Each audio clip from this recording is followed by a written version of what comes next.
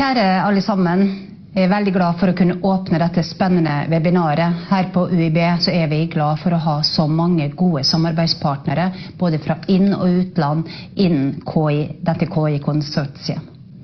Kunstig intelligens er i ferd med å endre både vår og andre sektorer, og det er i tempo vi ikke kunne forestilt oss for noen år siden. Så derfor så er slike samarbeid som dette så utrolig viktige. For hvis vi skal klare å gripe mulighetene og forstå utfordringene, så må vi samarbeide. Sammen skal vi klare å sikre en langsiktig og bærekraftig forskning gjennom innovativ KI-forskning, god finansiering og også kompetansebygging innenfor de 5 tematiske KI-områdene. I løpet av webinaret vil dere få nye perspektiv på kunstig intelligens innen utdanning, forskning, politi og helsesektoren. Tusen takk til alle bidragsyterne, og en spesiell takk til professor Jonathan Haidt fra New York University og dr. Stuart Elliot, senioranalytiker i OECD. Ha en virkelig fin og lærerik og inspirerende dag, alle sammen. Takk for meg. Tusen takk til rektor Margaret Hagen for denne fine åpningen.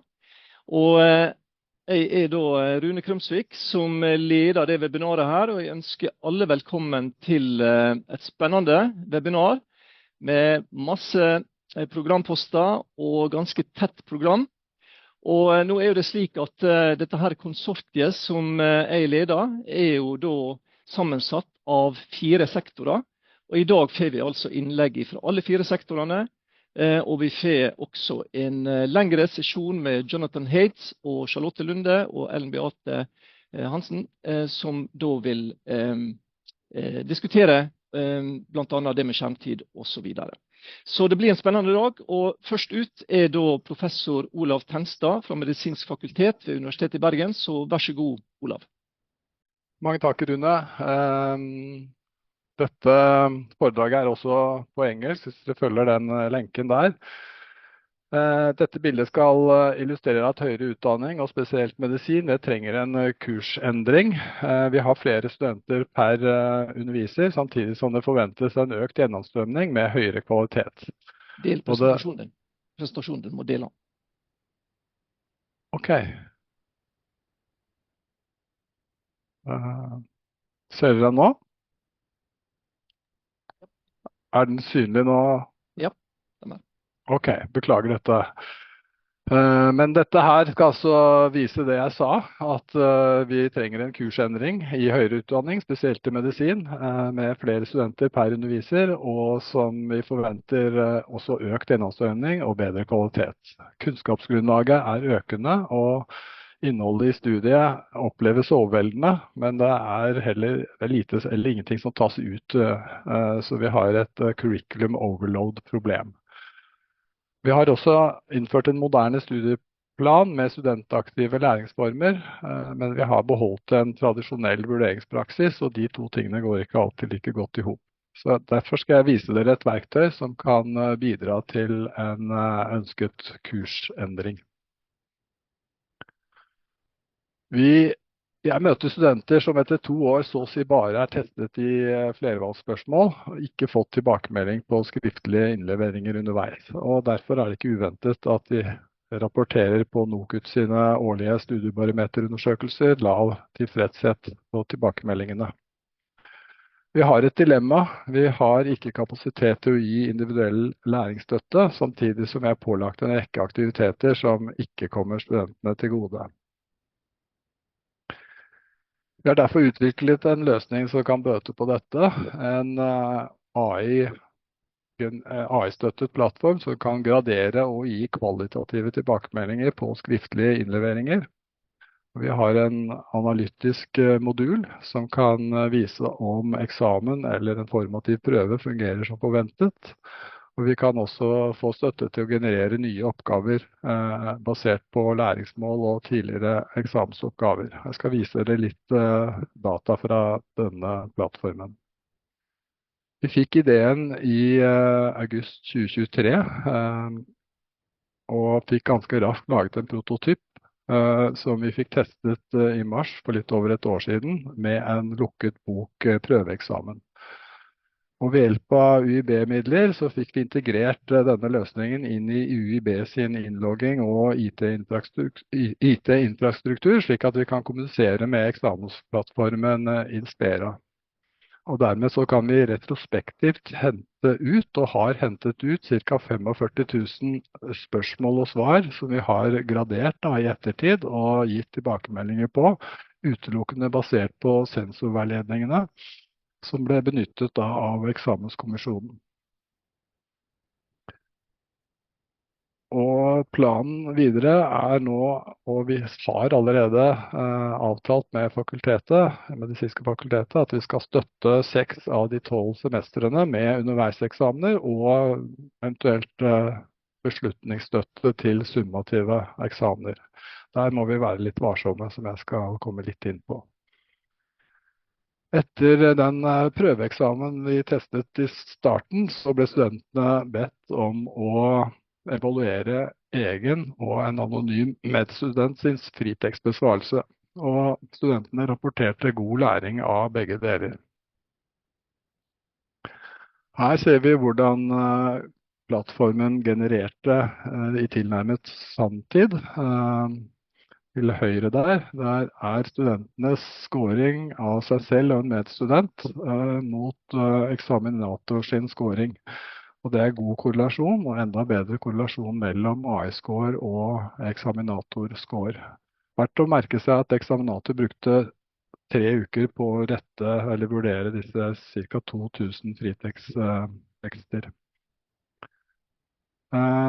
Det som var viktig erfaring av dette var at vi avdekket et kunnskapshull, til tross for at vi nettopp hadde hatt aktiv undervisning i dette som studentene ble testet i.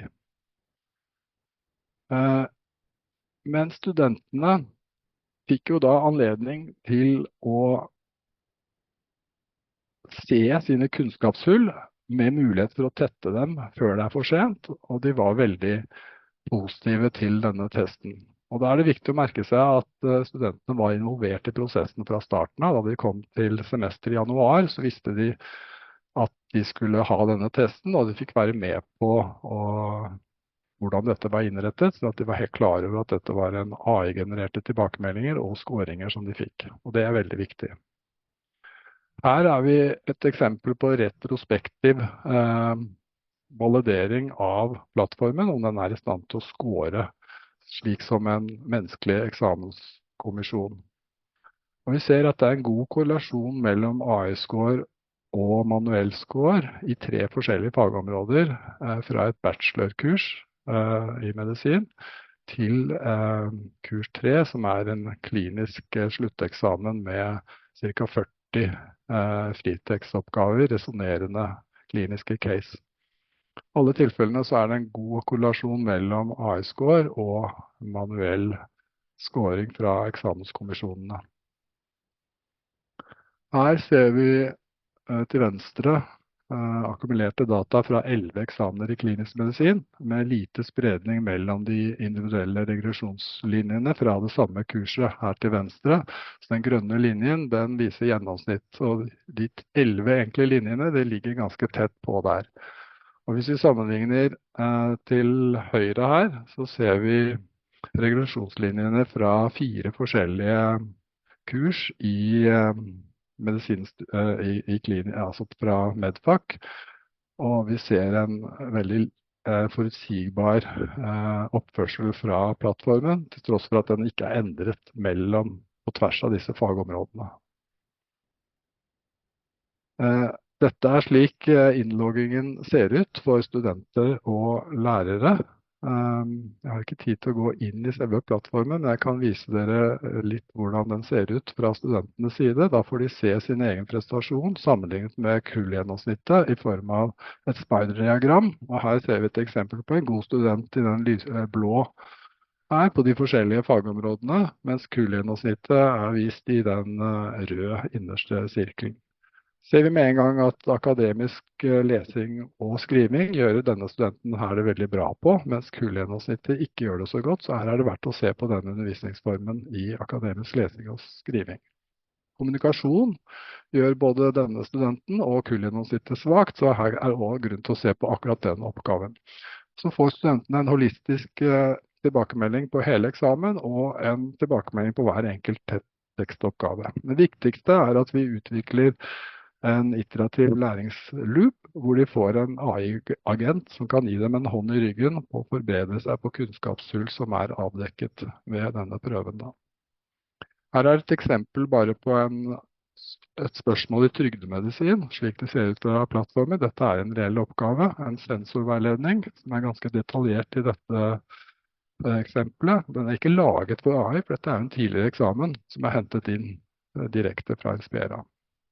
Og her er tilbakemeldingen fra AI. Jeg har ikke turt å gi studentene svar her, men her får studentene tilbakemelding, systematisk tilbakemelding, hvordan de har gjort det på denne oppgaven. Og en KI-score som her er 3, det ser læreren, og studentene får ikke den umiddelbart. Og vi ser at sensuren her ga 4, så ikke så stort avvik.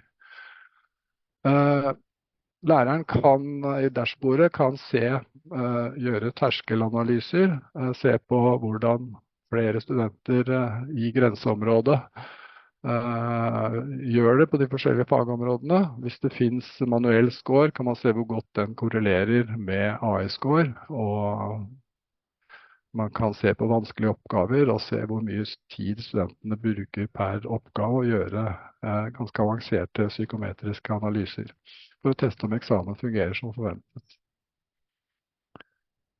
Her ser vi hvordan studentene ble spurt om i hvilken grad tilbakemeldingen var i tråd med sensorveiledningen, og i hvilken grad den bidro til at studentene ble bedre. Og vi ser høye score på begge deler etter en prøveeksamen. Dette er for et annet fagfelt enn det jeg selv underviser i. Så mulighetene for dette er at vi har institusjonalisert en løsning som gjør at vi kan kontrollere hvordan KI brukes av både lærere og studenter. Og vi har stor tro på at vi kan lage en bedre vurderingspraksis ved hjelp av dette verktøyet. Og at den kan skalere godt på store kull. Og den har, i hvert fall på medisin, fungert godt på tvers av fagområdene. Blir godt akseptert av studentene. Og den ikke minst har mulighet til også å gi støtte til studentenes egen læring, slik at de kan forbedre seg i sitt eget tempo. Det er en god del fallgrupper her, som jeg ikke skal gå nærmere inn på. Men vi må forholde oss til EU-ACT. Dette er nøye regulert, og undervisning er high risk og særlig summativ vurdering. Så vi må bruke dette verktøyet varsomt. Men store potensialer er det. Jeg tror det var det jeg skulle si nå, Rune.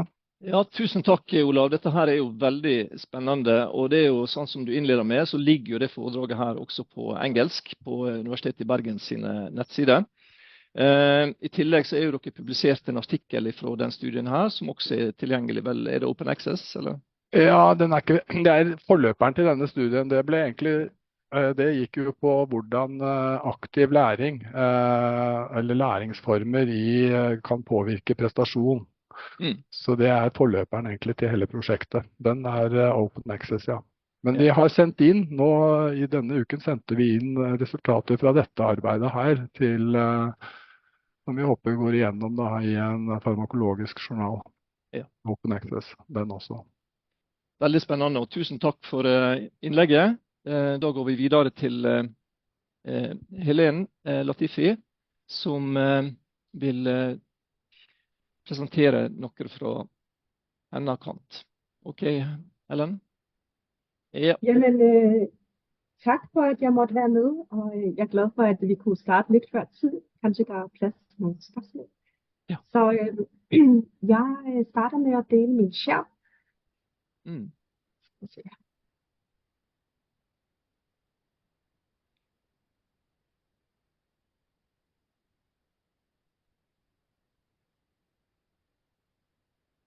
Kan dere se min skærm?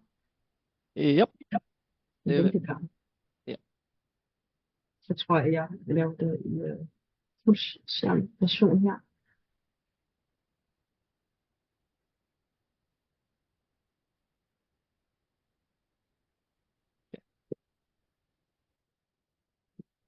Ja.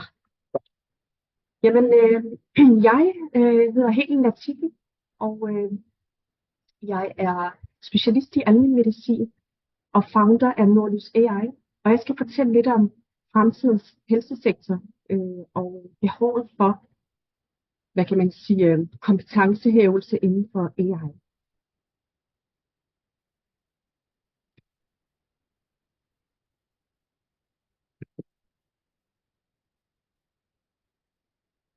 Skal vi til næste skærm her. Kan det da se min næste slides?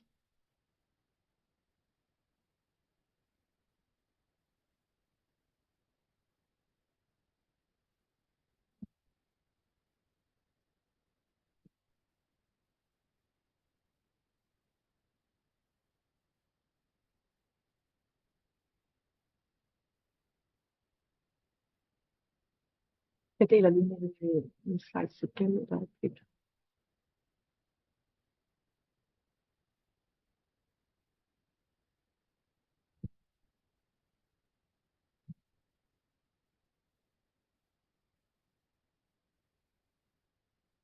Ja, så virker det. Så hvad er AI i helsesektoren? Kan det der kan stadig se min skærm, forhåbentlig. Ja, nice. Yep. Hvad er AI i helsesektoren? Kunstig intelligens, de giver datamaskiner evnen til at udføre opgaver, som normalt kræver menneskelig intelligens. Og dermed kan det være med til at optimalisere patientbehandling og klinisk beslutningsstøtte.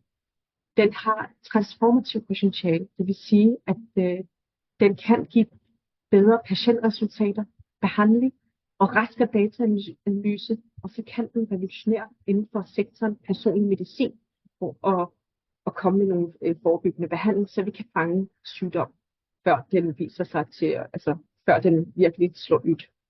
Så der er rigtig mange fordele, og vi kan jo spare milliarder af kroner ved at gøre AI til en del af helsesektoren. Det kan vi faktisk, og det kan vi allerede nu i dag. Men jeg skal komme ind på, hvorfor det er vanskeligt. Fordi vi kan jo automatisere, men der er stadig rigtig mange spørgsmål omkring etik, datasikkerhed og så videre, som jeg kommer netop ind på, fordi det hele handler om, at vi skal afmystificere AI, før vi kan overhovedet bruge det. Selvom at alt er tilgængeligt akkurat nu, men vi kan ikke bruge det, fordi det tager tid. Det tager tid at implementere. Så hvad kan AI bruges til akkurat nu i helsesektoren? Jamen det kan bruges til rigtig mange ting. Det kan bruges til at diagnostisere sygdomme raskere. Vi kan fange op,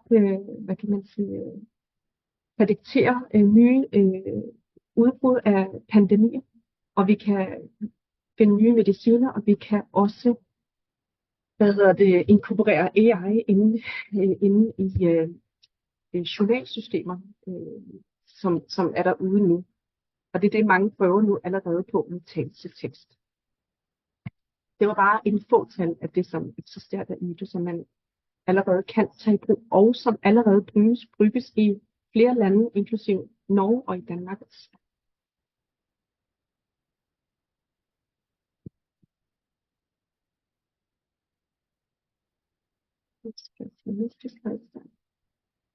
Godt. Så fremtidens AI-baseret helsetjeneste, den er personaliseret, den er smidig, og den er udbredt accessible. Og det vil sige både i distrikt, i alle hjørner og i storby. Så der vil være lige adgang til helsetjenester i forhold til det, som eksisterer akkurat nu. Fordi AI kan faktisk bryde ned sprogbarrierer, som er gennem live translation, som faktisk netop kom i går, hvor det blev præsenteret nye måder, hvor man kan snakke med hverandre på i forskellige sprog i samtid. Så AI kan virkelig potentielt revolutionere helsesektoren. Næste slide så. Så det, som jeg også har været inde på tidligere, vi kommer til at få AI-drevne chatbots, virtuelle assistenter og klinisk beslutningsstøtte. Vi vil se, at AI kan accelerere opdagelsen af nye lægemidler ved at reducere markant udviklingstiden fra 15 år til et par år. Det er jo helt fantastisk. Sikkert mange mediciner, vi snart kan faktisk begynde at udvikle, og som potentielt kan udrydde alle slags sygdomme. Vi kan gøre persontilpasset medicin, og vi kan optimalisere behandling. Igen det her med at fange sygdom og skade før, at man skal indlægges. Det, som allerede bruges i dag, det er inden for avanceret billeddiagnostik, og netop også prædiktion, som jeg kom ind på.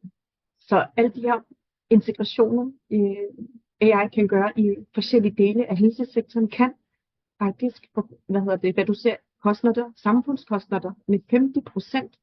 Det er vist i nogle undersøgelser internationalt. Vi har ikke lavet de slags undersøgelser her i Norden, men det er ekstremt meget, vi kan reducere os i økonomien inden for det område. Så hvis vi ser på, hvad AI akkurat nu bruges til i helsesektoren, så er det faktisk transkribering, det vil sige tale til tekst, det bruges til. Og det, lad mig give det et eksempel. Det er akkurat nu så er der utrolig mye hype omkring det her med, og hvad kan man sige, det, når læge og patient mødes i en konsultationsrum, så er der, så sker dialogen jo frit, uden at lægen skal sidde og skrive en helvedes masse efterpå, fordi vi har bare 20 minutter per patient, og så skal vi faktisk dokumentere alt, hvad vi har skrevet, og vi kan ikke huske det nogle gange, og der hjælper AI os med at huske det. Det hjælper os med at strukturere det, så det bliver perfekt journalnotat, som skabes. Og det er det, som AI bruges akkurat nu til, hvis man har lavet den her undersøgelse i USA, blandt helsesektoren, for at se, jamen, hvad bruges det. Og hvis man går længere og længere ned, så ser man, jamen AI kan også bruges til at analysere billeder osv. Men det som hitter akkurat nu, det er netop det her med, at det går raskere, at patientkonsultationstiden går raskere, altså det automatiseres. Så vi har egentlig 4 centrale udfordringer for skaleringen af AI i helsesektoren, som jeg kan se, og som også flere forskere påpeger. Blandt andet det her med, at der må være klare etiske retningslinjer i forhold til, hvad er lov, hvad er ikke lov. For eksempel akkurat nu er der en kæmpe stor diskussion. Jamen skal det godkendes den her tale til tekst funktioner, som mange aktører er kommet ud med. Det er der stadig diskussion omkring. Det har regeringen ikke klaret at finde en endelig beslutning på. Der er behov for finansiering, så der kan lages nye AI-løsninger simpelthen. Og så er det behov for en mere smidig organisatorisk struktur, og så netop det sidste manglende uddannelse og kompetence.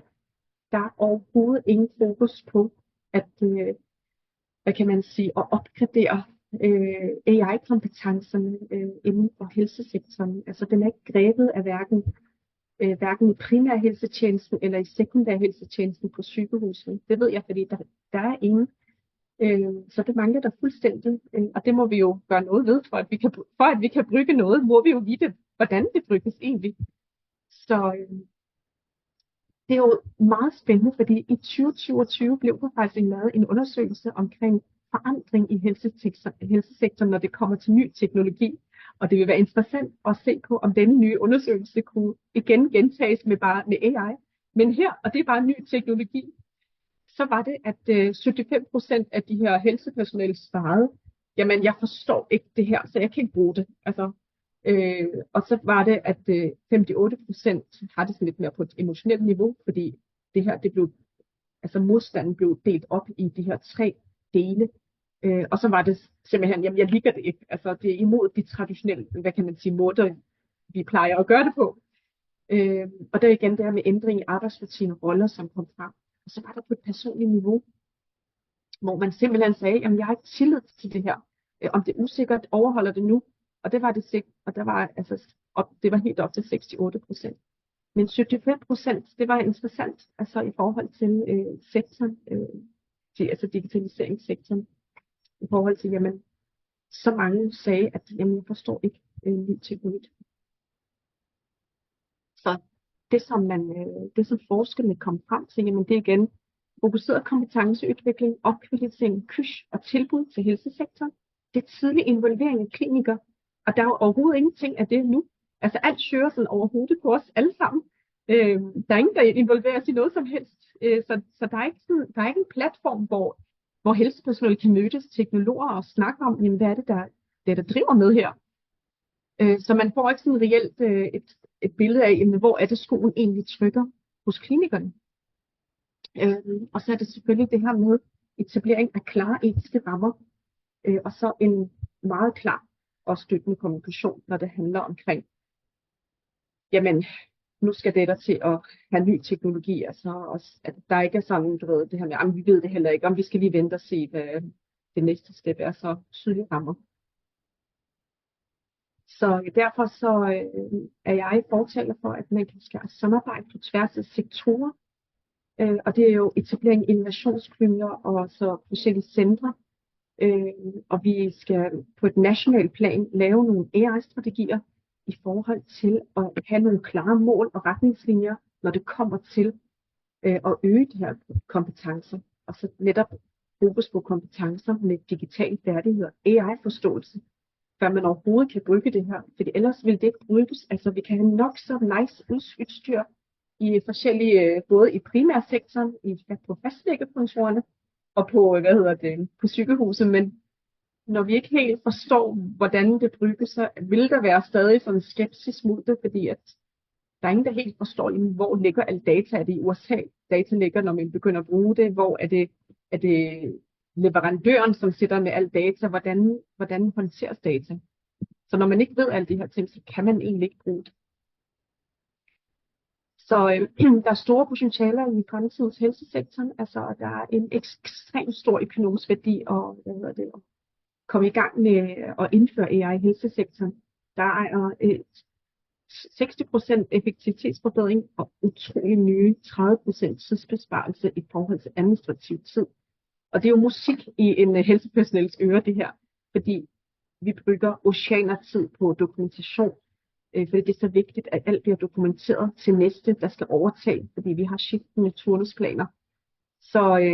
Så derfor for at accelerere AI-implementering, så skal der faktisk også nogle regulatoriske rammer med robusthed over det her, og målrettet kompetenceudvikling. Igen kommer det ind netop kompetenceudvikling. Og nu skal jeg sådan fortælle lidt om, hvad vi her driver med her i Nordlys AI. Og Nordlys AI vil faktisk som den første i hele Europa, vi har begyndt at lage vores eget journalsystem med AI. Og det er det ene, som jeg skal komme ind på. Jeg viser det, der også et billede af det. Og vi vil rigtig gerne tilbyde rådgivning og indhente AI-løsninger ind til den norske helsesektor. Og så vil vi rigtig gerne, som det allervigtigste, faktisk begynde at hæve kompetencerne inden for, hvad kan man sige, AI-forståelse, og lade teknologer og helsepersonale mødes til forskellige camp. Så som den første i Norge, så vil vi rigtig gerne lave sådan et helseinnovationscamp, hvor det vil blive holdt den 30. august, hvor teknologer og helsepersonale mødes for en forståelse af, hvad er det, der sker hos helsepersonalet, vores trykkesko, og hvad er det, AI kan, osv. Så det vil vi sætte fokus på, og vi har også løbende her henover våren haft KYSH-tilbud omkring nogle webinar omkring AI i helsesektoren og AI-prompting for helsepersonale, fordi vi skal prompte anderledes. Altså, hvordan prompter man? Så jeg vil give jer et lille smugkig til vores journalsystem, som vi er i gang med at lage her, som netop kan spare tid. Hvordan vi får billeder her.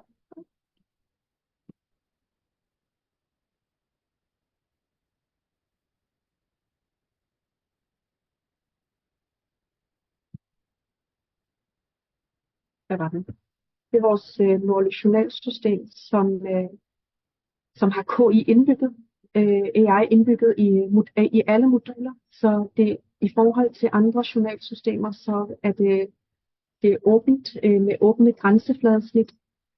Det vil være med som der vil være støttende beslutningsprocesser i, og taletekst er indbygget, og så vil den fange op data, fordi den analyserer data i forhold til sygdom, og så har vi også en app, vi er i gang med at udvikle, som faktisk bliver, hvad kan man sige, koblet op mod journalsystemet, og derfor så kan man forbereder sig til en konsultation, inden man kommer til læge, og AI kan blive ved med at spørge patienten, efter patienten er gået hjem.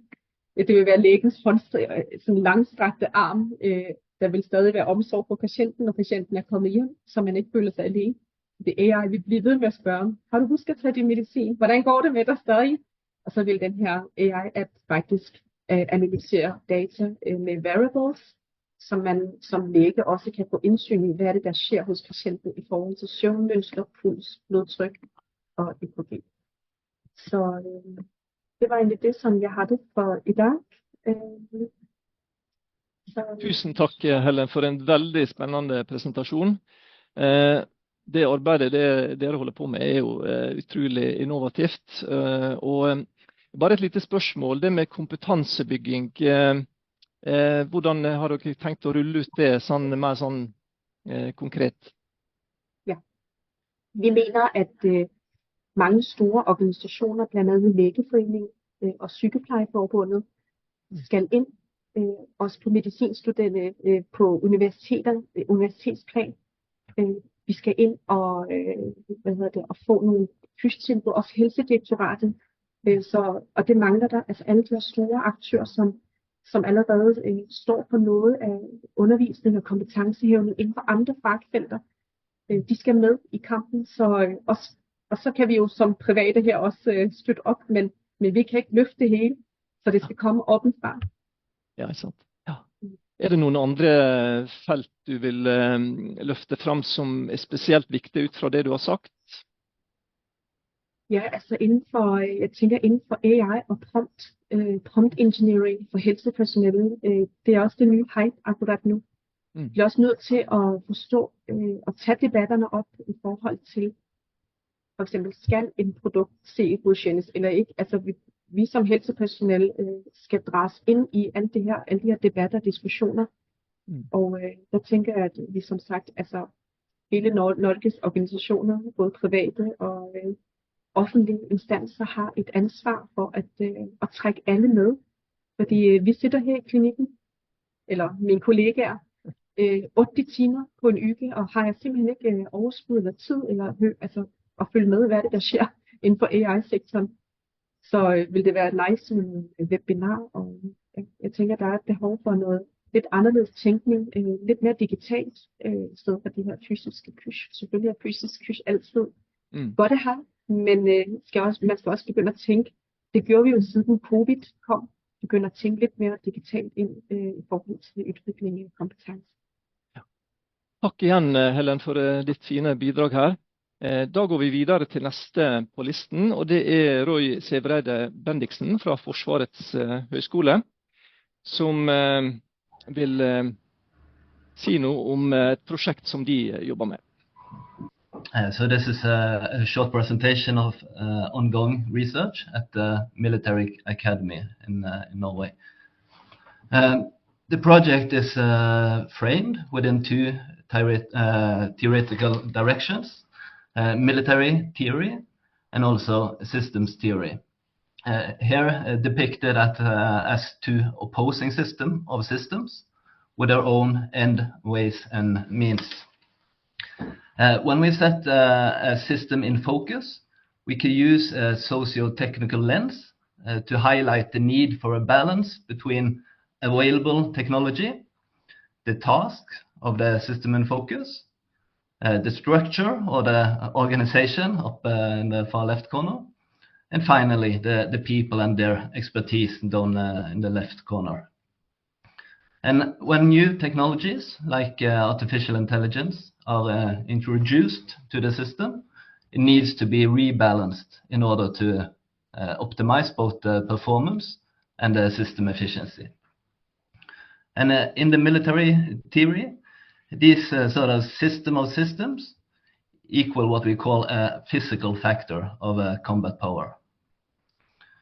At the same time, we have also a conceptual factor, which are the ideas for how these systems fight today, but also how they will fight in the future.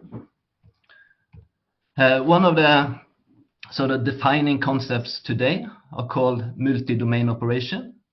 It's a concept from back in 2018, and it's put forward to improve the interoperability and the system integration between different subsystems within one of our combat systems. If we look further ahead, the next thing, it's what's called a hyperwar. Hyperwar is not focused on system integration, but focused on system interaction. So it's a more focus on the decisions, and it describes the future with machine speed decision making and autonomous systems in command. So these concepts are an important part of the research, as these are the concepts that inform the investments of which technology will be available in the future. If we look more specific at the research project, it is a case study of what's called a joint fire support system. And it's about how we combine different sensors with sensor data, different decision makers, and different effectors to reach desired effects on targets to support land operations. Here it's depicted as with an inner system on the left side, an inner system view, and also the war fighting on the right hand side, where we can see the two sort of blue and red opposing system with their end ways and means.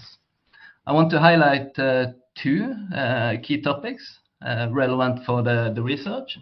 The first one is the idea that you could maximize or optimize the combat potential, both by increasing the technical, the procedural, or the human interoperability between the system elements, but also through education, through training, and exercising together. The second key topic is when we go from the sort of inner system performance to seeking to achieve effects during warfighting, we need to be better at activating the right combat potential in both time and space in a way that maximizes the effectiveness. So these are sort of two of the areas we are looking into. This slide depicts the same war fighting between two systems, but here we can see a decision loop augmented as well, just to highlight how our and the opposing system interact. And we can also see that the sensor observe. We have a decision maker who put the observation into the sort of framework and decide what to do, and then the effectors will act. These are the operations that in the future will be done at machine speed and probably with support of artificial intelligence. Today, this is done by planning, where we have different products describing which targets should we attack, when should they be attacked, and which attack systems should we use. But tomorrow, that instead of being as part of planning, it will probably be done close to real time, especially as we move towards the hyperwar ideas. So what the research focuses on is how to make sure that the human is the mission commander and that there's a human in the loop. So we're looking at human-machine teaming. These algorithm-driven operations, how are they displayed? How do we understand them? And what are our abilities to control or change the inputs to the algorithms?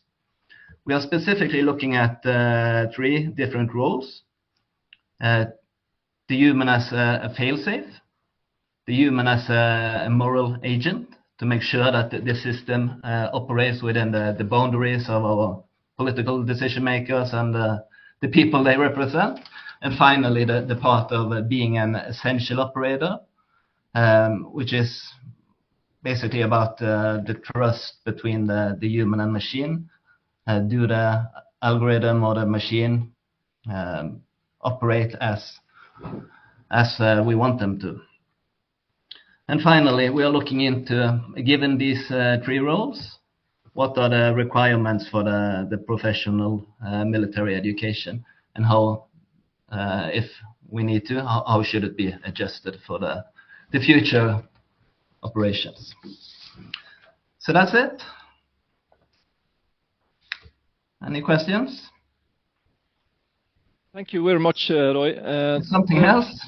A very interesting presentation. I just wonder, is this a part of your doctoral thesis? It is. It's to the core of what I'm looking at. Specifically, I'm looking into the 3 roles of the human decision maker in the future. Yeah. Okay. So you have 3 articles going on. Yeah. First one is describing this framework, which is an extension of the slides I show you. The second one is an experiment looking into these roles, where we have AI mock-up put into our decision support systems, just to simulate a future decision situation. And we can use that to sort of look more closely into these 3 roles and look for what they consist of and what they imply, more or less. And finally, the last article is about implications for expertise and professional education. Thank you very much, Roy. We will look forward to your doctoral thesis in a few years, probably. So, yeah. So thank you once again. And the next speaker is Peder Sefland, som vil si litt mer om hva han skal presentere. Vær så god, Peder. Takk for invitasjonen. Presentasjonen på engelsk, men jeg tar det på norsk. Og jeg skal snakke om kan bruk av AI forebygge 50% av amputasjon på grunn av fotsår, diabetic foot ulcer, som vi forkorter DFU. Dette et av BrainXR sine prosjekt, og jeg har da registrert og laget designet en boks som heter da Photoshoot. BrainXR det da et startup company, og jeg fokuserer da på lokal AI i stedet for skytjenester.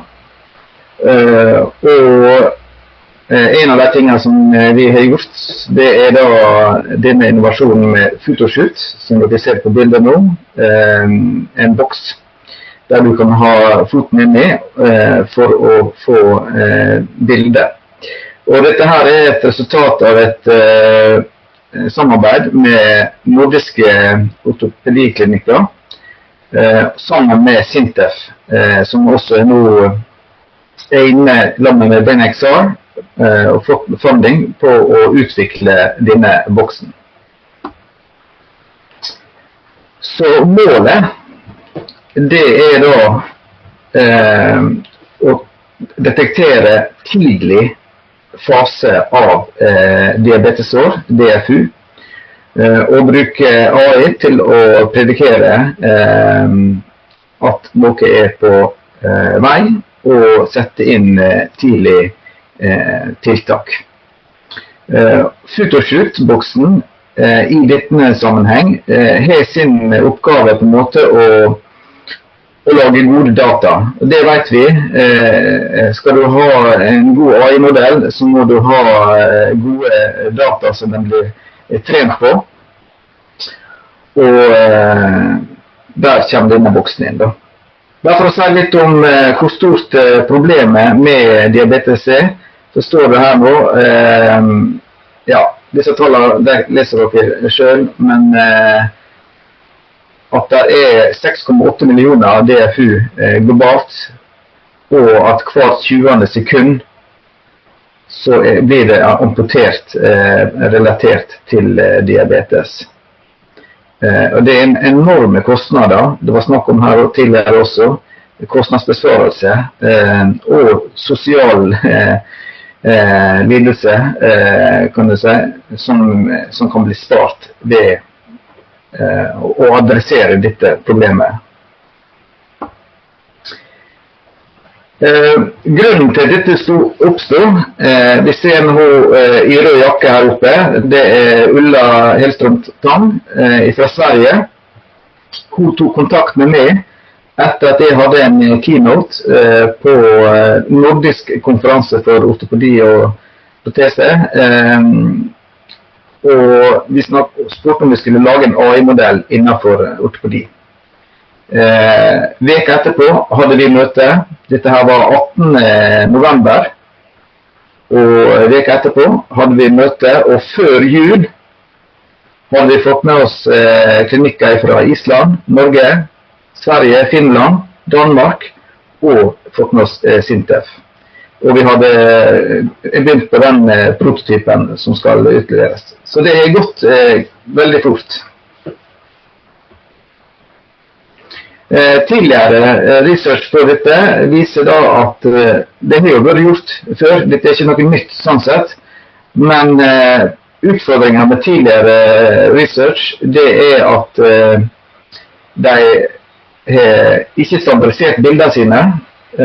Som dere ser her er et eksempel på her, så er det da tatt med håndholdt i forskjellige lysforhold, og vi ser at enkelte av bildene har veldig mye motlys, og vi kan også se pasienten i bakgrunn, og i forhold til GDPR og den type ting. Alt dette her er med på å lage støy i databasen, i AI-modellen. Så derfor så er det viktig at vi utelukker disse støyproblemene. Når det gjelder det tekniske, så har vi da også sett på det som vi ser her oppe, å bruke ulike teknologier for å samle inn bildemateriale. Og RGB er jo da vanlig bilde, og så har vi dybdekamera og termisk kamera da, som vi vurderer da. Pluss at vi også nå begynt å vurdere andre typer teknologier også. Her ser du da foten min, og dette her, vi er bare på prototyper av prototypen, så vi er veldig tidlig i løpet, men dette er tatt med en Raspberry Pi, og jeg vet ikke om dere ser det med nå da, men her er Raspberry Pi og et 16 megapiksel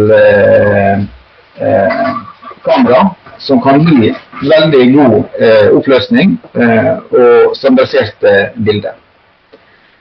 Her jobber jeg også med et annet prosjekt, men det er relatert til ortopedi og fotsåle, men vi ser her på i forhold til hvordan vi kan detektere og jobbe med datagrunnlaget der da. Så i går så fikk jeg da første prosjektnotatet fra Sintef på arbeidspakke 1, og vi skal være ferdig med dette i september. Og hvis det er andre som er interessert i dette, så må dere gjerne ta kontakt. Til slutt så har jeg bare lyst til å gi litt oppmuntring på, eller vise her nå. Vi har dette med diabetesfødte og diabetesår er undervurdert, så for å fokusere på dette så har vi da også laget da, i stedet for fuck cancer, så er det da DFU really sucks. Så det er også mulig å kjøpe sokker som ser slik ut da. Og med det så takker jeg for meg. Tusen takk, Peder, for et veldig interessant innlegg. Bare et spørsmål, hvis du ser litt frem i tid, når tror du dette her, den prototypen kan bli ferdig utviklet? sånn i tid? Ja, og det kan hende vi også utvikler en lavkost og en litt mer kostbar versjon, en pro-versjon. Men det er et stort behov for dette, og en delegasjon fra India har også tatt kontakt med Ulla i Sverige, og de er klar til å begynne nå, for det er så stort problem, og det med diabetes, det bare øker. Så at det kom såpass langt som det er gjort allerede nå, det er bare et halvt år siden vi møttes første gangen, og at ideen kom opp. Men jeg håper at vi kommer litt an på funding, rett og slett. Ja. Ja. Nei, men tusen takk, og lykke til videre. Nå skal vi bevege oss over til politiet. For det er jo slik da at dette her konsortiet, det består både av helse, politi og militær og utdanning generelt. Så da er det Ingrid Marie Sunde, som er professor på Politihøgskolen, som skal få lov til å presentere her. Vær så god, Ingrid Marie. Jeg er fra Politihøgskolen, professor ved Politihøgskolen. Jeg er jurist. Jobber mye med å sette meg inn i reguleringen av den rettslige reguleringen av kunstig intelligens. Bare for å gi et litt sånn røff introduksjon til hvor jeg befinner meg hen i dette landskapet. Som dere har sikkert allerede snakket om det, men EU har jo kommet med en regulering som kalles The AI Act, som også er relevant for Norge, og vil bli direkte gjeldende i norsk rett på samme måte som GDPR er det. Politihøgskolen, vi er den sentrale institusjonen for å utdanne politi i Norge. Og vi tilbyr da bachelorstudium, og etter- og videreutdanningsstudier, og noen masterstudier. Og det som er karakteristisk for bachelorutdanningen, det er at det er en generalistutdanning. Den er veldig bred. Den omfatter det som handler om kriminalitetsbekjempelse i det reaktive sporet, altså etterforsking. Det omhandler strategier og tiltak for å forebygge kriminalitet. Det dreier seg om den rollen til det operative politiet, altså ro og orden, og det å ha en beredskap for store hendelser. I tillegg så omhandler det hvilken rolle politiet har i samfunnet, og selvsagt også fysisk trening. Og jeg nevner bare dette her for at dere skal få et innblikk i, eller få en forståelse for at dette er jo en veldig bred utdanning som krever veldig mange forskjellige faglige ressurser inn for å gjøre den komplett. Og det åpner jo også da et veldig bredt område for bruk av kunstig intelligens og forskning på det. Så er jo ikke vi noen teknisk høyskole, så spørsmålet er litt hvor er vi hen når det gjelder forskning på kunstig intelligens. En åpenbar utfordring, det er, nå jobber ikke jeg noe med bruk av kunstig intelligens, eller hva det kan gjøre for pedagogikken i utdanningen. Det brukes i noen grad, men hvordan det brukes, det må egentlig andre fra oss svare for.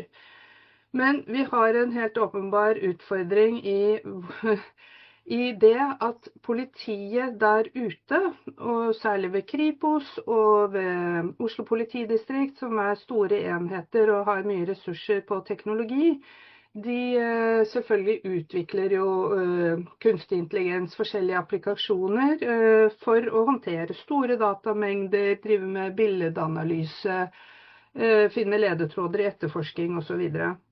Og et spørsmål er jo hvordan kan man integrere disse mulighetene som kunstig intelligens gir på en hensiktsmessig måte i politiutdanningen.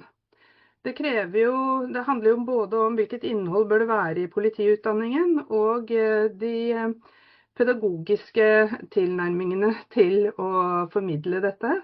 Og det gjelder jo utfordringer når det gjelder kompetansen blant utdannerne. Her så regner jeg med at det blir en satsing hos oss, og vi holder på, snart ferdig med en strategi for kunstig intelligens ved Politihøgskolen. Men dette her, det en mismatch egentlig da, mellom den store aktiviteten ute i politiet som sådan, og også i politiets IT-tjeneste, og det som da skjer på utdanningssiden, hvor man bundet av studieplaner med lengre varighet og så videre. På forskningssiden så, som jeg nevnte, så jobber i hvert fall jeg med det rettslige rammeverket for bruk av kunstig intelligens i politiet, og også for å bruke politidata, altså skarpe data eller operational data, til å utvikle KI-modeller. Dette jo en mulighet som lovgiver ikke tenkte på helt da disse regelverkene ble utviklet, og de skaper jo en del nye problemstillinger, men for politiet som i andre bransjer, og også helse som vi hørte nettopp, så jo disse dataene potensielt sett gull, den nye oljen, for å utvikle god teknologi i politiet, og å få hensiktsmessige rettslige rammevilkår som ivaretar disse mulighetene, tilrettelegger for å utnytte disse mulighetene, samtidig som man beskytter da personvernet, og også det som må være konfidensielt av hensyn til å verne om metodebruken. Det jo viktige spørsmål her.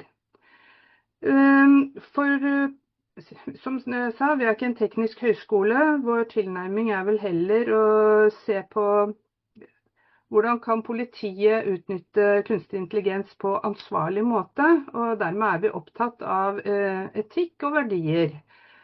Og her vil jeg peke på explainability, som jo en viktig verdi både bak reguleringen, den rettslige reguleringen av kunstig intelligens, men også som en verdi i seg selv, som forklarbarhet da, knyttet til transparens, og også tolkbarhet av hvordan man bruker outputen fra verktøy basert på kunstig intelligens.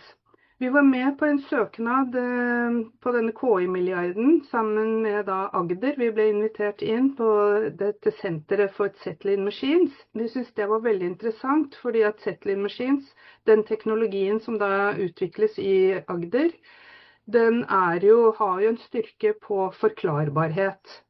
Så for politiet det viktig at man kan forklare hvorfor man gjør som man gjør, for at man skal kunne være ansvarlig. Det ene jo at det kobles opp til ansvarlighet.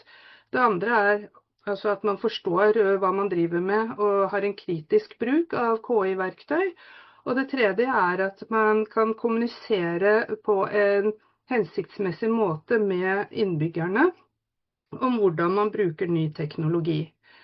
Så vi var skuffet da Settling Machines ikke gikk videre en gang til intervjurunden, fordi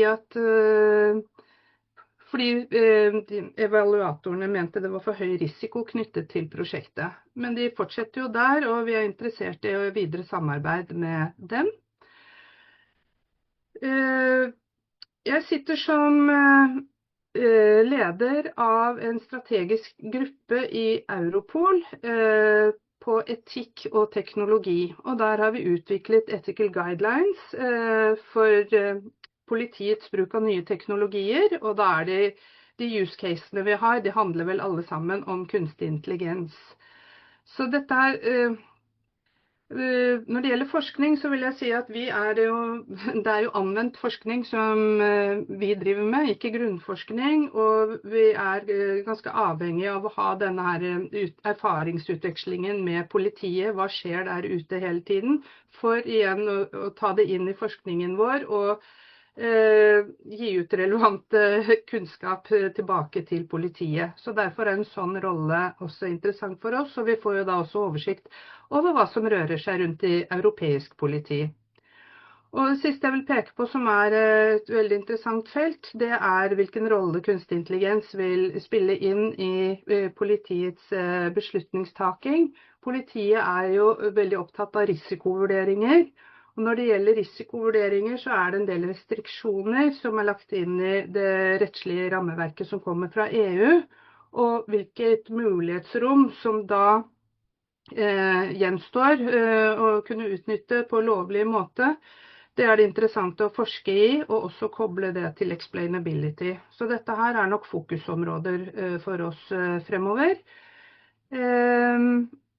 Vi jo som andre kanskje, eller vi ikke kommet så langt, men vi har noe. Og vi følger også godt med på hva som skjer ute i politiet. Og det ganske mye, det har jeg ikke da tatt med her, fordi at jeg har tatt perspektivet til Politihøgskolen som utdanner i denne presentasjonen. Lurer på om det var cirka 10 minutter. Tusen takk skal du ha, Inger Marie. Det var veldig spennende å høre om hvordan dere på Politihøgskolen gjør det i forbindelse med KI. Og et spørsmål som jeg har her jo hvordan du tror dette her vil endre utdanningen hos dere. Vil det påvirke noe på kort sikt, lengre sikt, eller vil det bli sånn som før? Nei, det vil endre, jeg tipper at det vil endre mye, fordi at vi nødt til, for å være relevante, så må vi ta inn over oss det som skjer ute i politiet. Og de bruker kunstig intelligens, og de har sine oppfatninger om hvordan dette her kan være veldig nyttig for dem. Det vi bør kunne bidra med, det jo særlig den kritiske tenkningen rundt bruk av verktøyene, og hvordan man tenker rundt ansvarlighet, og kanskje også forlate tanken om at verktøyet veldig intelligent, men at det et verktøy, at du ansvarlig for bruken. Altså vi får dette inn som gode perspektiver, men det må igjen knyttes opp til den konkrete bruken for å være relevant for studentene, og det jo en utfordring vi har, som jeg ser, og som vi bare må adressere ganske omgående. Ja. Veldig interessant. Tusen takk skal du ha. Ja, vel møtt igjen. Da vi klart til neste bidrag, og det faktisk jeg selv som skal ha et innlegg om en del prosjekt som vi har jobbet med. Også dette her innlegget her finnes på engelsk på UiB sin nettside, og det også publisert Open Access-artikler fra den studien her. Så jeg tar det på norsk med engelske slides, og som dere ser da, så utgangspunktet her at en prøver å se på de mulighetene som utkrystalliserer seg, men også de fallgruvene som man ser som følge av disse her case-studiene som vi har holdt på med siden mars 2023. Så vi var veldig tidlig ute med å teste store språkmodeller. Det som jeg skal si noe om i den presentasjonen min, det jo dette her med kapabiliteten til spesielt GPT-4, en av de største språkmodellene. Og hvordan den pålitelig? Det en del muligheter og utfordringer som vi ser gjennom dette her med å rette fokus mot case-simulering blant studenter i utdanning. Og i tillegg så ser dere andre moment vi skal innom, blant annet med helsemyndiggjøring, og også om vi ser konturene av det vi kan kalle symbiotisk intelligens. Så litt om bakgrunnen vår da, i dette her konsortiet som heter da DLCAIC, som et stort konsortie. Det jo de siste årene vi fokusert mer på i forskningen vår, men vi hadde jo noen glimt allerede i 2006 i min doktoravhandling blant annet. Det var jo KI-vinter da, men likevel, det ble diskutert, selv om det var alt for tidlig naturligvis. I 2015 så startet vi KI-forskningen vår i småskala. Vi fylte opp det i 2022 og 2023, og begynte å preteste denne her GPT-4 som kom i mars 2023 da. I 2024 etablerte vi dette her konsortiet, og publiserte en del ting rundt det, og vi satser på i fremtiden at vi skal gjøre mer av dette her da, i årene fremover. Det som også kan sies, at vi har veldig mange samarbeidspartnere, sånn som rektor var innom i åpningen sin, at vi rett og slett ser at samarbeid veldig viktig innenfor den sektoren her. Så vi samarbeider på tvers av sektorer, vi har et fokus mot doktorgradsutdanning, og prøver å tenke kortsiktig på noe og langsiktig på andre ting. Så dette her en veldig spennende tid for både utdanning, men også praksisfelt. Og så jo det spørsmålet gjennom den internasjonale forskningen da, om vi ser konturene av en del ting her nå som interessante. Og spesielt disse her studiene her som jeg nå viser dere, viser jo litt av potensialet innenfor helsesektoren blant annet. Her det for medisin, randomiserte studier der at store språkmodeller gjør det veldig bra sammenlignet med leger. Og vi trenger mer studier rundt dette her. Her en preprint riktig nok, men likevel så viser det en del tendenser som vi nødt til å gå videre med i storskala studier. Også her det store språkmodeller som da relatert til kliniske, leger som jobber klinisk. Og så har vi da innenfor utdanning generelt, så ser vi at en del systematiske review og metaanalyse viser at GPT-4 og en del andre gjør det veldig bra i forhold til å teste det opp mot akademisk kompetanse. Men så det da også viktig å huske på det her ganske få primærstudier, og det viktig å tenke at her det også en del begrensninger, slik at en ikke går inn i en veldig sånn teknologi-hype rundt dette her. Men det viktig likevel kunnskapsgrunnlag å ta med seg inn i våre videre studier rundt KI.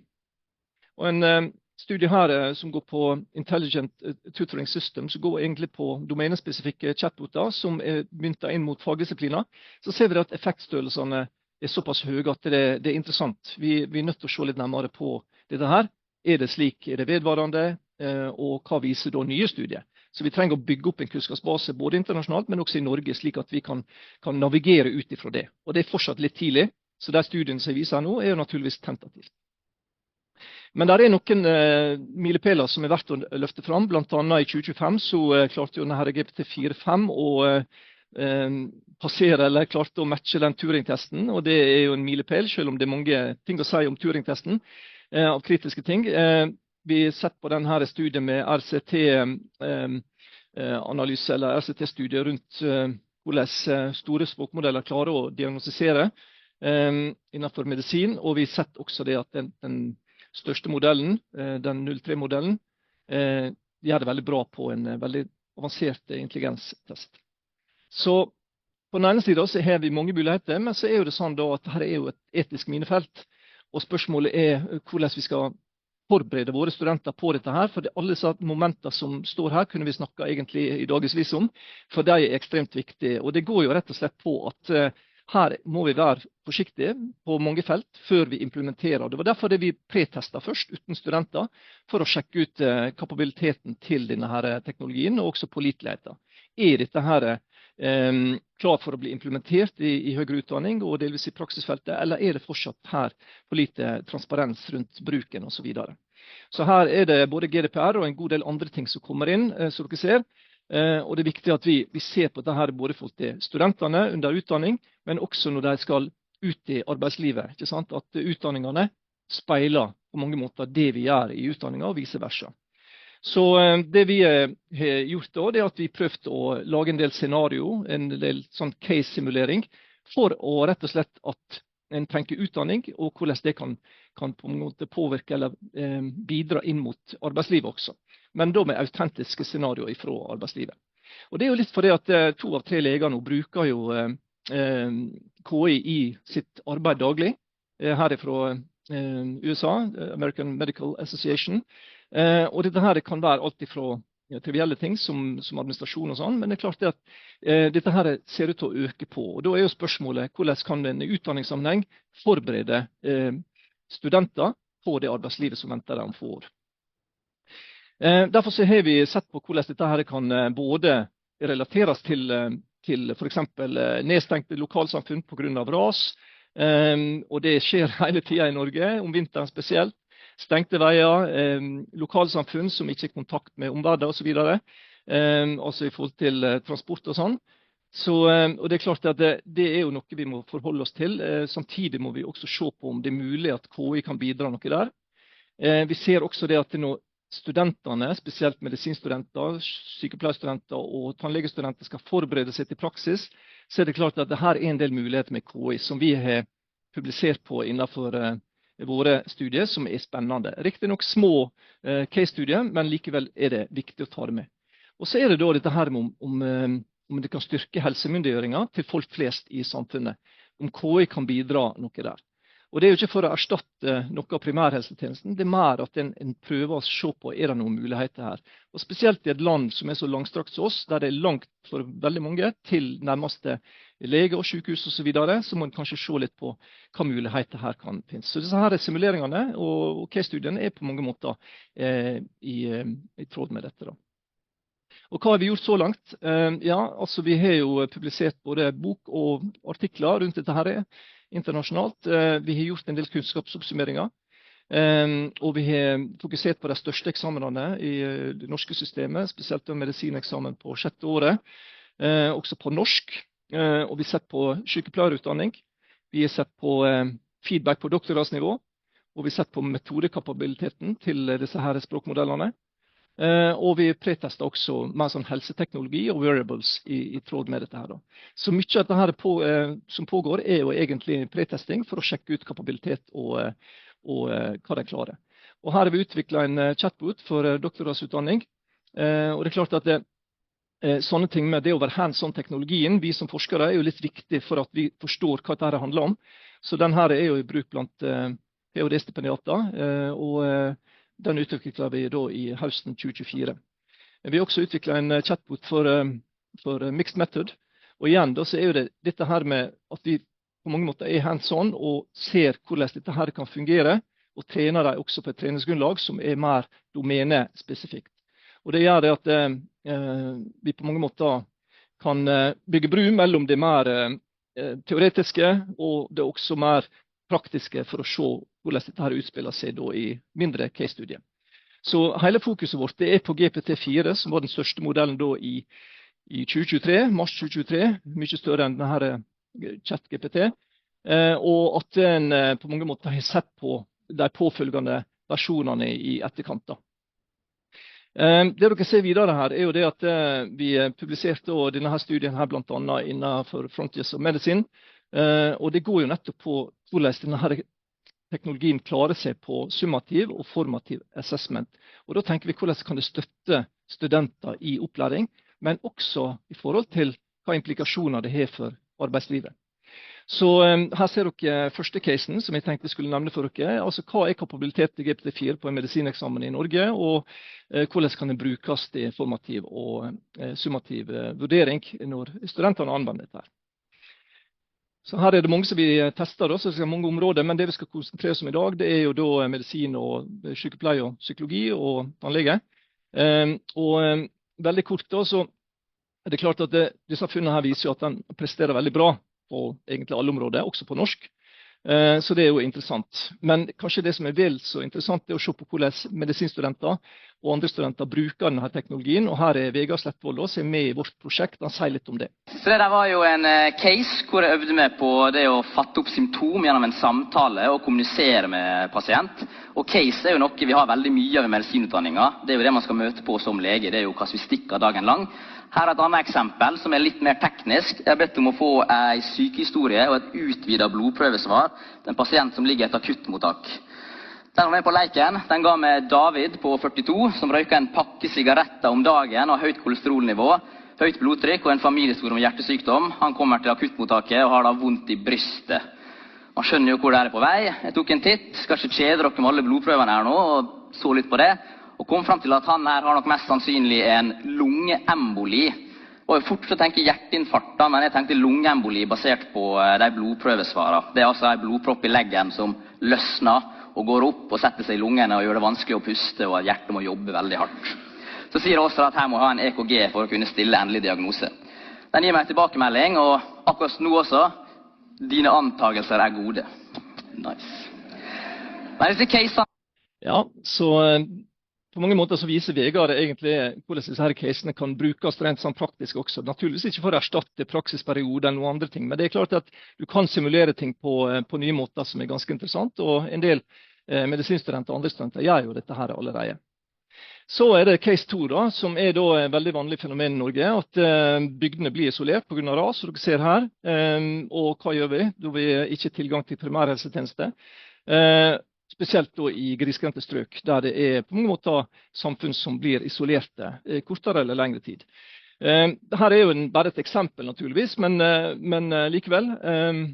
Vi tenker oss at en pasient har fått høy feber og halsproblem, halsbetennelse ser ut til kanskje, ingen tilgang til doktor eller primærhelsetjeneste 5 dager, som faktisk sant i den casen her.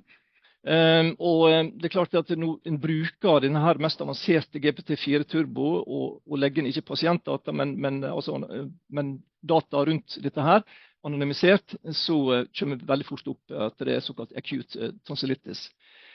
Videre så har en brukt CRP-målinger og blodtrykksmålinger og så videre, EKG-målinger, finner at det normale verdier, bortsett fra analysen fra CRP, som viser veldig høy CRP-verdi, mens normale verdier av andre ting.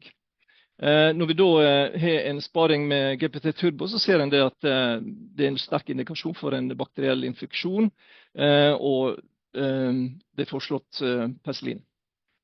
Så har en på mange måter kontakt med en lege, og får den til å se på pasienten, med andre ord på en person, en human in the loop, som har ekspertkompetanse, ekstremt viktig. Igjen blir det penicillin som blir anbefalt. Penicillinkur i 3 dager, CRP-verdi gått ned til 23, vesentlig bedre helsetilstand. Og så ser en det at dette her i den casen her som for så vidt autentisk, der har vi da redusert sykefravær vesentlig i forhold til det opprinnelige scenariet som var 5 dager venting, for så å komme til lege og så videre. Så det illustrerer litt dette her når du isolert, du har problemer med tilgang til helsetjeneste og så videre. Hva kan en gjøre, og hva kan en prøve ut? Og telemedisin naturligvis, det jo i tråd med dette her, men KI legger jo et ekstra lag over dette her. Så for å oppsummere da, den biten her, så ser dere det at en pasient har høy feber, og så en kanskje isolert bygd eller nedstengt samfunn. Det finnes noen helsehubber rundt omkring, også i mindre samfunn der det CRP-målere, EKG-målere og blodtrykksmålere. Når dette her blir relatert til KI på en fornuftig måte og trygg måte, så det klart at det kan gi en del muligheter når ting som de isolerte, og det ras og så videre. Så dette var jo et lite eksempel på den casen der at studenter kan simulere på mange måter sånne scenario i sin utdanning. Hva gjør en, og hvordan kan en på mange måter sikre at det ekspertise inn i den loopen. Den andre casen jo da tannlegestudenter som skal ut i praksis. Så dere ser da, så de fleste temmelig spent, faktisk ganske nervøs, for dette her jo da det autentisk praktisk med ekte pasienter, og ikke inne på klinikk og med en slags simulering. Så det som ofte vanskelig her, det jo det at når vi har gjort en del studier på dette her, så jo det at det stor kompleksitet ute i praksis, og mange litt bekymret for det. Igjen da, så dette her med å simulere ulike caser. Her bare et eksempel. En gutt som spiller fotball, får en ball i hodet, og det resulterer da i, som dere ser her, misfarging på tanna. Og en første validering jo da ved hjelp av den mest avanserte modellen her, og en får en ganske god beskrivelse av fenomenet her. Dette her blir jo da naturligvis sjekket ut av tannlege, slik at vi har ekspertise inne i bildet hele tiden, som bekrefter at det som GPT-03 har nevnt korrekt. Så det igjen da, i studentsituasjoner for tannlegestudenter, det å simulere sånne caser, det å ha human in the loop, altså veiledere som ser til dette her, interessante ting her. Så det da dette her med helsemyndiggjøring for folk flest. Det klart føflekk, kreft og så videre, det jo noe alle skal være obs på. Og det jo en side her som også kommer inn, det jo dette her med, vi må være forsiktige med hva helsedataen oppgir og sånn, men anonymiserte data jo for så vidt greit nok. Vi ser også her at det meget presis beskrivelse og anbefalinger, og naturligvis hele tiden kontakt profesjonell hjelp. Men igjen da så vi i simulering nå på case i utdanning, så det det handler om, ikke ekte, autentiske case, men det som vi ser hele tiden, det at vi nødt til å ha ekspertise. Så KI jo på mange måter et veldig spennende felt å bidra med, eller bidra inn mot det her, men så må vi ha altså veiledere og så andre som er inne i bildet når du snakker om utdanning her. Så det er bare noen cases som illustrerer det vi holder på med. Små cases, men som kanskje også kan gi utdanning et lite løft på en del områder. Så oppsummert da, av det her så ser vi det at her er valideringsfellesskap på mange nivå, både studentene sitt egen faktisk innsikt, men også studentgrupper. Vi ser at KI kan spille inn her. Vi har klinikker på Universitetet i Bergen, tannklinikker og andre klinikker som der at det er ekspertise rundt studentene. Og vi ser at når de skal ut i praksis, så har de veiledere og andre som også ser de kortene. Så hvis vi ser dette i sammenheng, valideringsfellesskap sammen med KI, så er dette spennende. Men KI alene kan naturligvis ikke erstatte alle disse her andre valideringsfellesskapene. Så disse her studiene som vi viser til høyre, det er jo på mange måter det vi fokuserer på da, i vår forskning så langt. Så er spørsmålet, er dette her en form for symbiotisk intelligens? Altså at vi ikke erstatter menneskelig intelligens, men vi supplerer med KI, generert kapabilitet. Og det er jo interessant i seg selv. Altså fortsatt så er det den gamle modellen til Dreyfus viser jo det at studenter og arbeidstakere kan nok få god hjelp av KI-modeller opp til et visst nivå, men så er det da at en har ekspertise, lærere, bibliotekarer, forskere, doktorer, psykologer, som er da på mange måter og kvalitetssikre. Så human in the loop er ekstremt viktig. Vi ser også hvordan dette her vil påvirke utdanning. Altså vi ser det at KI er et nytt valideringsfellesskap, sammen med de 5 andre som vi viste dere. Vi ser at human in the loop er ekstremt viktig, fortsatt. Kan ikke overlate alt til teknologien. Og vi ser at det kan medføre bedre helsemyndiggjøring for folk flest faktisk, hvis det blir brukt riktig og sikkert. Og så er det en annen ting, og det er jo det at kanskje er det litt sånn kontraintuitivt det som skjer, at det plutselig er det maskiner og KI som på mange måter presterer bedre på mange områder enn både leger og lærere og psykologer og så videre. Men nå skal vi huske på det, dette her er jo da på tester som er gjort gjerne i forbindelse med eksamen og sånne ting. Det er klart det er mange ting som skjønn og sånne ting som ikke teknologien har. Så jeg tror det er viktig at vi har en fokus på at det skal erstatte alle profesjoner, men det skal være en velfundert integrering. Så det vi kan kalle da en symbiotisk intelligens. Så helt til slutt, så veien videre, så ser vi det at GPT-4 begynte vi å teste i mars 2023. GPT-4.0 er kommet bedre, og spesielt den GPT-turbo er ekstremt bra, må man si, i forhold til tidligere modeller. Det vil nok bli stadig mer vanlig med syntetiske data, og det gir muligheter, men det gir også en del fallgruver i forhold til etiske sider. Og så har vi det med RAG, Retrieval Augmented Generation, som er kommet for fullt, og som den 0.3-modellen til dels bruker sammen med Chain of Thought. Så avslutningsvis da, så bare kjapt glimt på denne her ARC-AGI-testen, som på mange måter presenterer nye problem som modellen må løse. Og det er det nye her, at det kan ikke bare bruke treningsgrunnlaget fra modellen, de er nødt til å forholde seg til nye. Så det prøver egentlig å resonere rundt hva er beste løsninger på et gitt fenomen. Og når denne her 0.3-modellen presterer så høyt som det gjør, så er dette her interessant. Dette her må vi utrede videre og se på hvordan det kan brukes i utdanningssammenheng. Så oppsummert da, så ser vi at det vi har gjort egentlig det, er å preteste KI uten studenter for kapabilitetsbruk og tenkning rundt pålitelighet. Og vi tror nok det at det er spesielt simulering for studenter, dette her er stort potensiale, men det må naturligvis gjøres på en trygg måte, så det er mange etiske fallgruver her. Vi ser også det at det kan styrke folks flest sin helsemyndiggjøring og helsekompetanse, men igjen, det må gjøres litt strukturert og litt systematisk, og så må man hele tiden tenke på både GDPR og en del andre ting som ligger rundt her, som mulige fallgruver.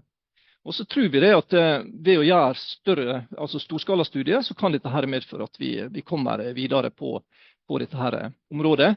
Vel å merke, hvis vi samarbeider, og det er jo det som også rektor startet med i dag, at hvor viktig det er å samarbeide på tvers av sektorer, og der er det nok et stort potensial som vi i dette her konsortiet kommer til å jobbe med i tiden fremover. Så takk for meg. Og neste på listen, og det er Ishita Barua, som vil presentere sitt tema, test for tillit, klinisk validering av KI i helse. Så Ishita, vær så god. Hjertelig takk for invitasjonen.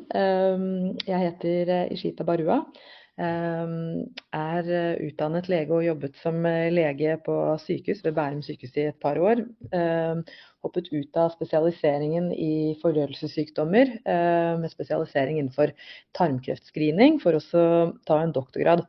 Da skal jeg ta det i kunstig intelligens og klinisk validering av kunstig intelligens i medisin. Og fant vel ikke helt veien tilbake. Det ble stort, altså dette med AI tok ganske godt av da jeg var ferdig med avhandlingen min.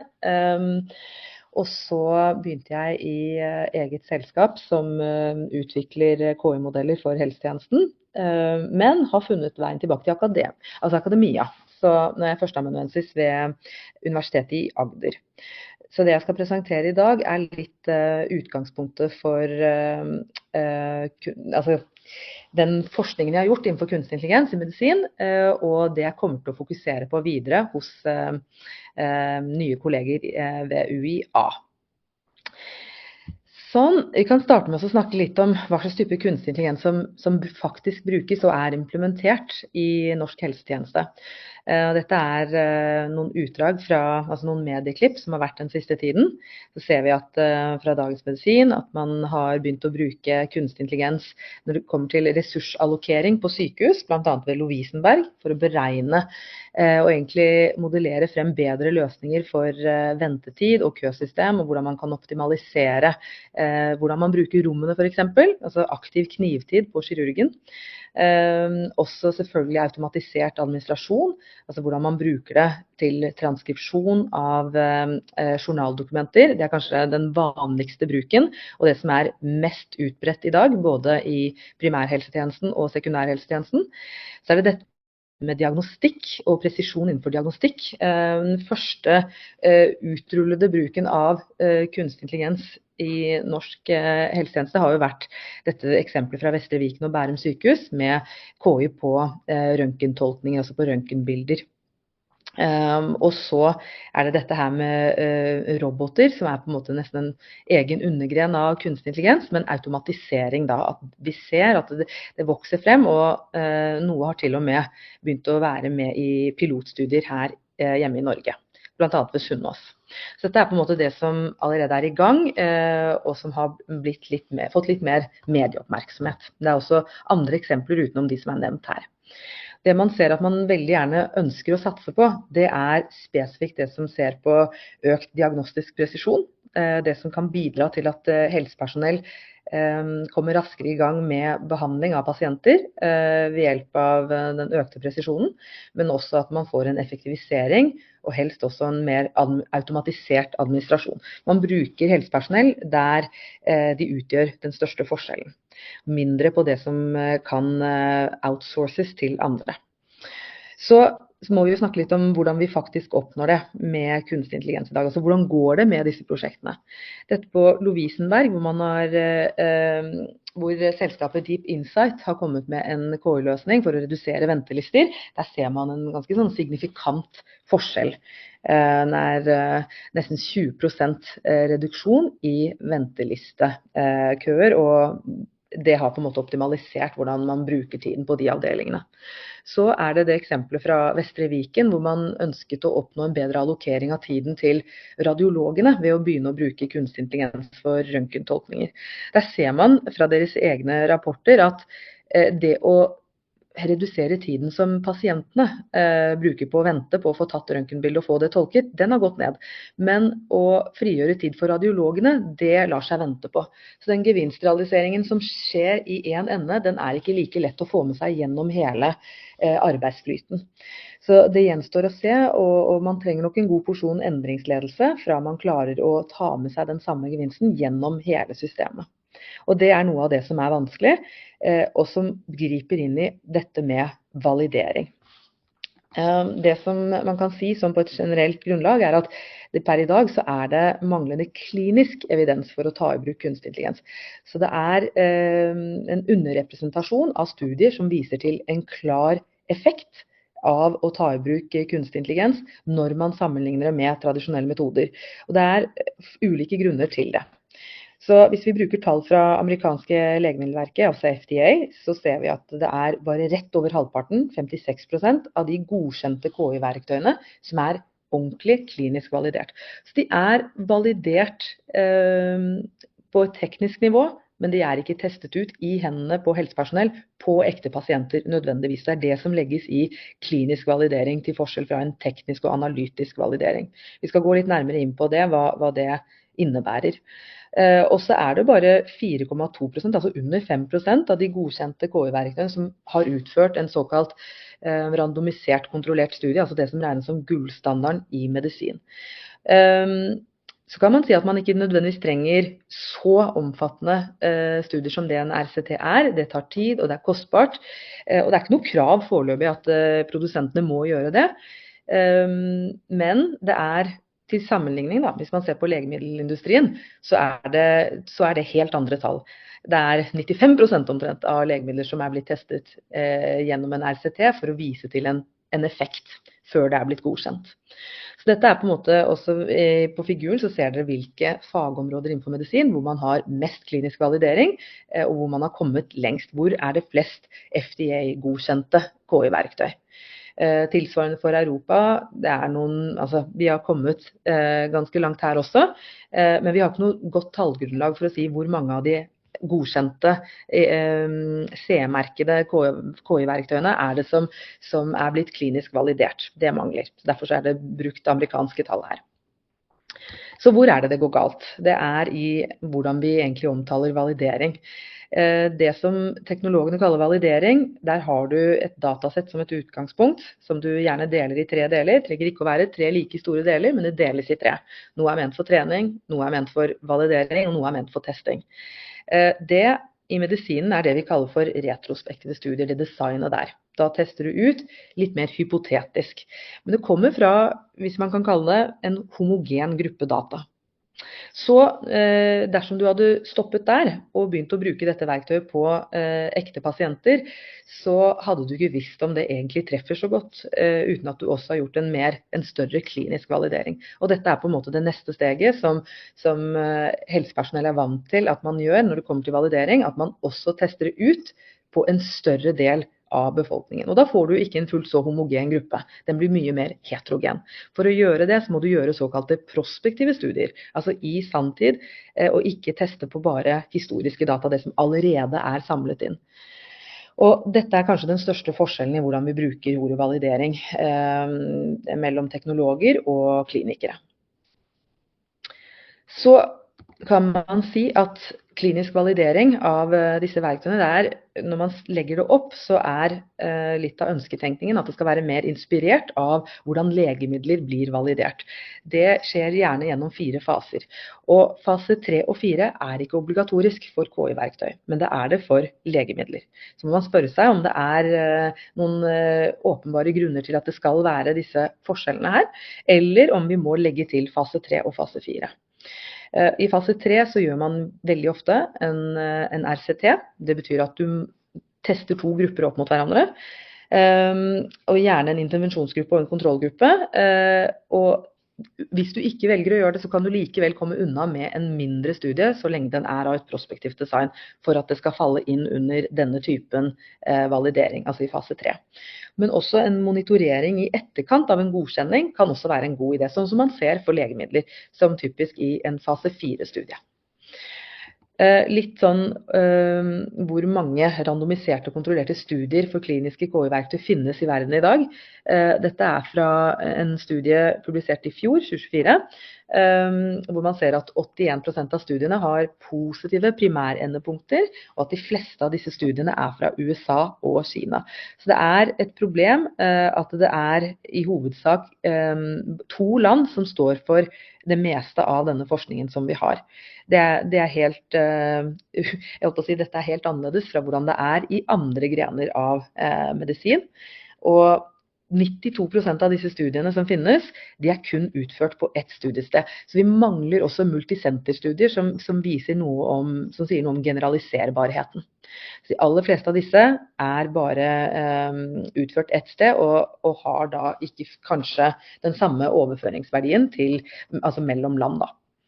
Så litt om det som på en måte har vært utgangspunktet for min egen forskning. Jeg har bakgrunn som endoskopør, altså utført koloskopier på pasienter som kommer inn med mistanke om patologi i tykktarmen, spesielt da med fokus på polypper, altså utvekster fra innsiden av tarmen, som kan bli til tarmkreft.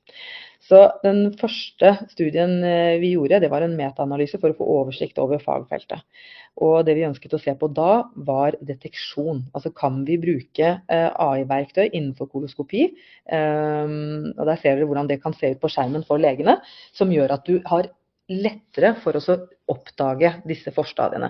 Og det er kjempevanskelig. Du må ha opplæring i lang tid for å lære å se etter dette. Så det åpenbart at man kunne tenke seg at teknologi kunne hjelpe oss med dette. Det vi så da var at jo da, du kan bruke kunstig intelligens til dette, du kan finne algoritmer som gjør det, men det også en fare for overdiagnostikk, og det var også det vi fant. Så du hadde ved hjelp av disse KI-verktøyene mulighet til å finne 50% flere polypper, men når man så på altså adenomer da, som på en måte den farlige typen polypper som har potensiale til å bli til tarmkreft, så vi at av den farlige avanserte typen så var det ingen forskjell på når du brukte kunstig intelligens, når du ikke brukte det. Så legene var godt trent til å se forskjell på de aller farligste og de som ikke hadde noe potensial for å bli til kreft. Og det var overraskende, for vi ventet egentlig at du skulle få litt ekstra hjelp, men her så vi ingen signifikant forskjell. Så ja, du fant flere polypper totalt, men av den farlige typen så var du like god om du som lege brukte eller ikke brukte kunstig intelligens. Så gjorde vi en ny studie, og det var en prospektiv studie. Vi vurderte å gjøre en RCT her, men vi fant ut at det ikke var nødvendig, og vi kom like langt, om ikke bedre i mål med dette prospektive designet, hvor vi sammenlignet den samme legen når de brukte AI og når de ikke brukte AI. Og for klassifikasjon så det å se forskjell på ulike typer polypper. Så den første var jo for å finne polyppene, og den andre for å se forskjell på dem. Og her får maskinlæringsmodellen i oppgave å gi deg en prosentvis angivelse av, altså du skal kunne bruke KI til å gi et estimat på hvor sannsynlig det at dette av en neoplastisk type, altså en polypp som har potensiale til å bli malign, altså bli ondartet. Så den skal kunne gi deg et svar på det i prosent. Og da får du også lov til som lege å vurdere om du velger å følge anbefalingen, altså hvis det 98% sannsynlighet for at dette en neoplastisk type, altså har potensial for å bli til kreft, vil du da fjerne eller vil du la denne polyppen stå? Hvis du mener at den kan stå, så det fordi at du uenig i vurderingen fra det kunstig intelligente verktøyet. Det kan det også være, for det legen som har det siste ordet. Så sånn var denne designet, at samme lege vurderte først uten kunstig intelligens, skrev ned svaret eller fasiten, og så vurderte med kunstig intelligens. Og fikk da en angivelse i prosent om hva som var sannsynlig. Så kjører de på med egen vurdering, kan enten være enig og gjøre som det kunstig intelligente verktøyet anbefaler, eller lytte til egen klinisk vurdering og på en måte ta en annen vurdering av det. Det var et samarbeid mellom forskningssenter i Japan og i Storbritannia, så dette var en multisenterstudie, og overraskende nok så var dette resultatene våre. Så vi viste ikke til noen signifikant forskjell i sensitivitet når det kom til å bruke kunstig intelligens for denne type screening, hvor man skal se forskjell.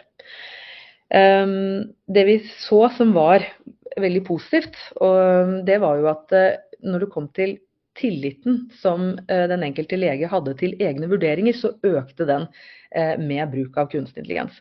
Men ellers så var det ingen signifikante forskjeller. Så det var overraskende. Dette har vi altså da brukt for oss å si noe om, du kan altså si at ja, vi så ikke noen forskjell, men det øker tilliten til egne vurderinger når man bruker kunstig intelligens. Så det er en verdi av dette her. Så det sånn at dette vil se forskjellig ut fra bruksområde til bruksområde. KI-verktøy er forskjellig. Det er ulike typer KI-verktøy som brukes til beslutningsstøtte, slik som dette her er.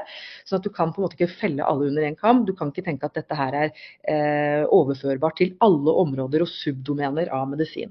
Men det er viktig at den enkelte problemstilling og den enkelte algoritme blir testet ut på denne prospektive måten. Det vi gjorde videre var å si noe om dette kunne redusere kostnader. For en ting er å vise til effekt og til evidens for at noe fungerer, men det som ofte kommer opp er interessen for, ok, men er dette her kostnadsbesparende? Og da tenker man jo både på faktiske kroner og ører, men også tidsbruk. Det vi fant når vi gjorde dette arbeidet, denne her artikkelen her er publisert i år. Dette er viderearbeid på det samme datagrunnlaget. Det er at man fant at du kunne spare rundt 350 kroner per koloskopi ved å la være å fjerne polypper som anses som ufarlige. Det er jo ca. 8%. Det utgjøres da, altså det utføres om lag 75 000 koloskopier i Norge per år, så det vil potensielt føre til store besparelser. Men da må du være trygg på at de du lar være å fjerne, fordi du har en god indikasjon på at dette er helt ufarlig, både med og uten AI, det må du få en indikasjon på for at du skal kunne gjøre den besparelsen. Og den besparelsen er både i forhold til tid og kapasitet for helsepersonell. Så selv om KI-assistert koloskopi viser stort potensial, så er det helt nødvendig med videre forskning for at man skal sikre den pasientsikkerheten. Men du må også ha en diskusjon om når man bruker kunstig intelligens i det enkelte tilfellet. Her er det grunner til å tenke at kanskje ikke, altså det er, hvis man skal gjøre det lettere for leger å stå i den avgjørelsen at de lar være å ta en polypp fordi den mest sannsynlig ikke er farlig, så må man også kunne backe det opp med nettopp denne type vurderinger som støtter de vurderingene der, altså ved hjelp av kunstig intelligens. Da vil det være store summer å spare, og også vise til at, at bruken av KI ikke medfører mer overdiagnostikk. Det vil da ikke gi noe særlig besparelser. Dette var litt kort om det arbeidet, og litt hva jeg kommer til å jobbe med videre. Så det faller inn under klinisk validering og kost-nytte-effekt. Takk for meg.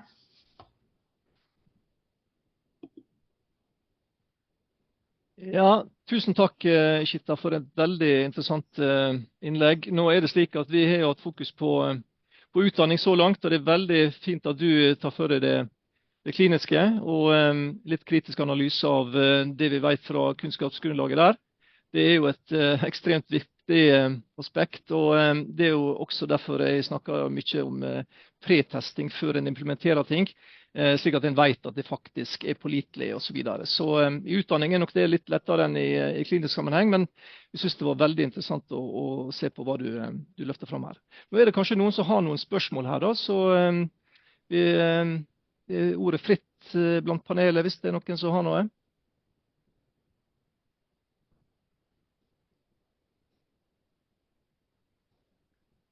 Ja. Kan du si 2 ord om veien videre da, Ishita? Hva blir det neste nå for deg?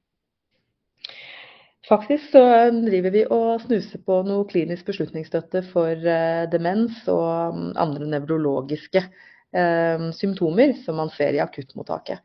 Så litt utenfor fordøyelsessykdommer og tarmkreft, men mye av det samme. Så i medisinen så er det på en måte sånn som jeg innledningsvis var inne på, at det er et stort behov å flytte diskusjonen fra å komme i gang med å bruke hyllevareløsninger til å faktisk vise til effekt. Og vi kommer nok til å gå fra å utvikle disse modellene, og så teste dem ut for å vise til at du faktisk får en klinisk nytte av det. Og det siste der, klinisk nytte, det tror jeg egentlig blir viktigere og viktigere i medisinsk forskning, at du kan vise til at dette her medfører en gevinst. Hvis ikke så tror jeg at de kostnadene som går med på utvikling og implementering ikke kan forsvares. Kan jeg stille et spørsmål? Ja, vær så god. Ja, det er Peder Smart, Brain XR. Jeg hadde et innlegg tidligere i dag om DFU, altså Diabetic Foot Ulcer. Hvordan det med å få midler til den type forskning som dere gjør nå? Det vanskelig? Både ja og nei. Det kommer litt an på, altså det mye interesse generelt, altså bare man bruker KI i disse søknadene, så får man mye oppmerksomhet om dagen. Men det ikke så mange som peiler seg inn på nødvendigvis klinisk validering, så det merker vi gir mer oppmerksomhet, også en nysgjerrighet. Så kommer jo an på, for nå har vi en del søknader inne, men vi har jo på en måte ikke fått noe svar på de, så det litt tidlig for meg å svare på. Men generelt så kan jeg si at det mye interesse hos Forskningsrådet for å validere KI-verktøyene man har utviklet. Så det på en måte trinn 2 da, at man først kommer i gang med å vise til at man har klart å lage en modell, og så trinn 2, klarer du å validere det utover bare en sånn en analytisk validering. Og det krever mer, og det en helt annen budsjettramme for å kunne gjøre den type studier. De går gjerne over, altså det tar minst et år til gjerne 3. Så for doktorgradsstipendiater for eksempel, så det ikke sikkert man rekker å bli ferdig. Og det litt av problemet, og det også kanskje det som gjør at mange velger bort RCT-er for nettopp doktorgradsstipendiater. Så det noen andre insentiver der som ligger til grunne, og budsjettrammen helt annerledes for denne type forskning. For kreftforskning for eksempel, hvor du skal teste KI-verktøy, så vil du gjerne se det over flere år. Så det reflekterer litt kostnadene. Vi har et nordisk prosjekt, så alle nordiske landene med der, men Federated Learning, brukte dere nok til det, eller var det samlet alle dataene i noe felles med det samarbeidet med Japan, England og Norge? Nei, det var ikke Federated Learning. Det var bare dyp læring og tradisjonell KI. Så det brukte vi ikke i den modellen. Men det klart at i videre arbeid, i og med at den databasen har fortsatt å vokse, så kunne man gjort en oppdatering på den algoritmen som allerede laget. Men den opprinnelige var bare dyp læring. Takk. Takk til deg, Ishita. Veldig spennende. Og nå det fin overgang til neste, det Vegard Slettvoll. Han medisinstudent, så han ser det fra sitt perspektiv. Så Vegard, vær så god. Flott. Hører dere meg? Ja. Og ser dere skjermen min? Ja, det vi. Og dere ser den i full nå? Ja. Ja, men veldig fint. Det jo artig at du sa det, Rune, om at dere snakker mest om utdanning, og så glir vi nå litt over til mulighetene innenfor helse. Jeg jo som sagt fortsatt student, og som så jeg havnet inn i denne gruppa her, da, hvis du vil, jo at jeg har tidligere holdt tilsvarende foredrag, sånn som det her om hvordan jeg bruker AI, egentlig i praksis store språkmodeller, veldig aktivt i mine studier. Og så det også ganske artig å høre Ishita snakke, for hun jo, ikke sant, hun ferdigstudert, hun voksen og forsker og har jobbet klinisk, og må liksom ta fatt i disse harde realitetene. Men jeg jo nettopp en student, jeg studerer medisin på første året, og det nok riktig å si at jeg en AI-entusiast, og i stor grad en teknologioptimist, men jeg jo ingen ekspert eller autoritet på det feltet her. Men jeg veldig interessert, og jeg tar jo med meg denne kunnskapen om dette nye skiftet i kunstig intelligens, og tar med meg det gjennom medisinstudiet, og så etter hvert nå inn i klinikken.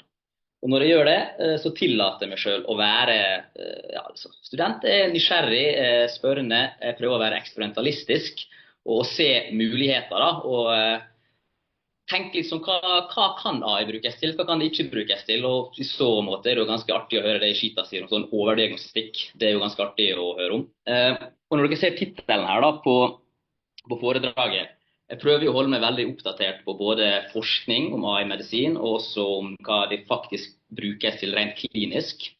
Men det jeg skal snakke om nå bare litt ting som jeg har bedt meg merke i og sett da, etter hvert som jeg går gjennom medisinstudiet og blir mer og mer klinisk orientert da, med tanke på at AI en ny teknologi som finnes nå og har egentlig tatt verden veldig med storm. Så skal vi se, skal jeg bare prøve å... Det første jeg skal gjøre bare å fortelle en historie som skjedde med meg for rundt 6 måneder siden, og jeg tror ikke den unik på noen slags måte. Jeg var i praksis i indremedisin på et middelstort sykehus på vestkysten av Norge. Ifølge planen den dagen så hadde jeg kveldsskift i akuttmottaket, så jeg møtte jo opp der, og Bare for å sette scenen da, altså det var helt voldsomt trøkk i akuttmottaket den dagen her. Dette en sånn dag du blir advart om når du velger å bli lege eller sykepleier. Det var, folk sprang rundt, svetta, gikk nesten ikke på do, alt for mange pasienter, alt for mye å gjøre. Og når du medisinstudent ute i praksis, så føler du det ofte som en litt sånn brysom vorte på den legen du følger, og målet egentlig bare å ikke være så mye til bry. Men den kvelden her ble jeg satt i arbeid, for det var så mye å gjøre, så jeg følte meg jo faktisk nyttig. Det var jo en ganske fin opplevelse. Så jeg får da en pasient. Det da en dame i 50-åra med utenlandsk opprinnelse, og hun har veldig vage symptom, og det litt sånn rart at, altså litt sånn, hva så greie her? Det jo egentlig en høy CRP som har fått henne inn. Så jeg tenker ikke at det noe kardielt eller noe sånt, men jeg tar en titt på EKG-en som tatt før jeg skal gå inn. Og EKG, jeg ikke redd for å si at jeg synes EKG kan være ganske vanskelig, i hvert fall når du ikke gjør det så ofte. Fordi EKG, du må jo kombinere ganske dyptgående kunnskap om fysiologi, anatomi, patologiske prosesser, ofte genetikk, ofte effekten av legemiddel. Og det du egentlig får jo bare noen linjer på et papir, ruta papir, og så må du tolke det og finne ut noe galt med pasienten. Hvis ja, hva galt med pasienten? Så det kan være ganske vanskelig. Og når jeg ser på denne EKG her da, det forventer jeg ikke, men så det litt, det noe som skurrer litt. Og jeg bruker ganske tid på å gå nøye gjennom det. Jeg klarer at jeg ikke veldig flink eller superflink i EKG, så jeg bruker litt tid. Og så for dere som kan EKG, så kan jeg si at det var globale ST-elevasjoner, men det var ikke sånn at veldig tydelige. Og så var det mer i enkelte avledninger enn andre. Så jeg tenkte sånn, jøss, kan det være en perikarditt, myokarditt, kan det være hjerteinfarkt? Det var liksom veldig usikker, så jeg gjorde det som man skal gjøre. Jeg gikk til overlegen, som satt på vakt. Hun var ikke kardiolog, men hun var indremedisiner, og hun satt virkelig og jobbet og skrev på PC-en, og jeg følte meg litt sånn brysom når jeg gikk bort henne, men jeg ville bare at noen skulle se på det EKG her da. Og jeg prøver ikke å klandre henne, jeg tror det veldig menneskelig. Hun tar en kjapp titt på denne EKG-en, så sier hun, dette helt fint, det ingenting å bry seg om. Og så som sagt, jeg har ikke lyst til å være til bry, jeg prøver å være høflig, så jeg trekker meg tilbake, og så spør jeg da LIS-legen som der, et par meter unna, for jeg synes det litt ubehagelig. Jeg spør henne, hun ser det samme som jeg ser, at oi, det her jo ikke helt heldig, og hun veldig nøye, hun bruker en EKG-linjal, hun tar opp guidelines, og så konkluderer hun med at ta en ny EKG, og så går det inn, og så undersøker og snakker med den pasienten, bare gå og gjør det med en gang. Så jeg gjør det, og den andre EKG-en, den helt lik som den første. Og jeg snakker med henne, jeg får ingenting som gjør at jeg mistenker noe kardielt, det vage systemiske symptom, og det veldig ullen sykehistorie. Så jeg vet ikke hva jeg skal gjøre, så jeg gjør det man skal gjøre. Jeg går da til overlegen igjen, og så forklarer situasjonen, og så nok en gang viser EKG. Og det jo nøyaktig det samme EKG som jeg viste i stad. Men nå har det blitt litt roligere, så hun tar en ordentlig titt på EKG, og det tar ikke lang tid før hun sier, oi, det her jo ikke bra, det her må vi jo sjekke ut med en gang. Så hun springer og henter et ultralydapparat, hun ser på hjertet, hun finner fortsatt ingenting som hun tenker sånn, oi, dette her ille. Men det nok til at hun bestemmer at hun skal bli lagt inn på kardiologisk avdeling, og at det skal tas en full ultralydundersøkelse av hjertet av en hjertelege dagen etterpå.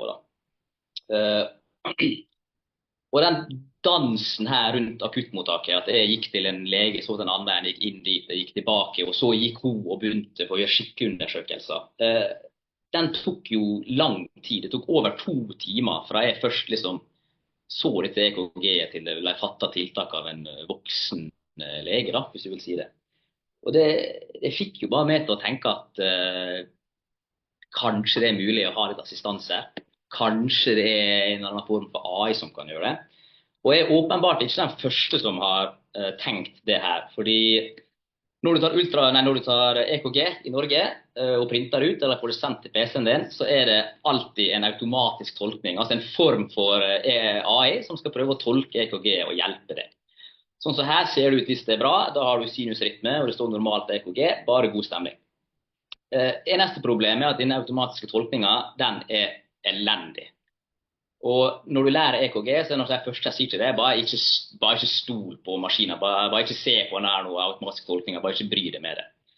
Og for å vise det, her tok jeg en EKG av meg selv, jeg tok den forrige uke, og en ting som veldig vanlig at når det unge menn, så den veldig hissig på å vise at ting galt. Og det var den her også. Så den sier jo først og fremst, så antar den at den 50 da, så det jo cirka dobbelt av min alder, så den litt frekk også. Men den sier at det en sinusarytmi, det jo ikke superalvorlig, men det jo ikke bra. Og så sier den vurderer at om jeg har en venstre ventrikkelhypertrofi, altså at hjertet mitt for stort. Det høres nå I hvert fall ikke bra ut. Det nå en faktor som kan lede til både arytmia og også hjertesvikt. Så det her bør man jo absolutt undersøke, og det står at det et unormalt EKG. Folk som tar mye EKG vet jo at det her står jo på yngre menn hele tiden. Ofte står det verre, og så står det at de har liksom et hjerteinfarkt. Men når vi vet at du trenger ikke å søke mye I litteraturen før du finner ut at EKG og AI jo noe som virkelig mye studert. Og ikke bare disse dyplæringsalgoritmene gode til å analysere og tolke EKG. Det kan også brukes til å forutse altså risikoen for å få atrieflimmer, noe som man veldig opptatt av. Det noe du absolutt ikke vil ha. Det kan jo også brukes til å estimere ereksjonsfraksjon, altså hvor mye hjertet pumper I hvert slag. Altså det egentlig være en screening for å sjekke om du har hjertesvikt. Og det jo ganske sykt, dette må du vanligvis bruke ultralyd for å finne ut av, men med dyplæring så kan man gjøre det bare med å sjekke den elektriske ledningen I hjertet. Så kan du også bare gjøre ting som liksom helt far out. Du kan liksom finne anemi, vanligvis må du ta en blodprøve for å gjøre det, men det kan du også faktisk få til med dyplæringsalgoritme og EKG. Og du kan faktisk også med ganske god sikkerhet så kan du finne ut alder og kjønn.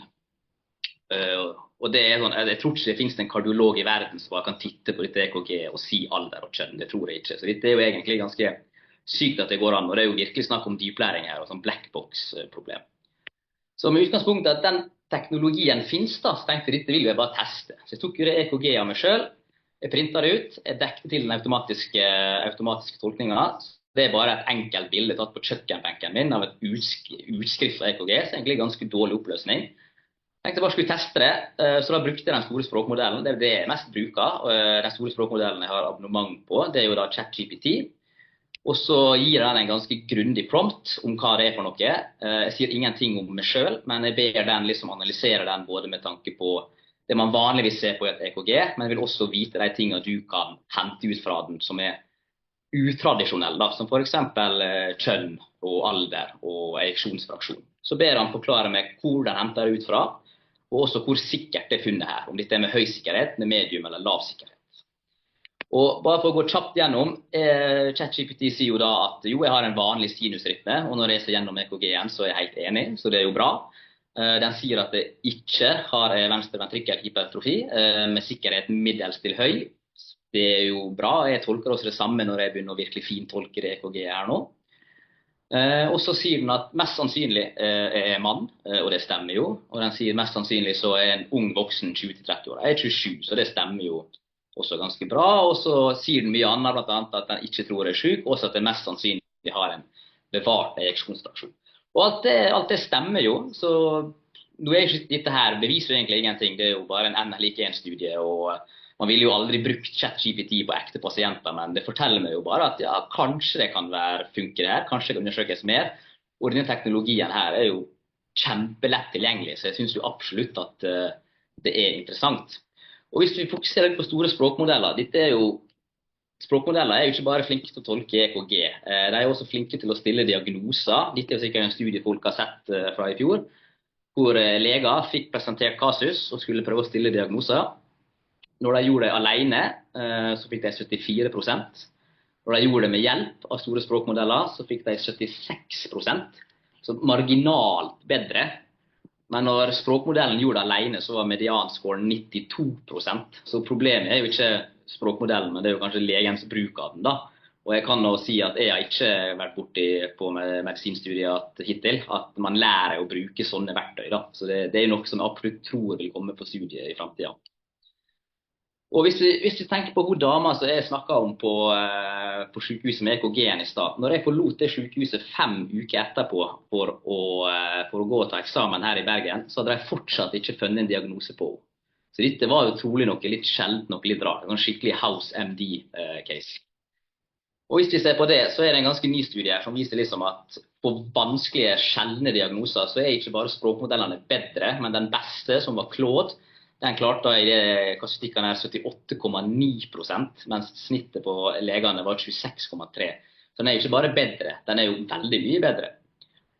Og det her har jeg blant annet sett at folk tar, at det her går an i egne hender, og dette historie fra 2023 om en mor som har et barn med mye smerte og ulne symptom. Hun så 17 leger over 3 år, fikk ingen svar, puttet MR-informasjonen og sykehistorien inn i ChatGPT, og den sa jo at det her tethered cord syndrome, og det viste da å stemme, og ungen har i dag fått behandling av nevrokirurg, og har det mye bedre, som jeg skjønte fra artikkelen. Så kan man jo si at ja, altså, AI og språkmodellene mye bedre på seg tekniske ting, men medisinen i sin kjerne jo menneskelig. Og jeg jo helt enig i det, og jeg tror jo aldri at teknologien kommer til å erstatte det menneskelige. Men hvis vi ser på bare sånne rent skriftlige resultat, så har det blitt vist mange ganger at svarene på spørsmål fra pasienter, hvis man sammenligner svarene til leger med chatboter, så det ikke bare bedre, men det også mer empatiske. Det så vi allerede i 2023. Og som 2 medstudenter av meg har vist noe nylig, så det faktisk bedre på norsk også. Altså det svarene man får fra en språkmodell. De både mer empatiske, kunnskapsrike og hjelpsomme sammenlignet med svar fra leger. Og norsk jo ikke akkurat et språk som veldig mange snakker, så det forteller jo litt om potensialet her da. Og når vi bare skal sammenfatte alt det her, faktisk det en ting som veldig klart for meg, og det jo at teknologien finnes jo. Det handler jo om å ta den i bruk. Selvfølgelig må det forskes og klinisk valideres, og det må gjøres sikkert og etisk. Men hva det da som trengs for at denne teknologien skal bli tatt i bruk? Og det har vi snakket litt om, for eksempel her, dette jo Haukan universitetssykehus, her sitter jeg nå, her jo det må forskes på, det må være sikkert, det må være etisk, du må få klinikerne med på det. Her tror jeg at det ganske høy terskel for å ta i bruk. Men hva med her da? Dette et sykehus midt i Uganda. Bygninger kanskje litt finere enn Haukeland, annet enn det, så nok alt annet av dårligere kvalitet her. Både kompetanse, helsepersonelldekning, utstyr. Her burde det absolutt kunne være mulig å ta det i bruk med litt lavere terskel. Eller hva med her? Dette legevakta i Lakselv. Jeg har bodd i Lakselv i 2 år. Jeg vet at de sliter med å ha bemanning 24/7, og det enorme avstander i fylket. Men jeg tror faktisk at det største potensialet, og noe som vi ikke snakker så mye om, det at bruken av disse verktøyene her med tanke på å forbedre helse, eller å finne diagnoser og sånt, det faktisk i de 1000 hjem. Hvor det finner folk med ufattelig mye kompetanse, ufattelig kreativitet, og som ikke stoppet av disse regulatoriske hindringene. Så her tror jeg et veldig uforløst potensial, og vi lever jo i en tidsalder hvor biohacking og longevity, og det å ta, i hvert fall i den vestlige delen av verden, og ta ansvar for sin egen helse, veldig på moten. Jeg tror at her det et enormt potensial, og dette kommer til å bli ganske mulig i fremtiden, og i hvert fall når man kombinerer liksom ting som big data fra en person, basert på wearables og sykehistorier og disse store språkmodellene. Og akkurat det noe vi ser på. Jeg har vært heldig nok til å få skrive der som en hovedoppgave på studiet, om hva faktisk kombinasjonseffektene av å kunne se på data fra wearables sammen med tilbakemeldinger fra store språkmodeller, og hva effekt det kan ha på helsemyndiggjøring hos folk flest. Så jeg gleder meg veldig til å begynne å jobbe med det her masse når jeg ferdig med eksamen neste uke, og forhåpentligvis har vi et manuskript klart i løpet av høsten.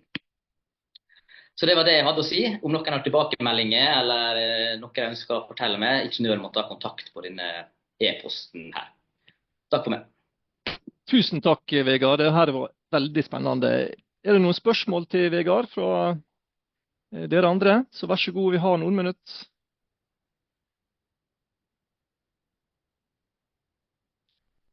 Ja.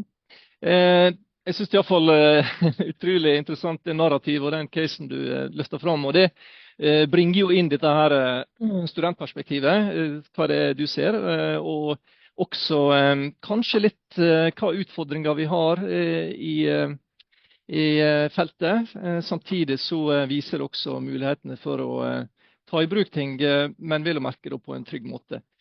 Bare spørre, Vegard, når du ser nå, du har jo vært i praksis nylig, det noen andre ting du har lyst til å nevne mens folk tenker litt her på spørsmål? Nei, men jeg kan jo bare si at jeg merker i hvert fall på og yngre leger som snakker med i praksis, og kanskje de som i de feltene hvor AI lenge har vært en ting, som radiologi og kardiologi, og til en viss grad genetikk også. Jeg merker at de veldig klar over det her, da, spesielt litt yngre. Og så vi kanskje litt heldige med at det mest på Haukeland, som jo et universitetssykehus og har et stort forskningsmiljø, men folk klar over det her, da. Og jeg tror ikke jeg alene med å si at å være lege i dag kommer til å være noe helt annet å være lege om 15-20 år. Jeg tror det noe stort på gang. Ja. Ja, og jeg hadde jo et seminar for doktorgradsstipendiater innenfor medisin nå forrige uke, og det samme inntrykket, det jo gjerne stipendiater mellom 30 og 40 år, da, men påfallende mange hadde gjort det samme som deg. Har vært hands-on på teknologien. Hva det vi kan bruke det til? Både i forbindelse med doktorgrad, men også som i klinisk som leger. Så veldig spennende. Vi skulle gjerne snakke mer om det her, men vi må gå videre på grunn av tida, så takk igjen. Og det neste ut det Ingrid, som skal si litt om perspektiver fra Norges idrettshøgskole. Vær så god, Ingrid. Yes. Takk. Skal vi se. Ser dere skjermen min? Yep. Yeah. Bra. I'm going to do this in English, if it's okay, because we were encouraged to. That's fine. When I made my slide in English, my mind went all in English, so it's easier. Okay. First, just a fun fact. When we ask ChatGPT for a picture with sports, we always get male athletes. We specifically have to ask for female athletes if we want that. So when we're talking about sports and AI, there's a lot of bias there, but I'm not going to go into that today. Today, I'm going to talk a bit about how we are trying to catch this AI wave that has come across us in this sports world that I'm working in.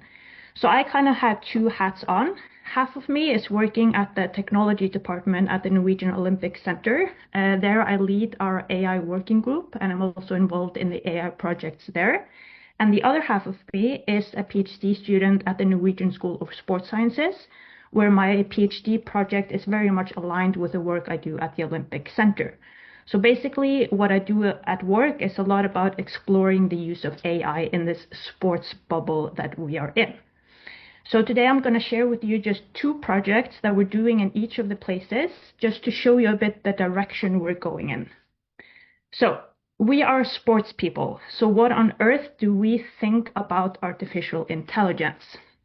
I asked my colleagues at in my AI working group what they thought about when they heard the word artificial intelligence the first time we met together as a group. This was back in December 2023, so it's some time ago, so just keep that in mind.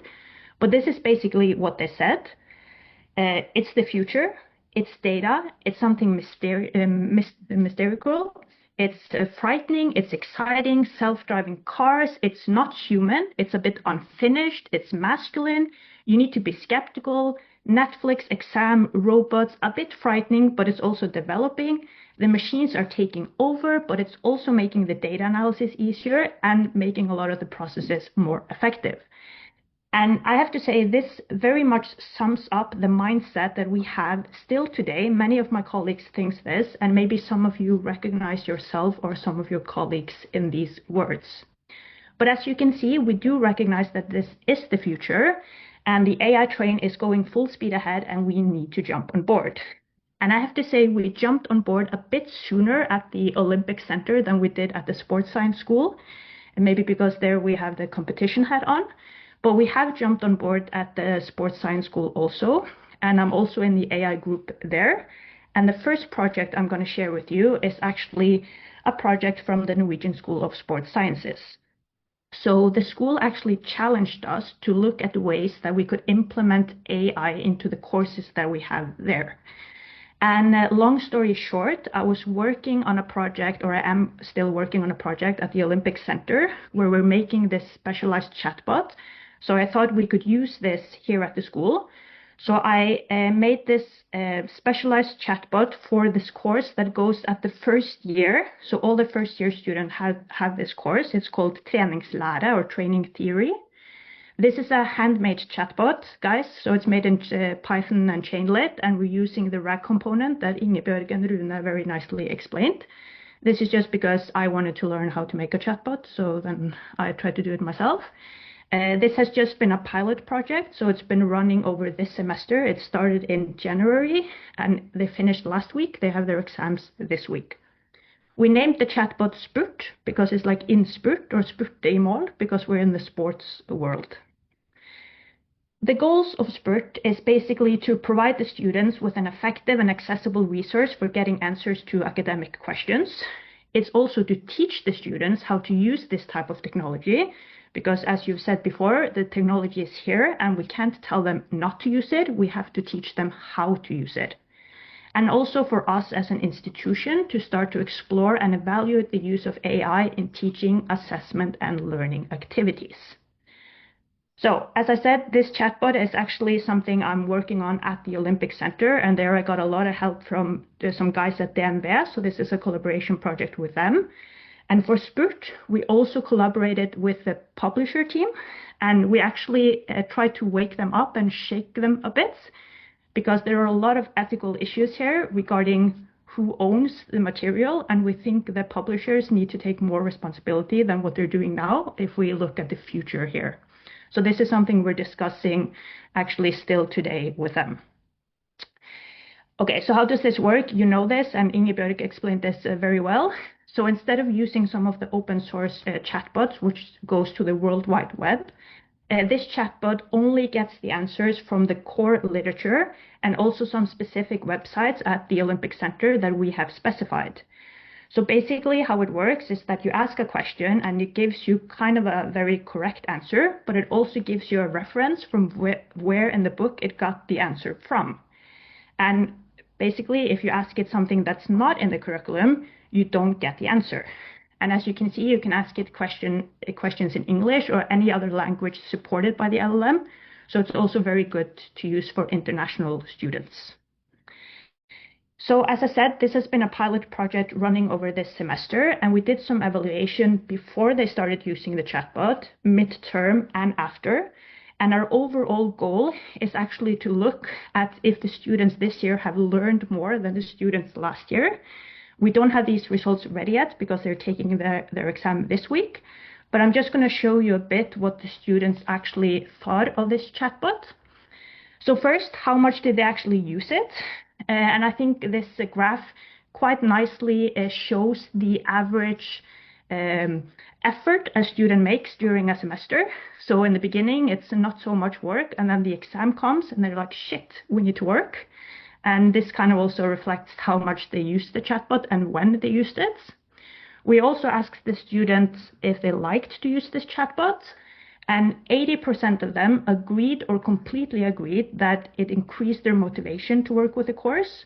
And 85% of them agreed or completely agreed that it made their work more efficient and that it made them perform better in the course. Of course, we're yet to see if the last one is actually true, but the students were very happy with this. This was a pilot project, so there were things that didn't quite work as planned. And there are many pitfalls that Ingebjørg also explained that we have seen. But we are planning to implement it next year already, trying to fix some things. And there are other courses at the school that want to implement this chatbot also. So this is just a brief touch into what we're working with there and what we're going to keep working on in the future. For another side of this is kind of the elite sport perspective that we also work a lot with at the Norwegian School of Sports Science, because there we collaborate a lot with the sports environment.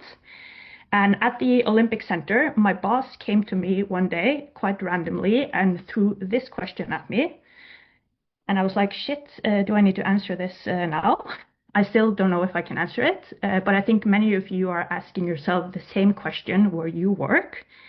And at the Norwegian Olympic Center, we are under the International Olympic Committee. And the International Olympic Committee launched an Olympic AI agenda in 2024, where they put AI quite high on the priority list. And they also encouraged all national Olympic committees to do the same.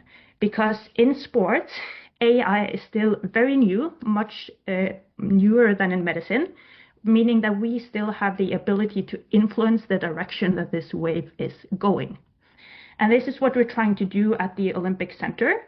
So we are currently working on an in-house AI strategy, which is all about looking at ways that we can create a competition advantage for Norwegian athletes through effective use of AI.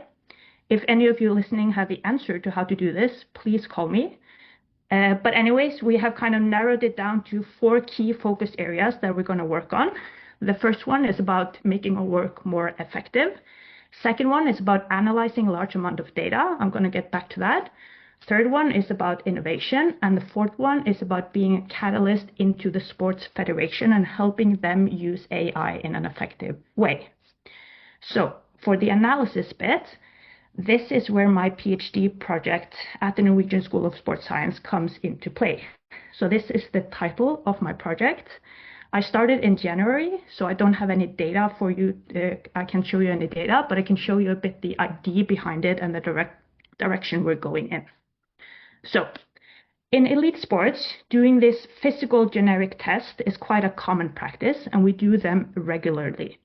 And these test results mean quite a lot to the athletes that are testing, and there's a lot of tradition and beliefs regarding the importance of these test results for sport performance. And just to show you that we find this important, we started testing back in 1988. This is when Olympiatoppen first started, and we're still testing today. So obviously we find this important for the work we do with our athletes.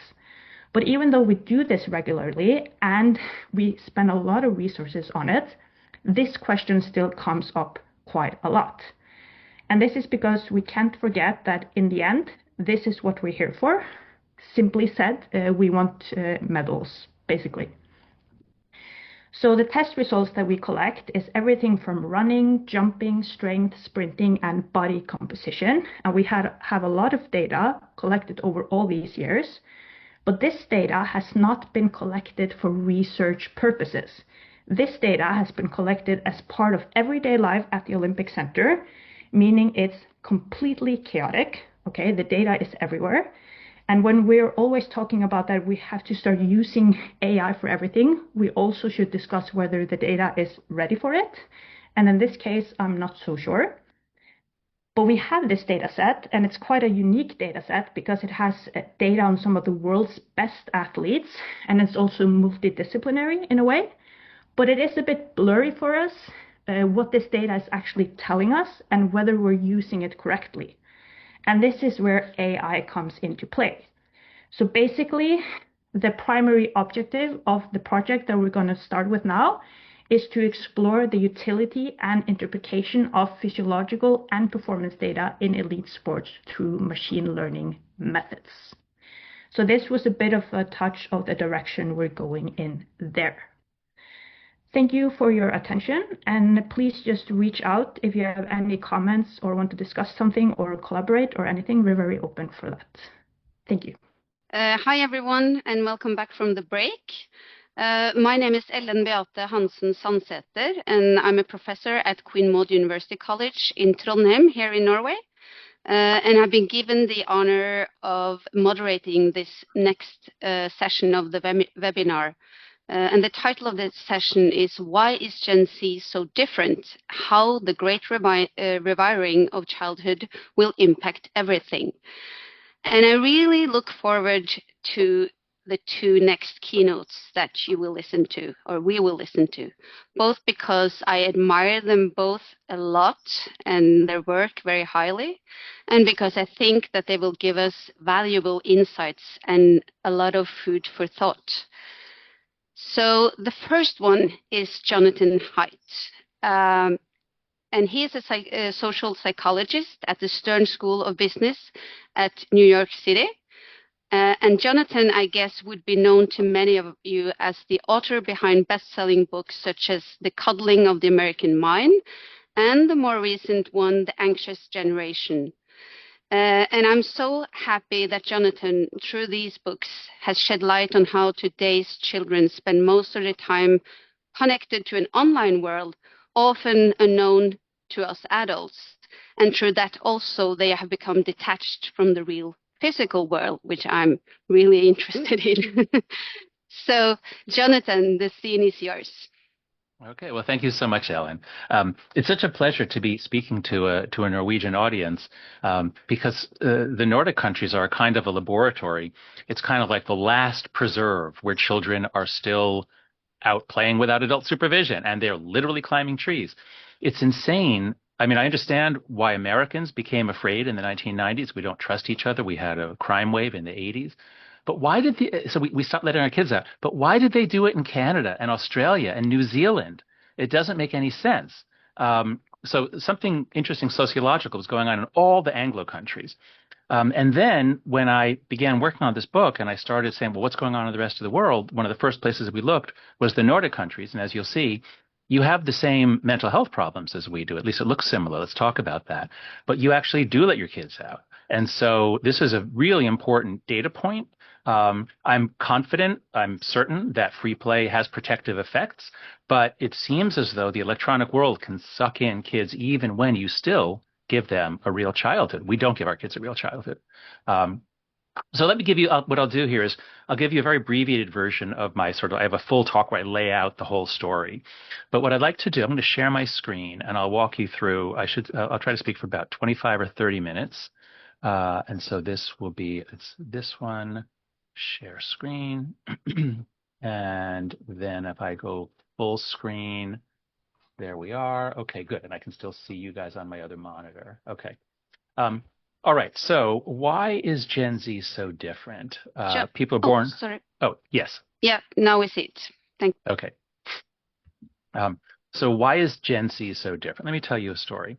So this is a very interesting photograph. It's a tree that was growing up behind a Civil War era tombstone, 1860s. And I guess the tree got scratched by the tombstone as the wind blew, and as the bark in the tree kept growing, it grew around the tombstone.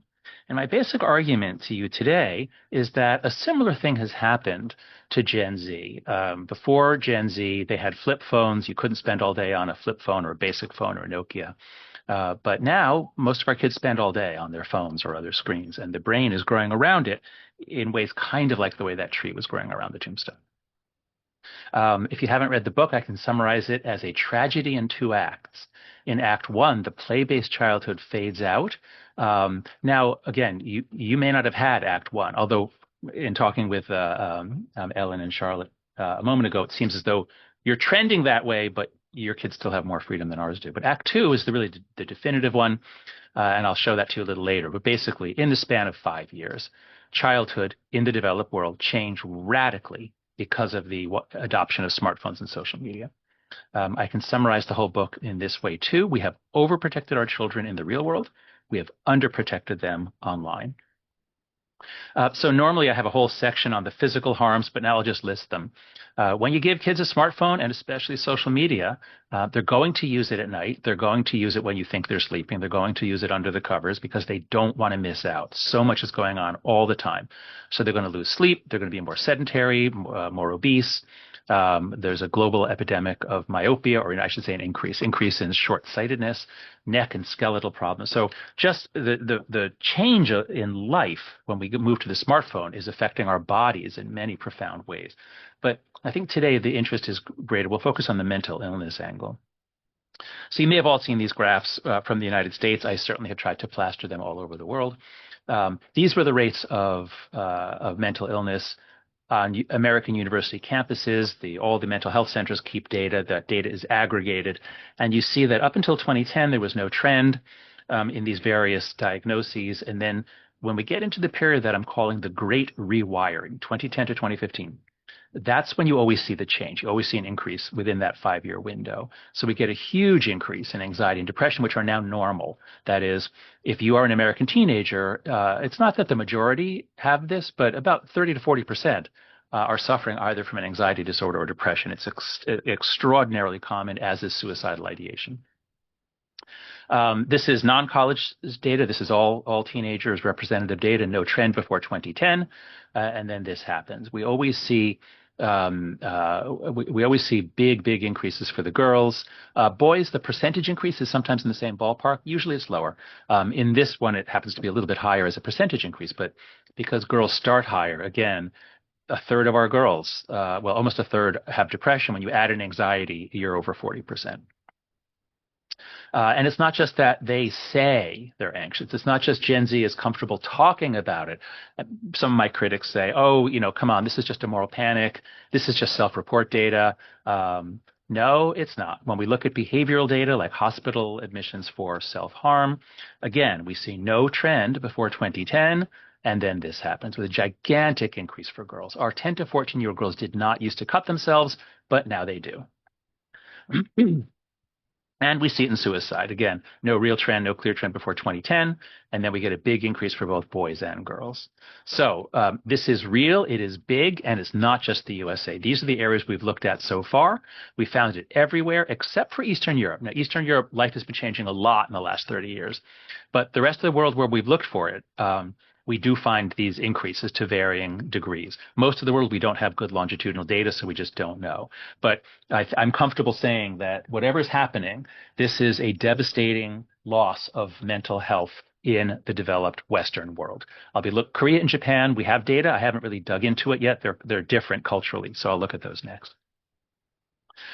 So just a couple of images. So in the UK, same thing. This is hospital. These are doctors' records, a study of doctors' records, no trend, and then a giant increase in self-harm.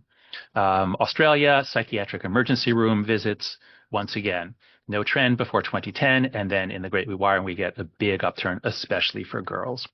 Now, what about the Nordic countries? You're small countries, but you do have very good data. So with Zach Rausch, we teamed up with Thomas Petrebny from Western Norway University, and we created a Google Doc like 3 years ago. This is the way I've been working. There's so much out there, and it's hard to keep it all straight. So I create all these Google Docs. You can find them all at anxiousgeneration.com. We have links to a page of research docs. And so we've been collecting all the data we can from the 5 Nordic countries. And 2 years ago, Zach Rausch, who was leading this, he wrote it up as a Substack post. The teen mental illness epidemic is international, part 2, the Nordic countries. Of course, your countries are said to be the happiest on earth, and your adults are generally happier, but your teens have a huge loss of happiness. Your teens are not that happy anymore, at least compared to the way they were. So we teamed up with Thomas Petrebny, and when we put together the 5 Nordic countries from the Health, Behavior, and School-Aged Children Survey, we find the same pattern. No trend before 2010, and then a big increase, especially for girls. When we zoom in on Norway, this is a different data set, the Young Hunt study. Again, same pattern. Here we only have 3 data points, but again, no trend before there is a trend before 2006, but it sharpens in this Great Rewiring period. Pardon me, I have a bad cough, which is going to come up during the talk. I'm sorry. And then this is an interesting data set, also the Hunt study. This is the change in depression symptoms. And what this shows is that your older age groups shown over the top lines, like the purple, they're actually getting less anxious. I mean, this is it's a cohort change, but your 60 and 70-year-olds are actually getting less anxious over time.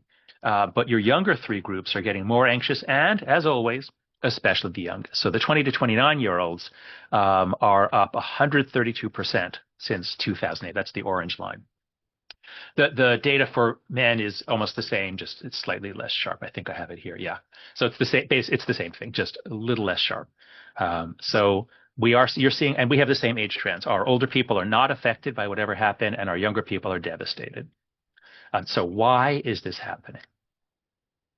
So again, my story is the Great Rewiring, and I keep waiting. My critics say, oh, he mistakes correlation for causation. Lots of things happened around 2012, and they point to, there's a horrible school shooting in the United States. 22 6-year-olds were murdered, and our kids have these terrifying lockdown drills since 2012, and they say, so that's why, that could be what caused it. Really?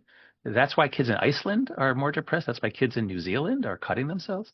So nobody's even proposed an alternative explanation for why this happened internationally in the same way at the same time. This is the only theory on the table that I've been able to find.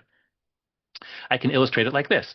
If you were born in 1995, suppose you're a girl born in 1995, that's the last year of the millennial generation, you hit 15 in 2010.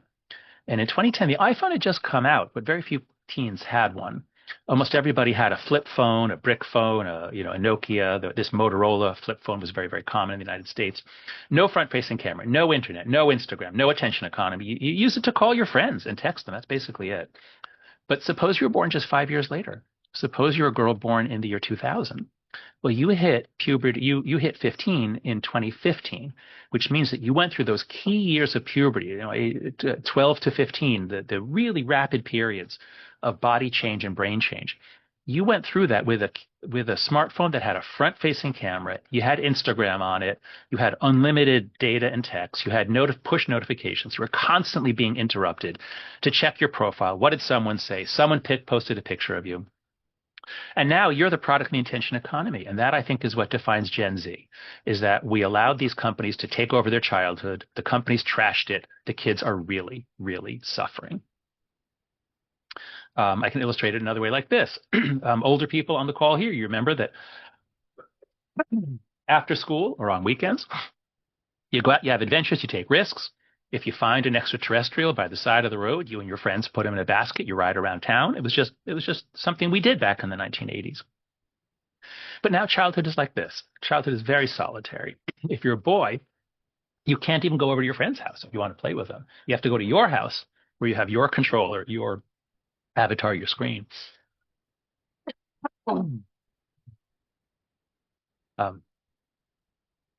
So that's my story as to why it's happening. Now, when I wrote the book, I thought that the mental health loss was the biggest damage. But now I realize I was wrong, that I think actually, no matter how gigantic the catastrophe is of global mental health declining, I think there's actually something bigger, which is attention fragmentation and educational decline. So we have a series at After Babel of quotations from these companies. Hundreds or thousands of parents are suing them because their kids are dead or damaged. And in the lawsuits, they're able to bring out internal memos and internal quotes. And so we have a whole post just with quotes from TikTok and other from Snapchat.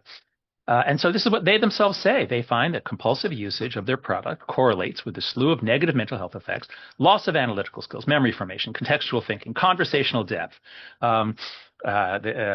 interferes with getting sufficient sleep, work, school responsibilities, connecting with loved ones. I mean, it is a life spent on TikTok, and a lot of our kids are spending more than 5 hours a day just on TikTok, shatters your ability to pay attention to anything that isn't quick and exciting and changing rapidly.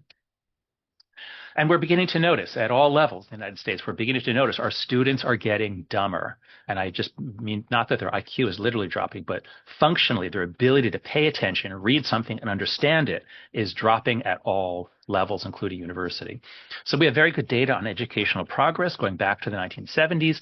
And you can see that we made slow, these are not big increases, but to increase the national educational level for a gigantic, diverse country like the U.S. is very difficult, but we did it until 2012.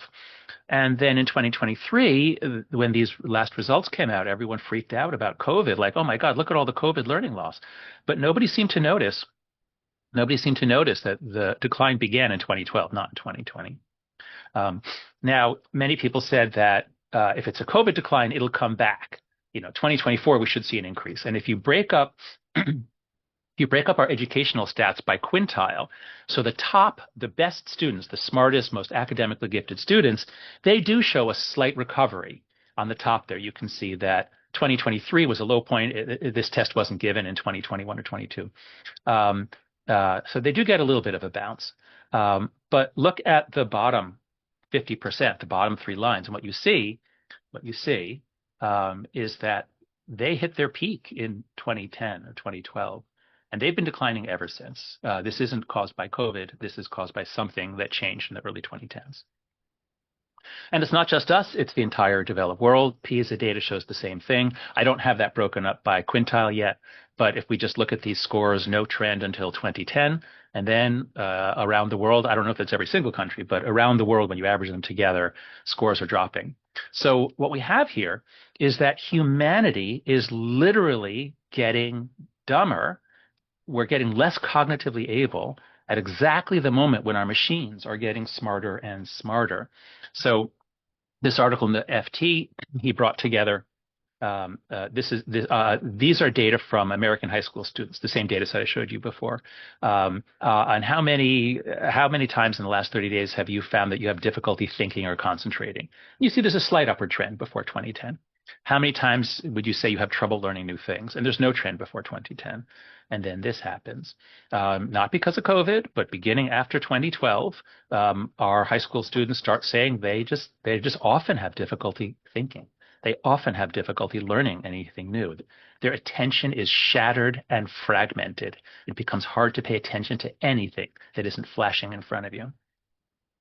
More alarmingly, or at least as alarmingly, I mean, the thing that really made me kind of freak out and realize this is possibly bigger than the mental health loss is this study. This is the first study I've seen of adults in the OECD. There's an adult literacy and life skills survey. So people are asked to read 3 pages and then answer some questions about it. Can you do that? Are you functionally literate?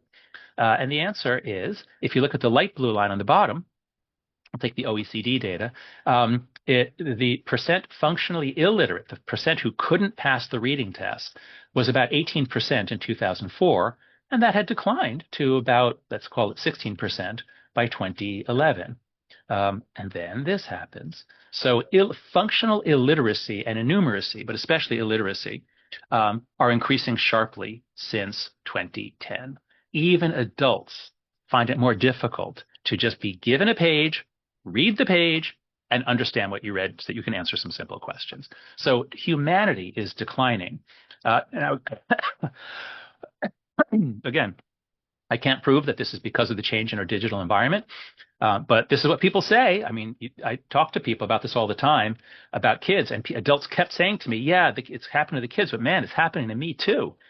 We're all feeling overwhelmed, just too much stuff coming and too many distractions. The author says we're not just looking, it's not just that people are reading less. He says we're looking at a broader erosion in human capacity for mental focus and application. I actually think this is the biggest harmful effect. I mean, along with the mental health, those are the two gigantic ones that are hitting the developed world. We don't know about the developing world. All right. So I was also asked to be hopeful on this call. That was some of the instructions, like try to have advice for policy and give us some hope and what can we do about this. I'm sorry. I have just a little bit more depressive stuff, then I'll shift to the hope. So the boys' story is not so well known. The girls' story, we all know. Girls are on social media, social comparison, sexual harassment, perfectionism, obsessive focus on their looks, all that stuff. The boys' story is not as obvious. It's this. It's not just like, video games was for boys what social media was for girls.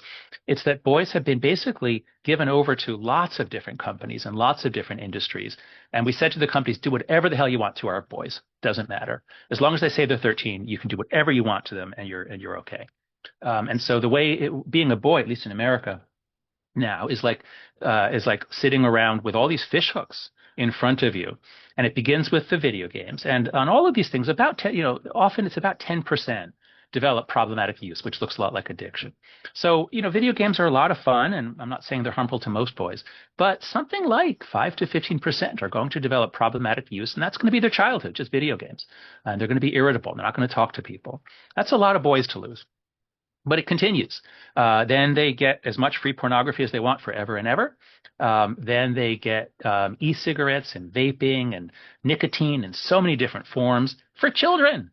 I can't believe that this has happened, but our children, especially our boys, are now hooked on nicotine again. I thought we got rid of teen smoking.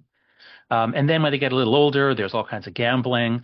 In some countries, it was just in Brazil. In Brazil, you don't even have to say you're 18. Like everyone can kids can gamble, like literally gamble money.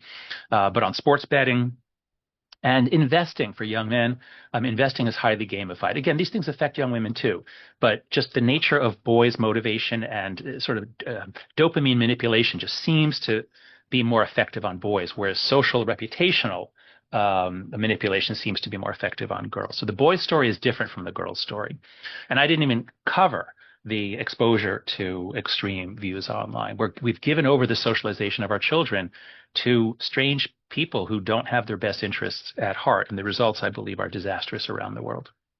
So here's where the hope begins. Because no matter how big this problem is, we're all used to hearing about these terrible problems that are going to destroy the world, and it's going to cost $1 trillion to fix, and it'll take 10 years, and we're going to have a massive public health. I mean, it's really hard to fix big problems, except for this one. This one, it's astonishing how little money and time it would take to fix this. So here's the answer, or at least, I'm sorry, I don't want to oversimplify. Here are 4 norms that will have such a big effect if done together that this would, I believe, roll back the phone-based childhood. There's a lot more that we could do. This won't get us all the way back to where we were in 2010. But if we do these 4 things, we're going to be in a lot better shape. So no smartphone before 14, no social media before 16, phone-free schools, and more independence, free play, and responsibility. I wrote the book focusing especially on parents, educators, school administrators, and legislators because we're all stuck in a set of collective action problems, and we need government help, school help, leadership help to set norms and put us all on a level playing field. No kid wants to be the only one who doesn't know what's going on. And so this is the advice, especially for parents. And I just want to add one general tip, both for parents and for regulators, as you think about, well, what are we trying to do here? What are we trying to reduce? So I want to make the point that screens are not bad because stories are good, and screens are good ways of presenting stories.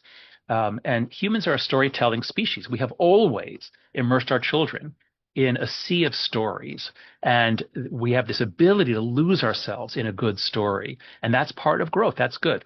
And so what's good is this. If you suppose you have a 4-year-old and a 6-year-old child, and you want to put a movie on for them while you make dinner, you do that a couple times a week, I think that's great.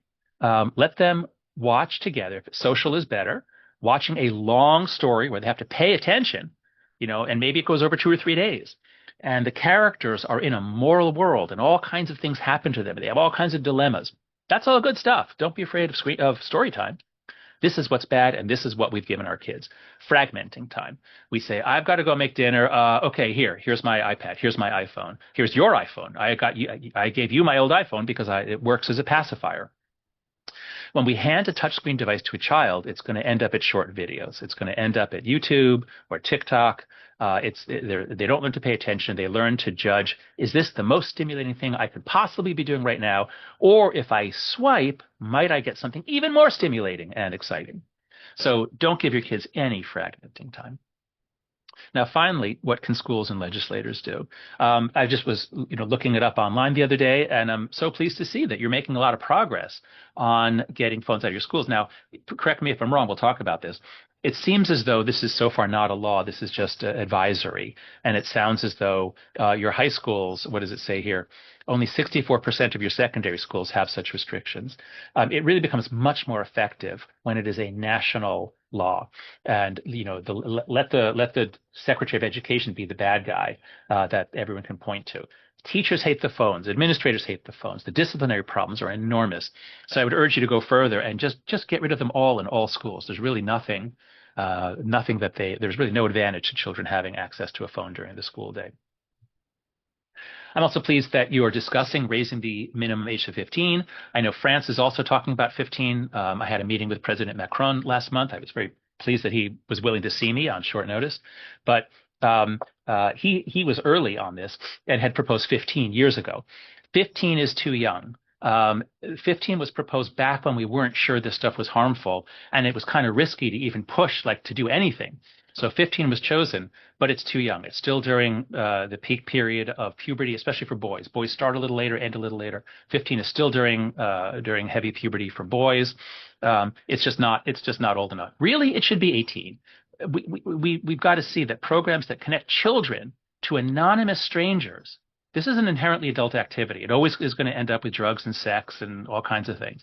Children should not be on this. Minors should not be on this. But my argument is, if we had a global norm of 16, we could actually do that. And there'd just be a common sense, as we have for tobacco and gambling and things like that. So specifically, no smartphones before age 14. Here, I think you don't need a law. As an American, I would be sort of creeped out by a law that says you can't give your kid your old iPhone. But just a public health campaign for a norm change.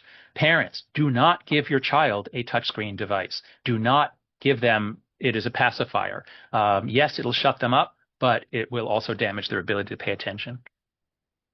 No social media before 16. I hope you'll consider raising the age that you're talking about to 16. That's going to be the global norm. That's what Australia did. Australia was first. Everyone else is talking about 16, other than France. So I hope you'll consider 16, which would just be much better for the kids and much better for the world for us to all be united on this. The third is phone-free schools, where I bet you it's working. I mean, every report in the United States says we hear laughter in the hallways again. We hear laughter, and the lunchroom is loud again. It hasn't been loud for 10 years. So it seems to be working fantastically well. Discipline problems go way down. So just extend it to all your schools is my urging. And finally, more independence, free play, and responsibility in the real world. And here, it sounds like things are pretty good in Norway, but the trend is towards the more American way of overprotection. So you got to push back on that. And I'm not going to say anything. I'm just going to say, Ellen, just tell the people what to do. You just tell them what to do and then do it. And finally, be aware of educational technology. Now, I can't say that all ed tech is bad, but there's not much evidence that any of it helps. But what I can say is that putting a computer or a tablet on a child's desk is almost always a bad idea, at least what we call one-to-one device policies. We implemented them in the US. So just on risky play, here's Ellen's post on the After Babel Substack. And if you look closely at the top of the tree, you can see her daughter, Sarah. I think she's 7 or 8 years old at that time. And this is just so Norwegian. Like no American parent would ever do this. When Sarah called out to Ellen and said, look, Mom, I climbed to the top of the tree for the first time. Ellen says, stay right there. I want to take a picture. So she runs inside, gets her camera, snaps a photo, and then she goes back to painting. Like no American parent would do it. They would like call the fire department, get a net. Like, what if she falls? So Norway is amazing. Just do what Ellen says. Finally, on educational technology, it's beginning to look like the more ed tech you give children, the more they're distracted and the less they learn. So UNESCO has been on this. They've had a couple of very powerful reports, and they believe the decline in academic performance is mostly linked to the distraction time. Sure, they could do something good on the computer, but they're not going to. They're going to do it. It's going to end up at YouTube. And Sweden, which I think like Norway was very, very progressive in moving to everything digital, Sweden has recognized this is terrible. This is not working. So Sweden is getting rid of the devices, especially in primary schools, and going back to paper and pencil. So in conclusion, I believe our kids' brains are growing around their phones, just like this tree grew around this tombstone, and we've got to stop. So I hope that you'll join us. I hope that you'll all visit. Our central website for the movement is anxiousgeneration.com. We have a wonderful group that I founded with Lenore Skenazy called Let Grow, which encourages more outdoor play and experience. This Substack, my research, is all put out at afterbabel.com. Oh, that was a Brazil post. I didn't erase that from my last talk last week in Brazil. I'll stop there. Okay, now are we talking now, or is this when Charlotte is speaking? First of all, thank you very much, Jonathan. It was a really, really interesting and thrilling and exciting talk. And we had not talked together about this. Shout out for me. I just put that in this morning. Yeah. This is the first time I'm actually meeting Ellen. Yeah. Very nice to meet you. I saw a hand up. Rune, is it okay to take one question before we continue with Charlotte? Yes? Yes. Who was it? Kåre, was it? No hand up? It was a mistake. Sorry. Oh, okay. Yeah, you know those technology things. Yeah. Okay, so thank you very much. And the next keynote is given to us by Charlotte Lunde. Charlotte is a journalist, a medical doctor, and a specialist in child and adolescent psychiatry. And she currently works at the pediatric department at Rikshospitalet at Oslo University Hospital. Charlotte, here in Norway, she's well known for being one of the authors of the book Play and Learning from a Neuro Perspective, which is a really good book. And unfortunately for you, Jonathan, it's only in Norwegian. Maybe you should get a translation. Google Translate, yeah. And that book has resulted in a lot of discussion about how we design and provide schooling for children in Norway. So Charlotte, the microphone is yours.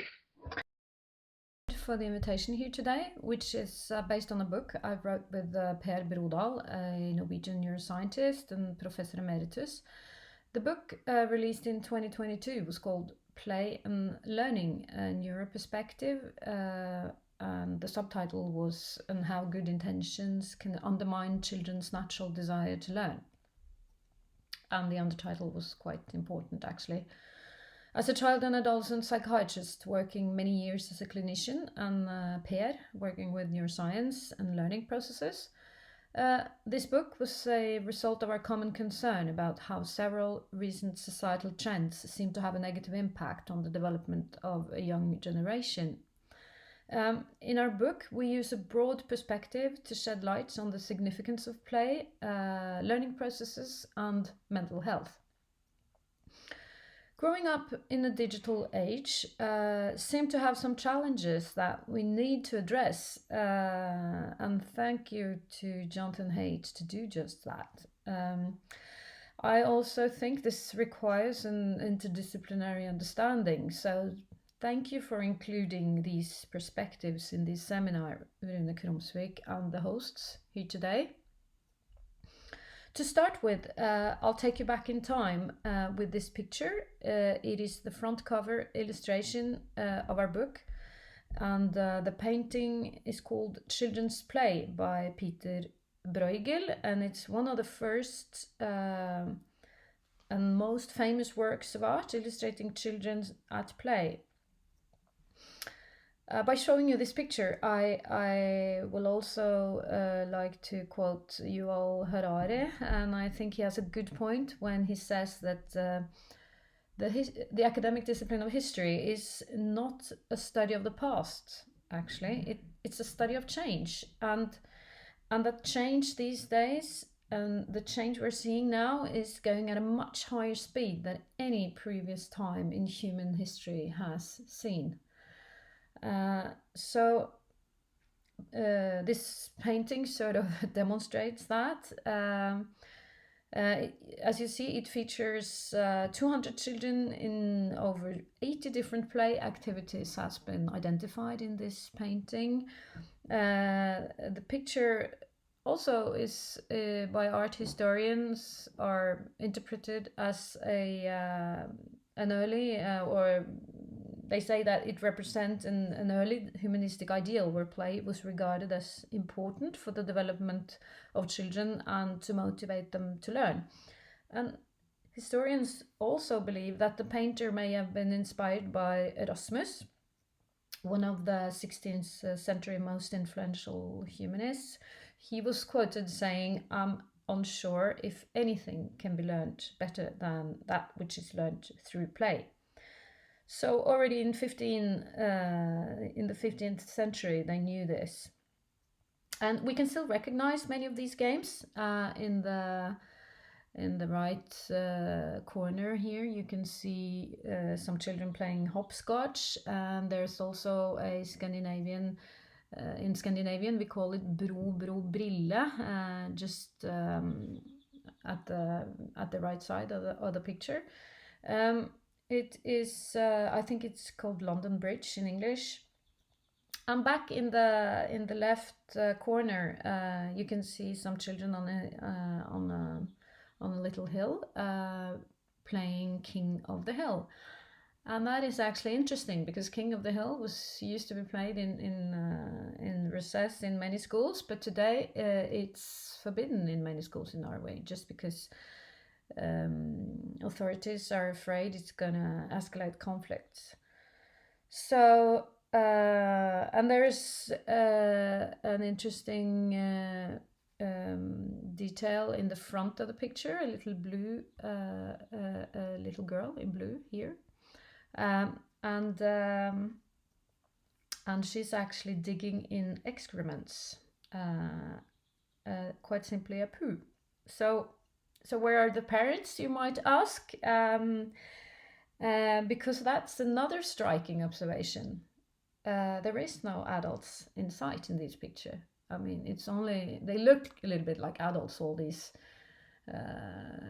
people, but they are children, and and there are no guardian there. So I guess many here still remembers that they could play without being watched by a guardian, and this picture from 1560 really reminds us of the fact that children's free outdoor play, or unstructured play, which it's kind of chaotic, this picture, is really under threat. So I just wanted to show you this picture of a pioneer in my medical specialization. It's the pediatrician Donald Winnicott, and he was one of the first physicians to recognize and describe children's play as essential for a healthy development. In his book, Playing in Reality from 1560, he presents the concept of potential space and connects play closely to health and development. And he is concerned that play is a creative force developing the ability to be centered in oneself as an important starting point for exploring the world. And through exploring of the world, which is by playing, the child also becomes familiar with itself, its boundaries, pleasure, interests, and feelings. And Winnicott said that well-adjusted healthy children show a natural ability to play, whereas this ability may be impaired in developmentally disturbed children, according to Winnicott. So, as Winnicott observed, the developing brain has an innate need to experience play, and this has been confirmed by modern neuroscience. And there is an increasing research literature now pointing to the fact that play is an evolutionary adaptive behavior to handle the coming tasks of life, as Karl Gross, a German philosopher from the 18th century, described it. So, that is why it is of great concern that growing up today gives less opportunities to play than just a generation ago. And due to this, already in 2013, the UN revised the Convention on the Rights of the Child. And the Article 31, who emphasized children's need for play, was actually revised, as I said, because UN regard play as an essential part of a healthy development. And already in 2013, stakeholders and experts saw that because of increased educational pressure, particularly in the Western world, play decreased, and was taking away children's time from play and self-directed leisure activities. So I'm showing you this picture. It's actually a film, but I will not have the time to demonstrate this film. But this is a beautiful film by the artist Francis Ellis. It's a Belgian artist. He's been documenting. He's had this unique project where he has been documenting children's play around the world since 1999. And this film is actually from Lubumbashi in Congo from 2021, a mining area that supplies the global market with lithium batteries. And here children play with whatever they find available, and they certainly don't grow up in picturesque surroundings. But this film demonstrates very clearly how adaptive play is. So I recommend you to search it up on his homepage, Francis Ellis. Okay, I'll continue. Yeah, I'll not have the time to show you, unfortunately. So most of us recognize play when we see it by pure intuition, but when biologists study play, it must fulfill some criteria. And for mammals, we know that social play is a highly rewarding activity of crucial developmental importance during juvenile and adolescent stages, involving many neurotransmitter systems in the brain. So when rats play fight, they nibble each other's neck, just as you see in the picture here in the corner, and when they And they have the researchers have identified that when they fight for real, they try to bite their opponent's buttocks. And in rats, it's therefore quite easy to see when play turns into serious fights. And the researchers, as Marike here in the picture, it's red as the rats are awake when it's night, so they imitate the night with this red light in the laboratory. And Marike here, which is the first author of this article, have noted when rats play fight, they adapt to each other's movements or movement patterns so that the activity does not escalate into conflict. And this dance, so to say, or dynamic seem to be important for development of the prefrontal cortex, which is an area responsible for executive functioning, self-regulation and concentration skills, very important skills for learning and for a good life also in humans. So what is crucial in rats tumbling, which is particularly seen to develop the prefrontal cortex, is the ability to take turns. And when this article is pointing out when they play fight, of course there's an element of competition, but this must be moderated by an element of cooperation.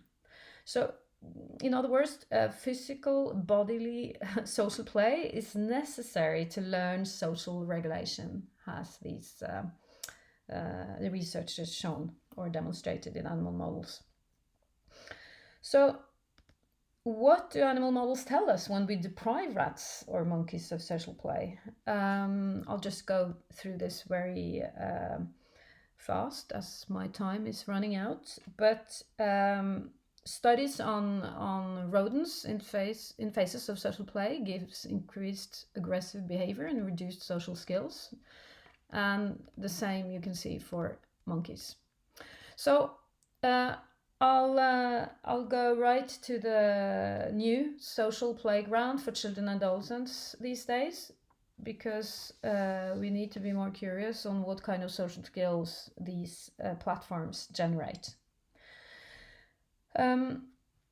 Humans are mammals, and mammals are social animals. And during the last 20 years, our social environment is radically changed, as we are highlighting here today. And you are what you scroll through, concluded some master students in ICO supervised in interaction design at Norwegian Architect and Design School recently. And they note that social media plays, of course, a fundamental role in shaping Gen Z's identity stepping into adulthood here. So from a clinical and experience-based point of view, there is no doubt that self-harm, the use of illicit substances and eating disorders get more rapidly distributed to vulnerable individuals these days than just 15 years ago. And one of my patients with anorexia, 12-year-old, was showing me the accounts that he was following. Maddie Eats is this one account, which is being used as inspiration. And there is this Eugenia Cooney. She was nominated as the YouTuber of the Year in 2020. And my patient spent like 8 hours daily on social media. And I will never forget when he declared very clearly, "You will never be able to make me well." And I thought of it as kind of, yeah, and I think he was right. So Norwegian studies, I'll not show you that film. Norwegian studies have also demonstrated a significant increase in self-harm among adolescents. And the conclusion in this study from 2020 is that self-harm increased fourfold among Norwegians over a 15-year period. And the researchers concluded that the driving forces behind these substantial increase in self-harm should be further explored, as the known risk factors could not explain the increase. They do not mention the digital life, digital platforms, but it is certainly an element here. So there are, of course, several explanations for the increasing trends in mental health problems, both in Norway and internationally. But we do think that lack of play and frequent social media use or time spent on digital platforms are important. But of course, increasing school-related stress is also part of the picture, and a greater willingness to report symptoms of ill health is another element. So yes, this is sort of a prevalence number graph showing psychotropic drug use in the Nordic countries, and that shows us that there has been a significant increase in treatment of mental health problems, because self-reported research is one thing, but this is a treatment graph that shows us that Nordic children receive more psychotropic drug, which is drugs for psychiatric disorders, as you see in this graph. Okay, I'll jump to the conclusion now. I think I have to sum up, but the lack of free play in critical phases of development, increased school pressure, social media are altogether changing the conditions of how children grow up today. And these new conditions influence very much how they thrive. The Canadian Pediatric Society even pointed out just recently that outdoor risky play should be a part of pediatricians' toolbox to prevent common health problems such as obesity, anxiety, and behavioral issues. So I know that Ellen Beate Sandseter is part of this session, and she actually partly inspired this position paper because her research on how risky outdoor play, her research on risky outdoor play is an important part of building resilient and robust kids, and this is her research is a research that really makes a difference these days. So as it's already been pointed out, the research evidence for causality on the deprivational effects of lack of free play is very strong in animal models, strong enough to say that more kids today need more free outdoor physical play and less exposure to digital play to thrive. It's simple and cheap, and it's the best antidote to the mental health crisis we now see, in my opinion. So thank you very much for your attention, and yes, I'll stop there. And one of the questions that I have, and raise your hand if any of the others have questions, but Jonathan, you're talking about Gen Z and the 15-year-olds from 2015. So today they have become 25 years, and they've probably already started to get kids, and they will get kids. So this is the kind of addicted generation becoming parents. How are they supposed to handle their own kids, or deal with their own kids online mobile phone management? Well, it's going to be very, very, very difficult for them. And now you might find comfort in this, but they're actually not going to have very many kids, so it's not going to be that big a problem. It's very hard for boys and girls to get together. The boys have no social skills. The girls are very anxious. The girls are turning against marriage. Only, 25% or 30% of the girls say they're LGBTQ. So I think the idea of girls and boys or young men and women getting together is going to not be very common going forward. It's going to be very little birth, I believe. Now, of course, that's sorry to get so pessimistic. Yeah. On the one hand, they do say, young people do say that when they have children, they're not going to let their kids have phones. Young people generally, they don't like these things. They recognize that they've been harmed by them. But I think it is very dire. And since, especially in America, where no one has played outside since 1992, I'm exaggerating, but like nobody had a free childhood since the 90s, early 90s. So I think we're going to have to rely more on grandparents to remember what play was like. And I hope grandparents will step up and say, come on, we got to let the kids out to play. Yeah. Yeah. So grandparents will be, like me, hopefully one day will be the solution. But I think also in Norway we see a little bit of a kickback from the young people. So my kids are 27 and 25, no 24, and they actually say the same thing that you say, that we don't want to do the same thing that our parents did. Our parents didn't know better, but we know the harmful, effects of this. So that's encouraging, at least. So Charlotte, how do you feel about that?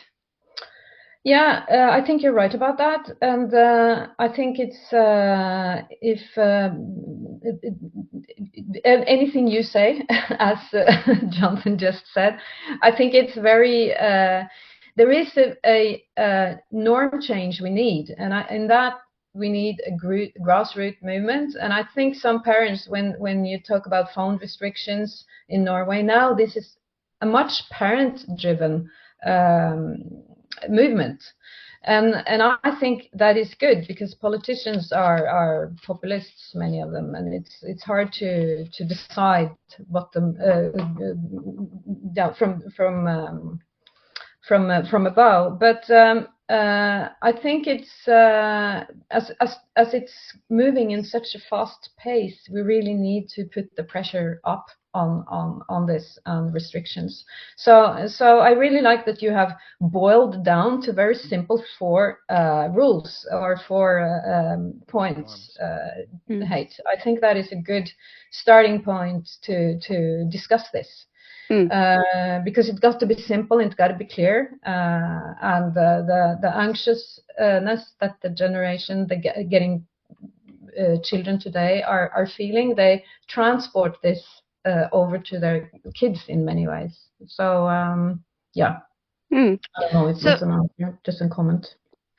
I'm just wondering, Jonathan, you're talking about there's a little bit of difference between boys and girls. So boys are more, into video games, and then they are presented to Pornhub and gambling and all of those things. So while girls are more maybe Instagram, so social media, there's phones. So should we kind of approach this in a different, or take a different approach to boys and girls in terms of trying to kind of fix the problem? Oh, absolutely. Absolutely.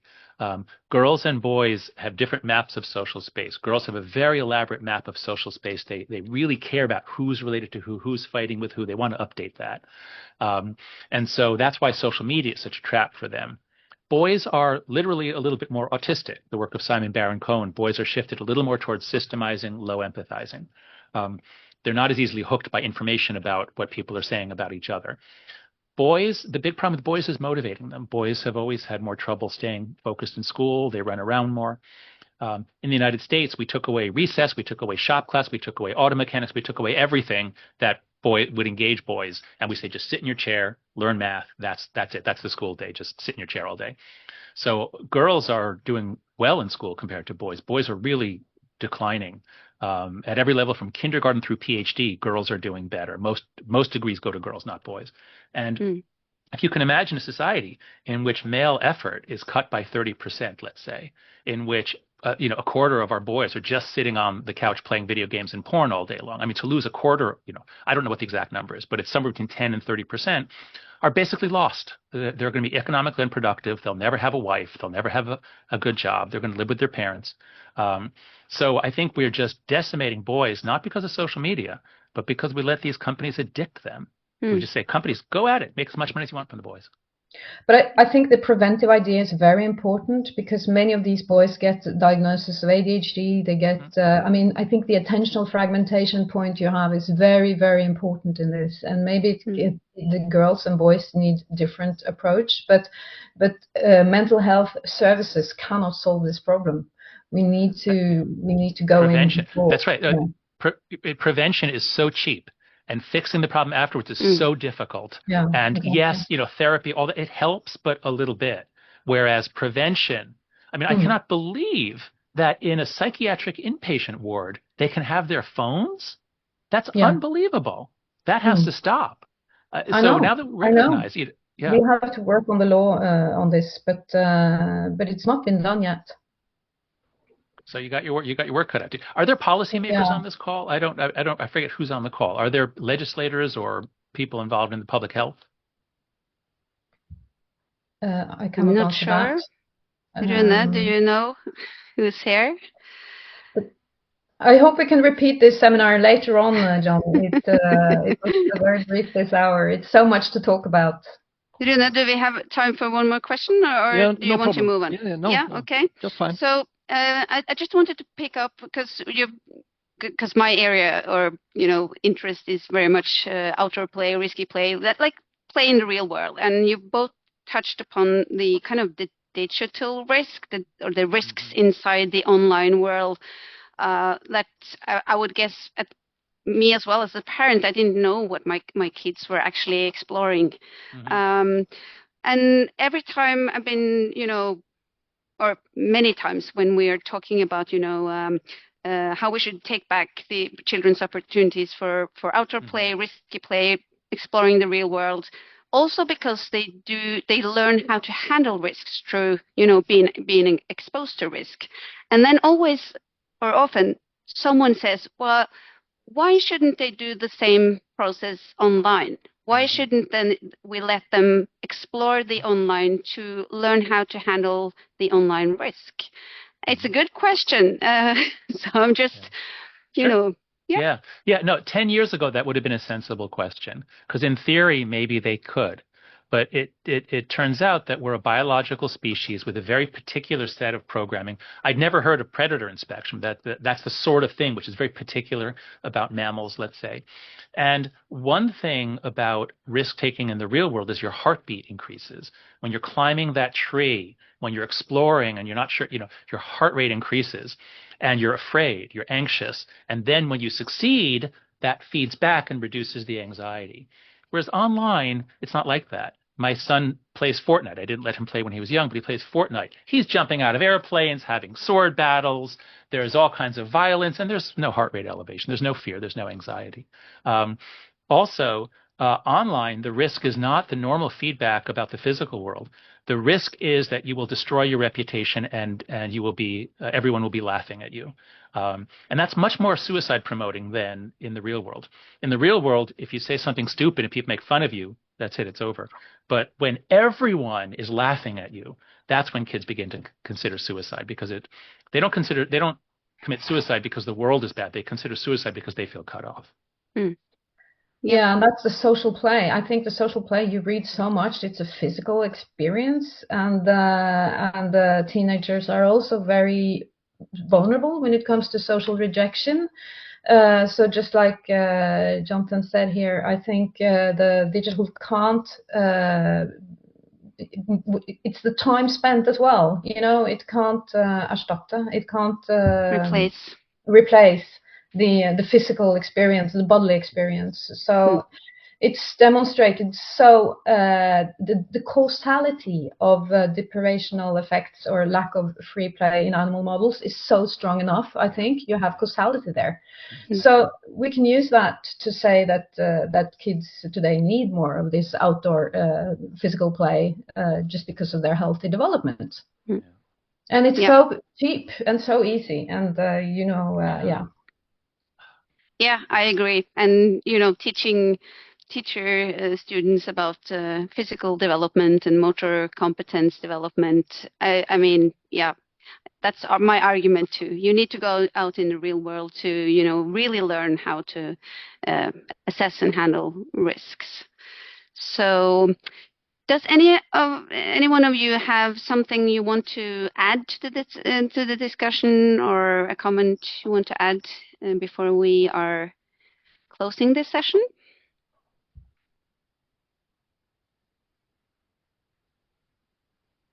No?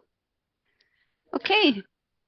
Yeah, Charlotte? Well, I just wanted to say, I hope Jonathan Haidt stays for a little bit more, because Einar Olsen-Tveite is going to say something more about the deteriorating effects on the younger generation, because that's also very important when it comes to parenthood. Could you record that for me? I have to spend the rest of the day writing a children's version of the book. We're writing because we have the book for adults, but now they say, give me something for my child to read. So we're writing a children's version of The Anxious Generation. So I have to spend the rest of the day on that. Yeah. But I'd love to hear that conversation. I hope you. I don't know if you can record it, but I think the whole webinar is recorded. Yes. Oh, is it? Yeah. Okay, I'm not seeing. Yeah. Oh, yes, it is. There it is. I see it's being recorded. Very good. Okay, then I just want to close up this session by saying thank you so much to both Jonathan and Charlotte. And Jonathan, it's been really nice to finally meet you, even though it's online. I'll let you know if I go to the US. Yeah. And yeah, I'll just close up. Thank you for the presentations and a very good discussion. My pleasure. Thank you all, and I hope you use whatever influence you have to encourage a public health campaign, an awareness campaign. These things are just not appropriate for minors. They're just not made for children. We've got to recognize that. All right. Thanks, everyone. Thank you. Thank you. Bye-bye. Thank you, Jonathan. Thank you. Okay, we will move on. And the next speaker is Einar Aasen Trytti. Would you like to have it in Norwegian or in English? I'll have it in English, perhaps, if Jonathan wanted to hear it in recording. Yeah. So I'll just try to share my my stuff. Do you see it now? Yes. I'll just blow it up a bit. So you see the screen now? That's fine. Okay, great. Since the Norwegian Screen Time Committee was appointed in June 2023, and since their conclusions were presented in the official Norwegian report in December of last year, their conclusions continue to inform the public discourse, and particularly they inform the statements of those who are opposed to strict regulations of children's screen media exposure and consumption. And the question remains whether the data presented in the report actually warrant such leniency. So we wrote our article or our review of the chapter 11 of the official Norwegian report, reviewing the evidence of the effects on screen time on the development of young children, because young children are more vulnerable to the negative impacts of environmental factors, and because there already is a heightened societal awareness regarding the impact of screen media exposure on older children and adolescents, partly thanks to the work of Jonathan Haidt and other like-minded voices. And as clinicians, we regularly meet preschool children presenting with what appear to be symptoms of excessive screen media exposure, such as speech dominated by phrases learned from YouTube to a degree that appear to have suppressed normal language development. In fact, in the time period since the release of smartphones, we have seen a spike in children younger than 36 months displaying disrupted development of pragmatic language, regulation of emotion and social interaction, behaviors similar to those of autism. These functions are mediated by the neurological systems of the right orbitofrontal cortex, whose development is extremely dependent on social experience in the first 2 years of life. And it remains sort of a scientifically unanswered question what role excessive screen use is playing in this phase of development, or scientifically unanswered, but the clinical impressions from practitioners working with infants and toddlers in both healthcare and educational institutions leave no doubt that swift and forceful precautionary measures must be implemented without hesitation. The committee cited research that demonstrates significant associations between screen time and a wide variety of mental and neurodevelopmental disorders, but merely conclude that research shows no positive aspects of screen use for the development of the youngest children, and go on to state also that the findings also suggest that it may be beneficial for children's mental health and development if parents watch screens together with their children instead of children watching screens alone. When emphasizing that the literature displays no positive aspects, they imply that there were no negative effects either, and by emphasizing that it may in fact be beneficial under certain circumstances, the message conveyed is that screen viewing is either neutral or beneficial, but not harmful.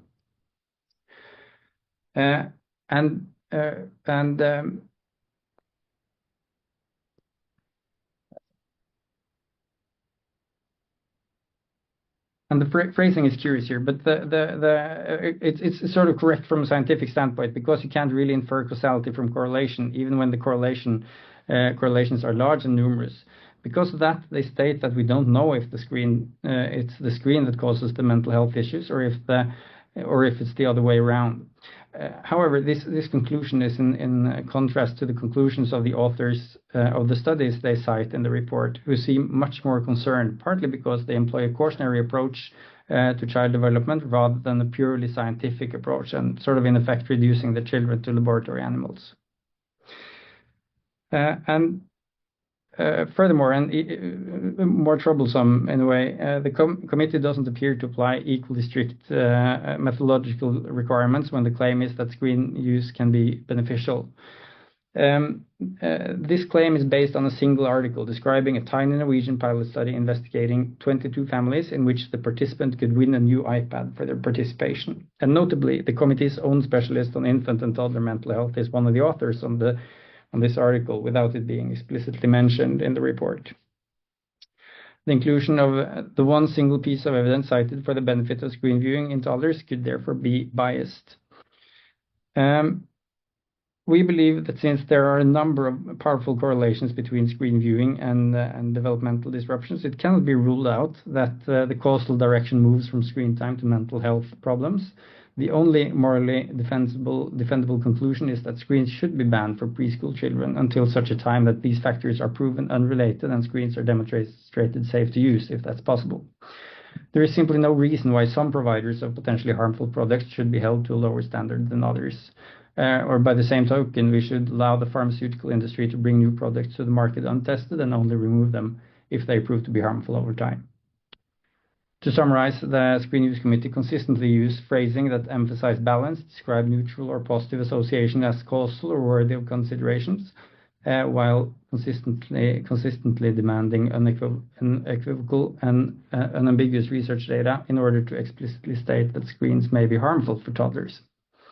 And furthermore, if the recommendations on toddlers are so thoroughly permeated by bias as they appear, it should make us seriously consider if similar biases are a recurrent problem throughout the report in its entirety. I believe that was less than 5 minutes. Thank you for your attention. Thank you very much, Einar. Very interesting. And we move on to Fasilat. And I think I'm going to be taking this conversation now. Okay, Ronnie. Yeah, that's fine. But that's all right. That's all right. Let me just briefly share the screen so that we are up to speed here. And okay. Now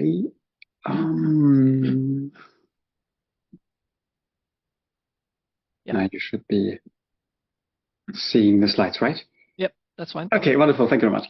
Thank you very much, Einar, for already setting the stage and for already talking a little bit about the committee and the committee's work, the mandate, and so forth. And we also took a chance in this paper to comment on that and parts of it. You will see quite a bit of confirmation.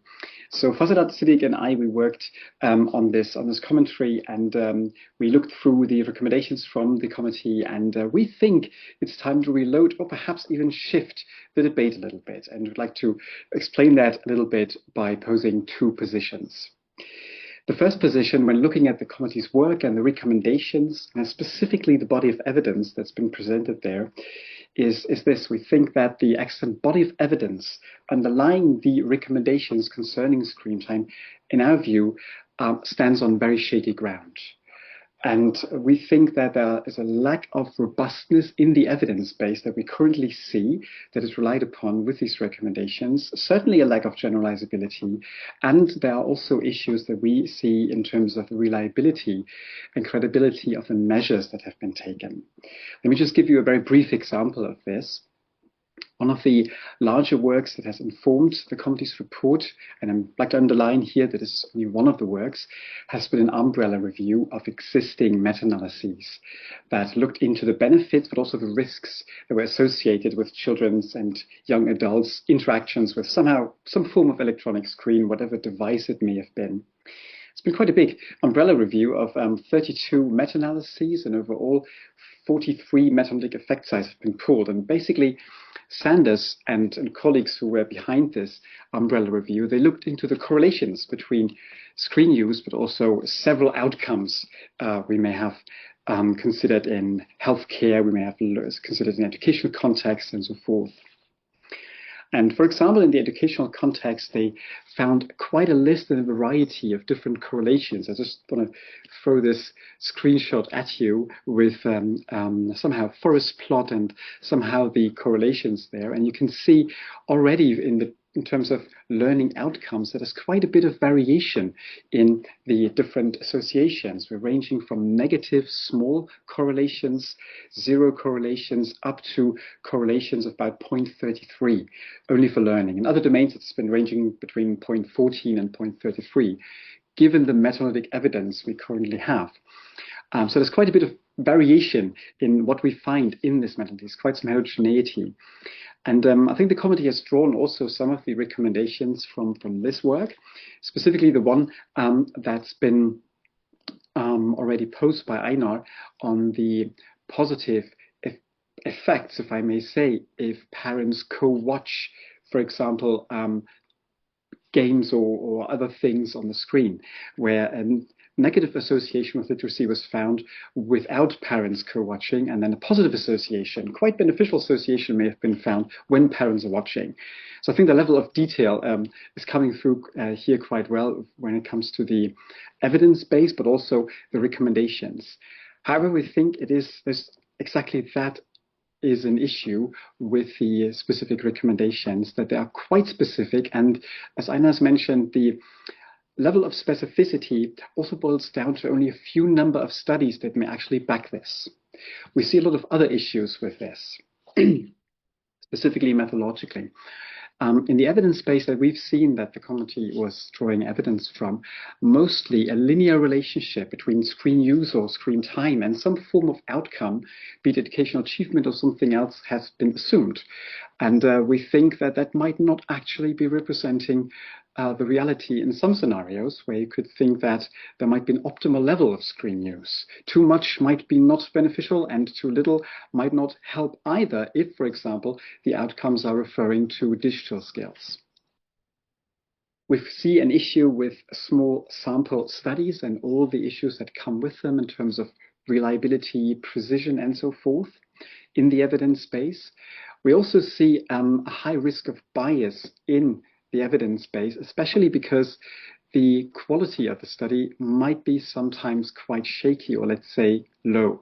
In the Sanders umbrella review, for example, the quality of the studies has been rated, and apparently about 20%, if I recall, of the studies were exhibiting high quality according to the quality definition in that review.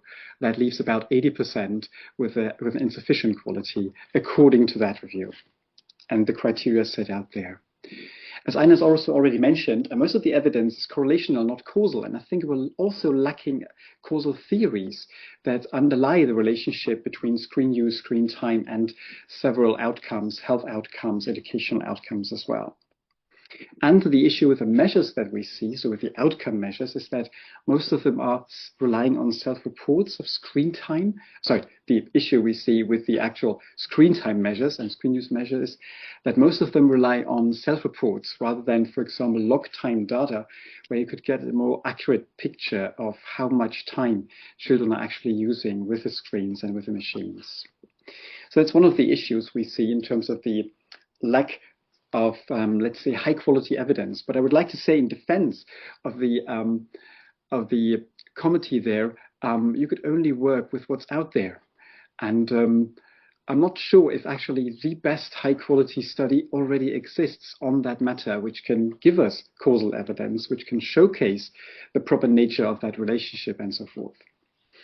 The second position we would like to pose is that this current debate about whether or not to have digital devices, especially in schools, is in our thinking not, let's say, beneficial enough. We think it's more useful to actually think about how to meaningfully include digital devices in the teaching and in the learning process, rather than thinking about, do we ban it or not? Because as we see it, technology is going to stay, and it's going to be advancing, and it's going to be intruding children's lives outside of schools anyways. So this question of whether or not we think is a little bit misleading, and we think we should rephrase that question a little bit and ask ourselves, what do children need and also parents need in order to meaningfully be become competent citizens who can use these devices meaningfully. So in terms of critical thinking, what kind of skills are needed there, self-regulation, and so forth.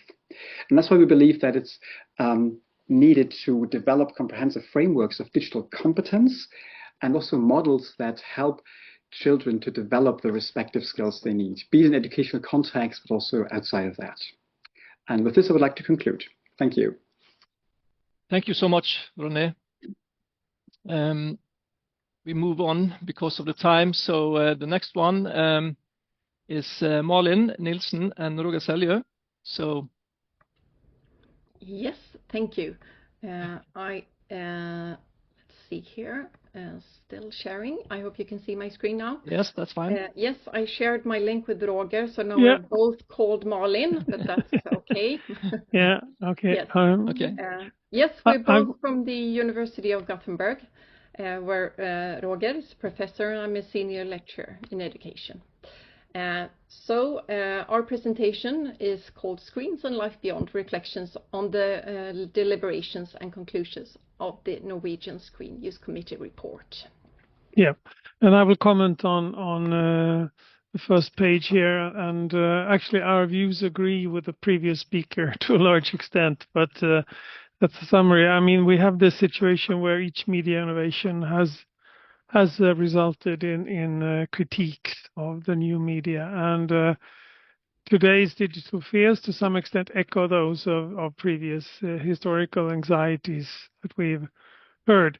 Saying that doesn't mean that we should attend to the problems that digital technology introduces in the lives of children and adults. But we have to be aware of this, that we're evaluating present-day activity on these criteria. And the key difference here is that digital technology, as the previous speakers say, is already now fully embedded in everyday life. All Swedish 5-year-olds and upwards use the internet, and at the age of 7 or 8, they all have their mobile phones, smartphones, and way earlier they have iPads and other tools. So the dilemma here is that we do not just use digital tools, we do not just expose ourselves to screens, but we live digital lives. It's very difficult to be fully engaged in society unless you are skilled at using this. Please, Malin. Yes, so a key strength of the Norwegian Screen Use Committee's work is its conceptual shift from viewing screens as just physical objects to analyzing screen-mediated practices. The committee takes children's rights seriously, including their right to be heard, and frames screen use as part of children's communicative socialization in a digitalized society. So rather than assuming uniform effects of screen exposure, the report underscores that the consequences of digital engagement depends on who the child is, how, when, why, and with whom digital tools are used. So this approach moves beyond generalizations and highlights the importance of understanding the situated nature of digital activities. So central to this perspective is also the quality of the content and the role of adults in mediating children's digital activities. Whether screen use supports learning and development or not is closely linked to the presence of meaningful interaction and guidance. In this light, the concept of screen time becomes too simplistic. Screen-mediated activities are always embedded in social, cultural, and material context and must be analyzed accordingly. So another key strength in the committee's report is that it calls for a shift from restriction to empowerment. Rather than treating children's digital engagement as a threat to be contained, it emphasizes the need to support children as active participants in a digital society. This support should come through the presence of engaged, competent adults who can guide, co-use, and model responsible and meaningful digital practices, not through bans and rigid control. However, this is not a task for individual families alone. The report stresses the importance of collaborations here between parents, educators, policymakers, and even technology developers. Creating conditions that foster digital resilience requires shared responsibility across home, school, and society. One area where this becomes particularly evident is the current proposal for age-based restrictions. And stated by Livingstone and Sylvander, they argue that age alone is a poor alternative for digital readiness. Children's needs, experience, and capacities are diverse and very context-dependent. Instead of one-size-fits-all rules, we argue what is needed is flexible and rights-based and context-sensitive approaches. One that recognizes children as digital citizens with both vulnerabilities and capabilities. So by moving beyond deterministic narratives, the committee's report and our position invites a more nuanced understanding of digital lives. One that foregrounds structural conditions, social participation, and collective responsibility to ensure that children's digital engagement is approached with attentiveness to both opportunities and challenges. So thank you for listening, and here are our references. Thank you so much, Malin and Roger. Very interesting. And we will continue with Elin Kolle at University of Oslo. Norges idrettshøgskole. But Elin is traveling in the US as we speak, so she cannot attend, so we will play the video they have submitted to us. So. Hi, my name is Elin Kolle. In this presentation, I'll summarize key points from our paper, the impact of screen time and social media use on physical activity. Some background. The amount of time children and adolescents spend in front of screens increases with age, while physical activity levels move in the opposite direction. This is of concern, as prolonged screen time and reduced physical activity are linked to a range of negative health outcomes, including poor sleep, increased risk of being overweight or obese, unhealthy dietary habits, and lower mental well-being. The main challenge, however, is to understand whether the growing consumption of screen-based activities is actually causing these declines in physical activity and health, especially among adolescents. In this paper, we ask, does excessive screen time and social media use contribute to lower levels of physical activity? And if so, what can we do to address it? The relationship between screen time and physical activity is complex. Several studies show that high screen time is associated with low physical activity levels in youth. However, it is important to recognize that how adolescents use screens has evolved. A decade ago, screen time was largely passive, focused on watching TV or gaming. Today, it's more interactive and deeply woven into everyday life, especially through social media platforms like TikTok and Snapchat. Social media can both hinder and promote activity. Fitness apps or challenges can motivate movement, while passive scrolling reinforces inactivity. The impact depends on the adolescent's baseline activity level. Another recent development is screen stacking, using multiple screens at once. For many, that means Netflix on TV, TikTok on the phone, and maybe gaming in between. This pattern has been linked to lower physical activity, higher BMI, and increased sedentary behavior, particularly on weekends.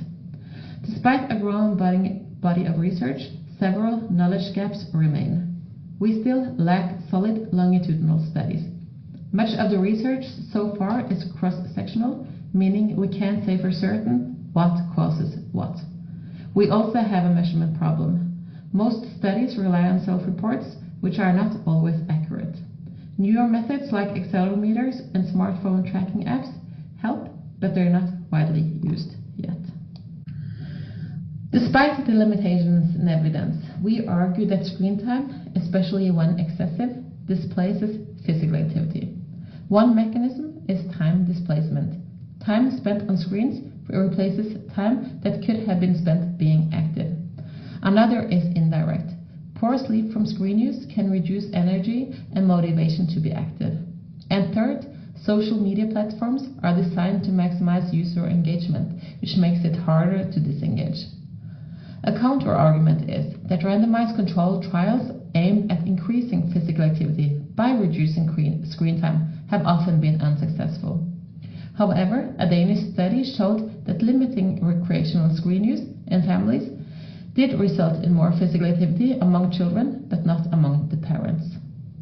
Another counter-argument suggests that digital platforms can also facilitate physical activity, like fitness apps or smartphone-based step challenges. A review even showed that these types of interventions can increase step counts in adults. But so far, these positive uses are not widespread or strong enough to outweigh the dominant trend. Technology is mostly contributing to a more sedentary lifestyle, not an active one. To sum up, excessive screen time and social media use reduce physical activity levels, especially among children and adolescents. Active play and sports are being replaced by passive screen consumption, and that's contributing to rising health risks. This is not just a parenting issue or a tech issue, it's a public health issue. So, what do we do about it? The solution isn't banning screens, it's finding balance. We need to help kids and adolescents build healthier digital habits and create more opportunities for physical activity in everyday life. And that means everyone has a role to play. Schools, families, and policy makers. Thank you for the attention. Thank you, Elin and her colleagues at the Norwegian School of Sports Sciences. We move on to the last one, which is Ingeborg Skogen at Volda University College. So, Ingeborg, you can share your presentation. Ja, skal vi se. Der. Yep.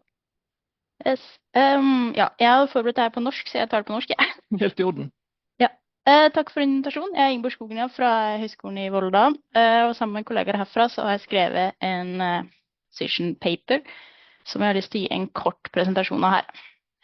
Vi har kikket spesielt på sammenhengen mellom skjermbruk og fysisk aktivitet blant barn og unge, men vi har hatt særlig fokus på hvordan sosioøkonomisk status påvirker de her forholdene, og hvordan det her potensielt kan bidra til økt sosial ulikhet i helse i befolkningen.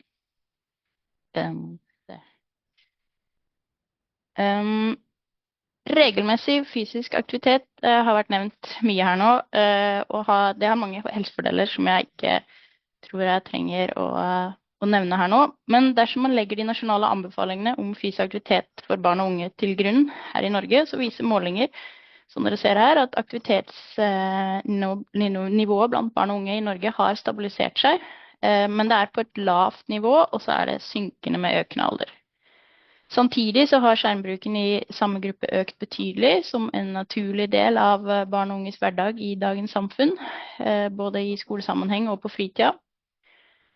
Og selv om den nevnte NOU-en viser at skjermtid ikke nødvendigvis har erstattet fysisk aktivitet generelt blant barn og unge i Norge, så er det viktig i denne sammenhengen å løfte frem at det likevel kan være betydelige forskjeller blant barn og unge fra familier med ulik sosioøkonomisk status, og man vet ikke helt sikkert om skjermtid kan ha redusert lavintensiv aktivitet og dermed økt stillesitting.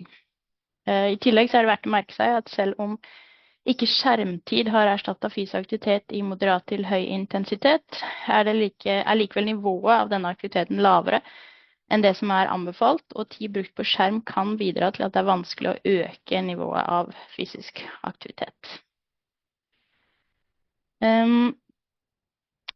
Selv om det i Norge ikke er forskjell på fysisk aktivitetsnivå i moderat og høy intensitet blant barn fra familier med lav og høy sosioøkonomisk status, så er det likevel noen forskjeller som er verdt å merke seg, både med tanke på fysisk aktivitet og skjerm. Barn fra familier med lav sosioøkonomisk status deltar i mindre grad i organiserte fritidsaktiviteter, og de bruker 1 time og 44 minutter mer per dag på internett enn barn fra familier med høyere sosioøkonomisk status. I tillegg så bruker disse barna mindre tid i lavintensitetsaktiviteter. Barn fra familier med høyere sosioøkonomisk status har strengere rammer for skjermbruk og bruker skjerm mer til læringsaktiviteter, mens barn fra familier med lavere sosioøkonomisk status bruker skjerm mer til underholdning. I tillegg ser vi at barn fra familier med høyere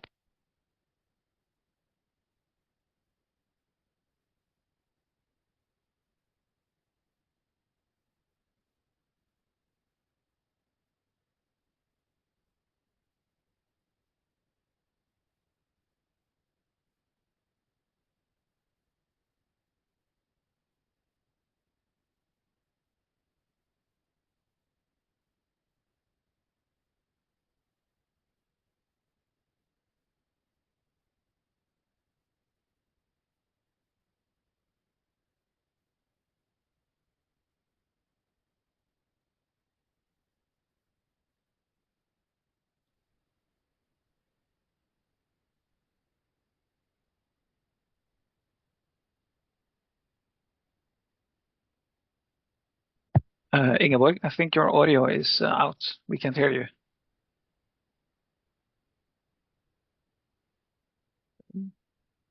Ingeborg, lyden, your audio.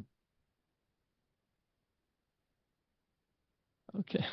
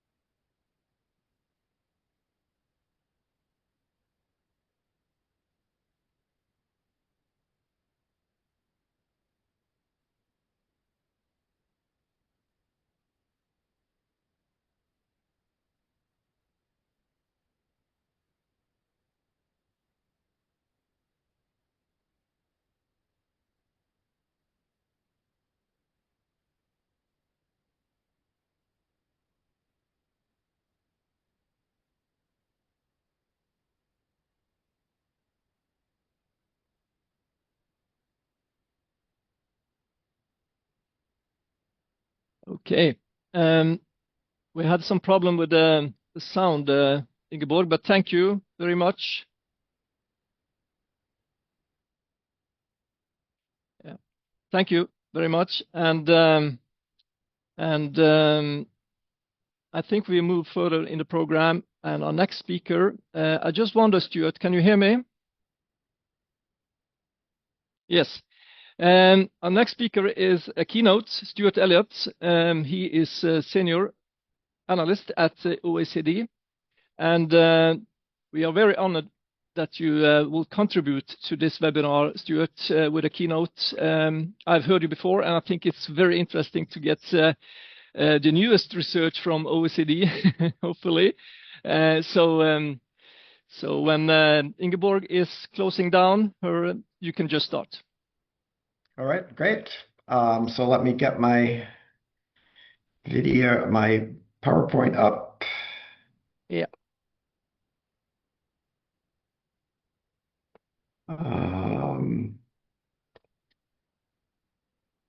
Yes. Okay, that is showing correctly, I hope? Yep, that's fine. Okay. Yep. Good. All right. So I'm delighted to be able to speak with all of you today about understanding AI's capabilities and their implications for education. And this is work that's we're carrying out at the OECD to develop a set of measures of what AI can do. But before I start talking about those measures, I want to frame all of this with respect to an overarching question, which is, when AI performs cognitive tasks better than humans, do we still want them to perform the tasks without AI? That is, do we still want the humans to perform the tasks without AI? And pushing a little bit on the education angle on this, do we want them to be able to perform the tasks without AI? Before pushing all the way to education, I want to start with a slightly different context, which is the context of medical diagnosis, and show you results from two different studies that have compared the ability of doctors to make medical diagnoses by themselves with the internet or with the help of an AI system. The two different studies, one of them looks at complex but relatively familiar diseases, and the other one looks at quite rare diseases. You can see that the doctors have much less success with the diseases that are quite rare. And you can also see in the third line that the doctors do better when they're assisted by AI systems. But I've left off the most interesting condition, which is the AI systems alone. And you can see that the AI systems actually outperform the doctors even when they have access to the exact same AI system. It is a result like this which raises the interesting question that is in red at the top of the slide. When we get to the point when we're seeing AI systems outperform us, what do we do? So in this example, it sort of looks like the doctors are interfering with the better performance of the AI. They are perhaps in some cases saying, no, that AI system doesn't have it right. I actually know that this is the correct diagnosis. And it just happens that in more cases than not, they're wrong about overruling what the AI system has said. So when we get to the point, as we are apparently at that point with respect to medical diagnosis, how do we feel about going to a human doctor who is relying on their own understanding about how to perform medical diagnosis? Do we want to rely on the doctor, or would we rather rely on the AI system? And what does this then mean when someone goes to medical school to learn to become a doctor? How do we think about the role of medical diagnosis in the context of the medical curriculum? So that's a scenario slightly outside of sort of full education. I want to now push on looking at a version of this question in the context of education. So this is a version with respect to teacher tasks. When AI can carry out some teacher tasks better than teachers, do we still want teachers to do those tasks?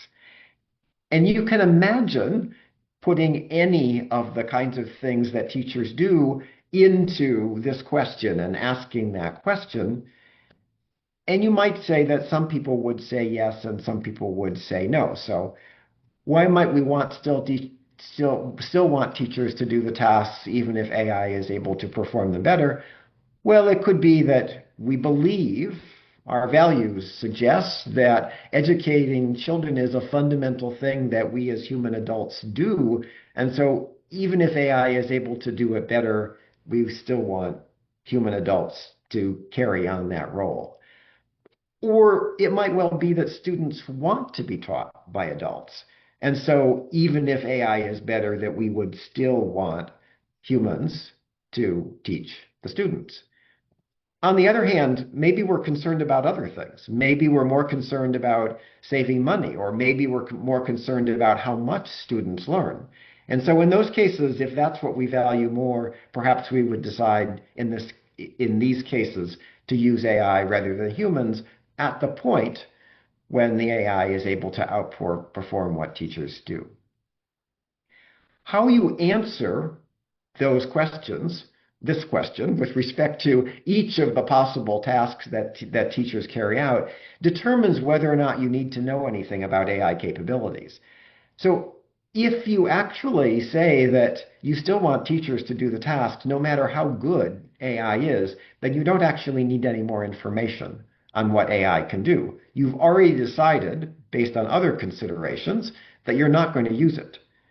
However, if you actually believe that it would be better to transfer those tasks to AI at the point when AI is able to perform them better, then you actually need to know how good is AI now, and at what point will it be good enough that we should make a particular change by transferring one task from teachers to AI systems.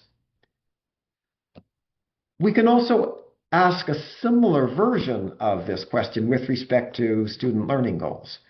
So when AI can carry out some work tasks or everyday tasks better than people, do we still want students to learn to do those tasks? Again, as with the case with the teachers, there are lots of different tasks, lots of things that students learn how to do, and we could ask this question about each of them. And just as in the case with the teacher tasks, in some cases we might say yes, and in other cases no, depending on what we value. So for example, why might we say yes, we still want students to learn to do the tasks? Well, it could be that we're concerned about having people be dependent on AI, so we still want students to be able to do those things, even though AI does them better.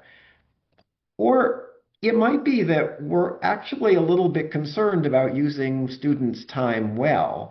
And if we look around and adults are actually not doing any of a particular kind of task, they're all relying on AI systems to do it, we might actually be a little bit concerned by having the education system spend a substantial amount of the time that students have learning to do things that actually the students won't do when they're adults, because we see that adults are using AI for those tasks. Or we might actually come up with an answer that's sort of partway in the middle, that yes, we do want students to learn to do these things, but in a substantially different way. So the nature of the learning goals should be transformed to reflect what AI can do, because we understand that in almost all cases, adults, the adults that the students become, will actually be carrying out these tasks almost always with AI. So if you think about this as one last point, as with the teacher case, how you answer these individual questions determines whether or not you need to know about AI capabilities. So in the case that you are sure that you want to teach these things in any case, then you don't need any more information about what AI can do. But if you answer yes, but, or no, indicating that you expect that the learning goals will be transformed in some way when AI becomes capable of doing these things, then you need to know what level of AI capabilities is needed to cause that change, to cause that shift in the learning goals that we have for students. So with that intro, I want to now switch to the problem of understanding what it is that AI can do, with the notion that this is developing a way of understanding AI capabilities that we can use in the service of conversations in education about what kind of transformation we will allow, we would potentially even want, as AI becomes increasingly capable.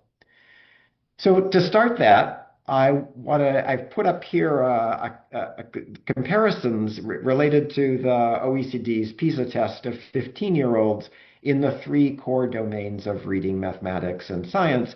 And this shows the performance of ChatGPT at the point when it was released 2.5 years ago. So the blue bars show average performance of 15-year-olds, and you can see that ChatGPT already outperformed average 15-year-olds when it was released 2.5 years ago. Further improvements on the program that were released over the following year then showed additional increments in the performance on PISA questions, so that a year later, in September of 23, ChatGPT was able to outperform average 15-year-olds in all 3 core domains of PISA. Now, I haven't said anything about how difficult these questions are, and I haven't said anything about the fact that these are actually public questions. So these are released questions that are available on the internet, and you might be concerned that these are questions that ChatGPT has been exposed to. So here's a set of results using secure questions that have not been released publicly, and also to deal with the difficulty questions, questions that have been separated by level. So you can see in the blue bars, as at the higher levels on the test, very few of 15-year-olds are able to perform those questions.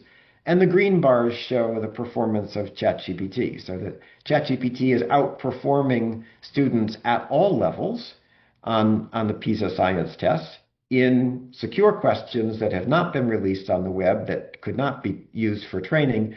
And that is particularly the case at the higher levels of difficulty, where very, very few students are able to perform.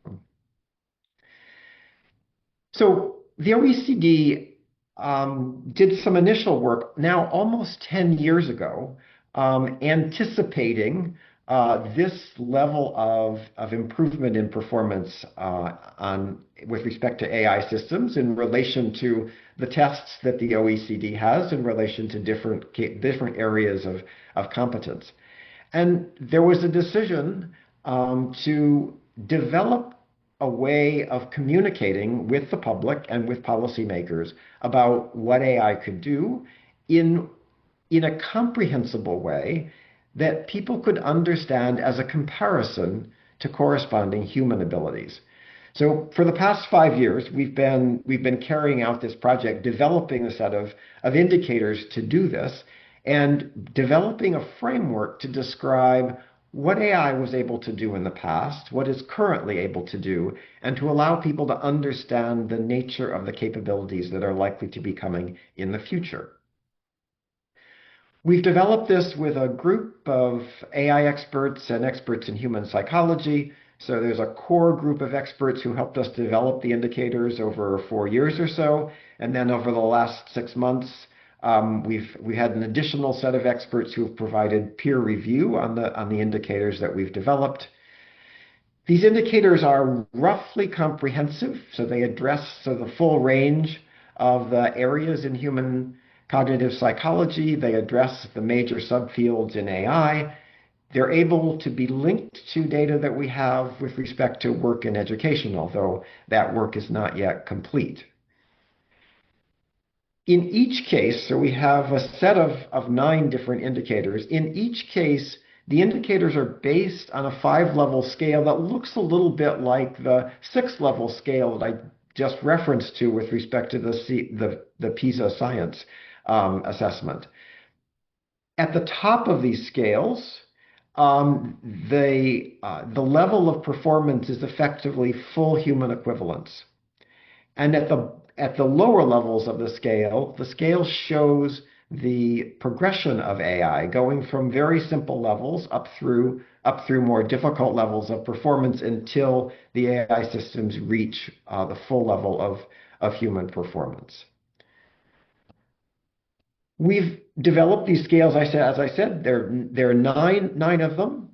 They include both purely cognitive areas like language and reasoning and problem solving, the kinds of things that we spend a lot of time in formal education on. But they also include things like social interaction and more physical skills down at the bottom of this list, because we wanted to actually be able to describe AI's potential ability to do everything that people can do, to provide a framework for sort of understanding the way AI was likely to move through the different kinds of tasks that we carry out, not just in work, but in everyday life and in other spheres. We're releasing these indicators next week. We're releasing them in a beta form because we actually expect that we probably got some things wrong and that they'll need to be refined as well as updated over time. And we fully expect that we'll be doing that over the coming year. And I'm going to talk briefly now about 2 of these indicators just to give you a sense of what they look like. The first relates to language. So 5-level scale, top of the scale is full human equivalence.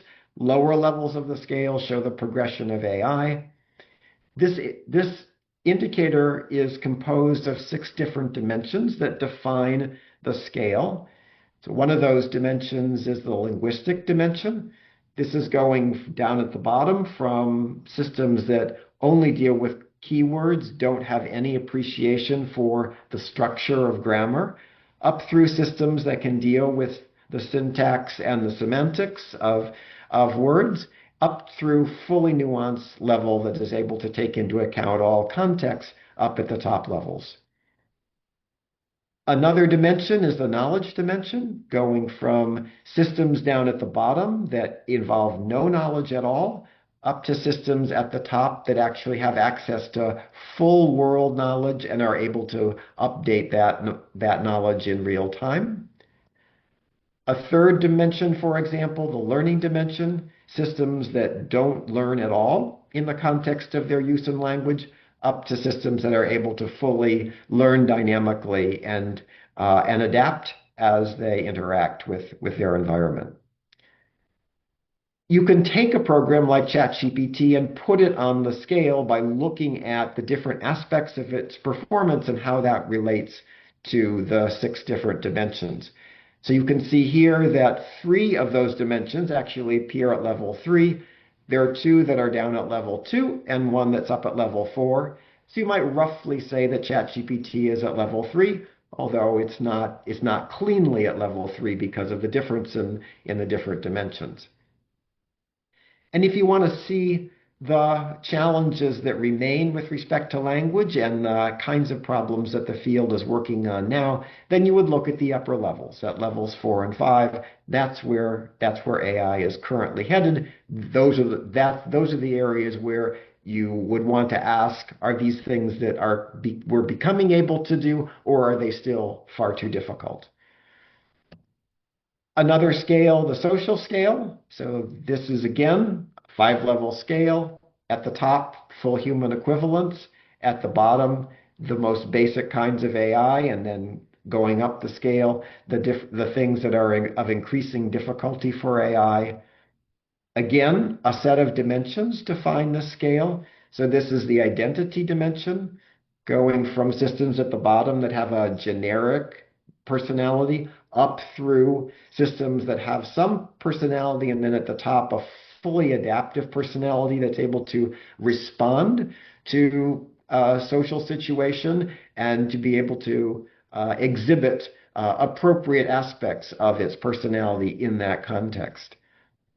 Another dimension related to social problem solving, going from systems that can only deal with predefined problems at the bottom up to systems that are able to solve the full range of social problems that one encounters in different situations. And another dimension related to embodiment, starting from systems at the bottom that have only simple or actually maybe even no physical responses or physical presence, up through systems that are fully embodied at the top and are able to both express their traits, their personality physically, as well as to be able to understand and appreciate the expression of the personality and traits of the other social beings that it interacts with. Again, you can take an AI system like ChatGPT and put it on the scale. In this case, its characteristics put it at roughly level 2, although some of the dimensions are lower than level 2 and one of the dimensions is above level 2. And again, you can look at the upper levels of the scale for the kinds of challenges that still remain with respect to social interaction and the places where the field of AI is currently pushing to develop the technology further. So with this set of indicators, you can imagine looking at an example for tasks, or for example, a teacher task. In this case, adapting teaching materials and teaching methods and instructional materials to meet students' varying needs and interests. So imagine that we have a conversation about whether or not we would be willing to give this task substantially or partially to an AI system if AI systems are actually able to carry this out better than teachers do. And if that conversation leads us to say, yes, we would be willing to do that, that would be acceptable, then the next stage of this would be to say, all right, so what are the requirements of this task? So you consider the language requirements, the social interaction requirements, the problem-solving requirements, and on each of those then we would turn to look at the indicators and say, all right, what level of performance do you actually need to be able to do this?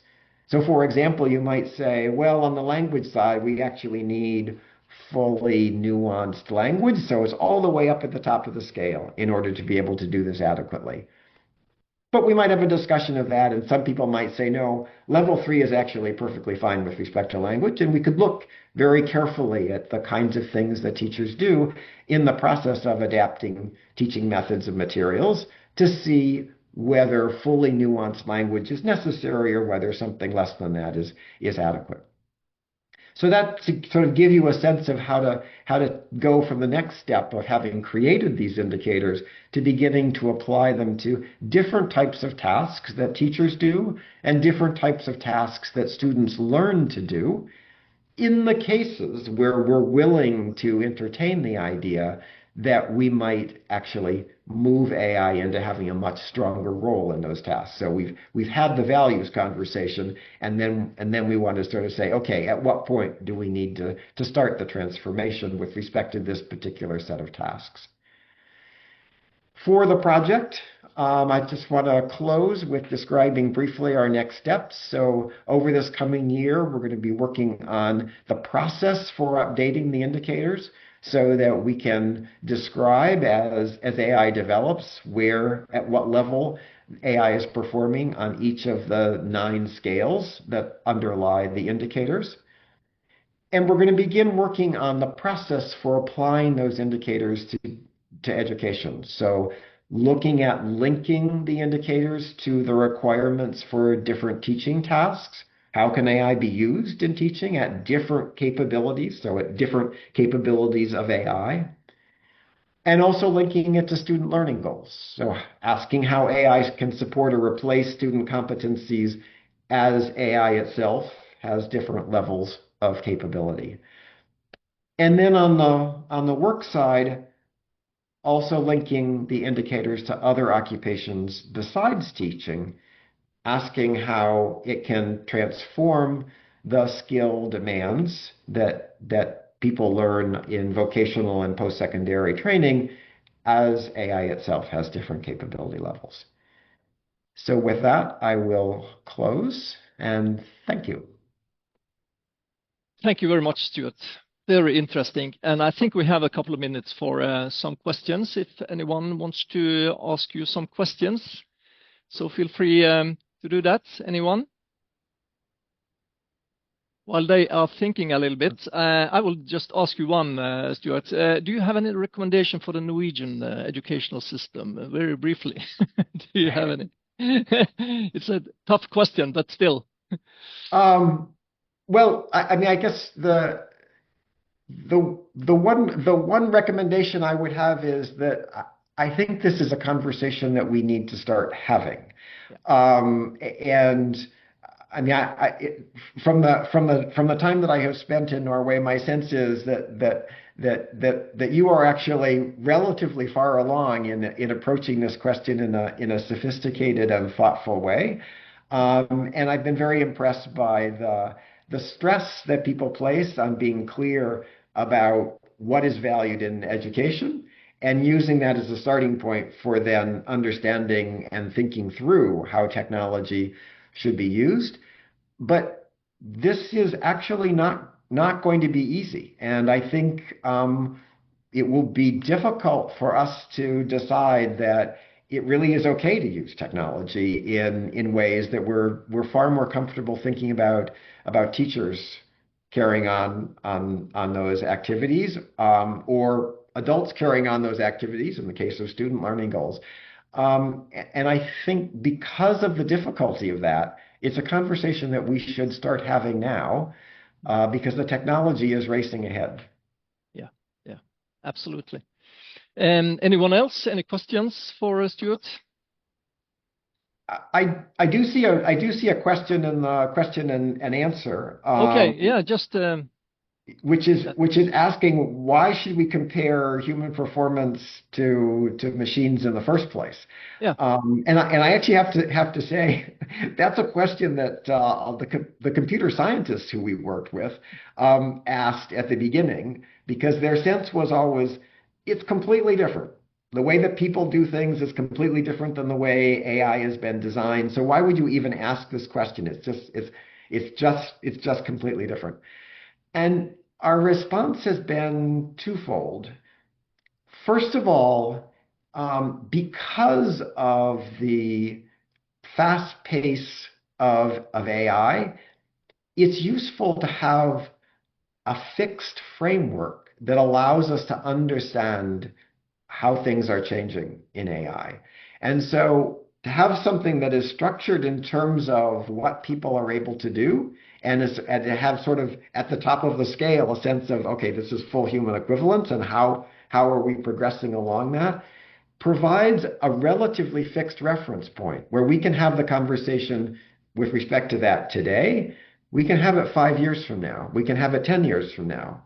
Whereas when you look at the way that people in AI are talking about sort of how things are changing, they have one set of measures, and then 6 months later, they've actually thrown those measures away because AI is able to do all of those things. And then sort of the question is, all right, we need a new way of understanding what AI can and can't do. So this is a way of effectively defining the things that are really difficult and saying, are we making progress on that or not? Yeah. The second reason to have this comparison with humans is that it's helpful for asking the questions about what should we do with this technology, and where can we expect that it will potentially have big implications. We know how to think about human skill, and we know all the different ways that our competencies are used. And so when we see that AI is able to do something that we can do, that then poses the question, do we want it to do this? If we use it, what will that mean with respect to all the different ways that people use that same competency? So it provides a useful starting point for asking the questions that are actually the important questions to ask. Absolutely. Anyone else? Okay, we are a little bit over time. So once again, we'd like to thank you, Stuart, for an inspiring keynote. And just close up this webinar with thanking all the speakers. But I think Charlotte has a question. Sorry, Charlotte, do you have a question? Is that your raised hand? Yeah, do you have a question? Hello, can you hear me? Yes. Yes, me as well. Sorry. Yeah. I think I just want to ask Stuart Elliot if I think Tristan Harris, you know who that is? Have you heard of him? No, he's a chief of the institute called for Human Technology, and he was a former ethical president or something of Facebook, I think. And he has, I think this is his quote, but he said, Facebook or social media has done for our democracies what AI might do for intimacy. I think that's a very interesting quote. Will you comment on that? So yeah, it feels to me that the quote directly raises the values-based questions about how we use the technology, and it precisely raises the questions that we should be talking about, and it expresses a fear that the technology will be used in ways that are not good. And so, that I'm not going to answer the question, but my sense is this is an example of the conversation that we need to be having, and the reason for creating the indicators that we've created is to have a starting point. To have people say, well, okay, I'm comfortable with using systems that have social interaction capabilities at level 3, but levels 4 and 5 I don't really feel comfortable with, and here's why. And then we could use that as a way of sort of having a structured exchange about what we're willing to use, what we're not, what we're concerned about.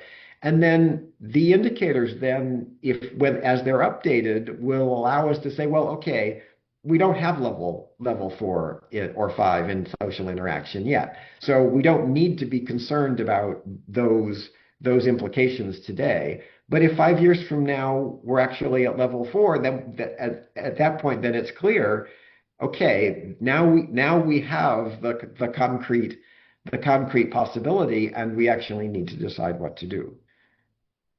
Okay. Yes. Once again, thank you, Stuart, and thanks to the speakers and the participants in this webinar. I think we need to continue our conversation, as you say, Stuart, in the months and years to come. So it's great to have a dialogue around this topic. And we probably see each other again, Stuart. So have a good time in US. Okay. Thank you all, and see you around.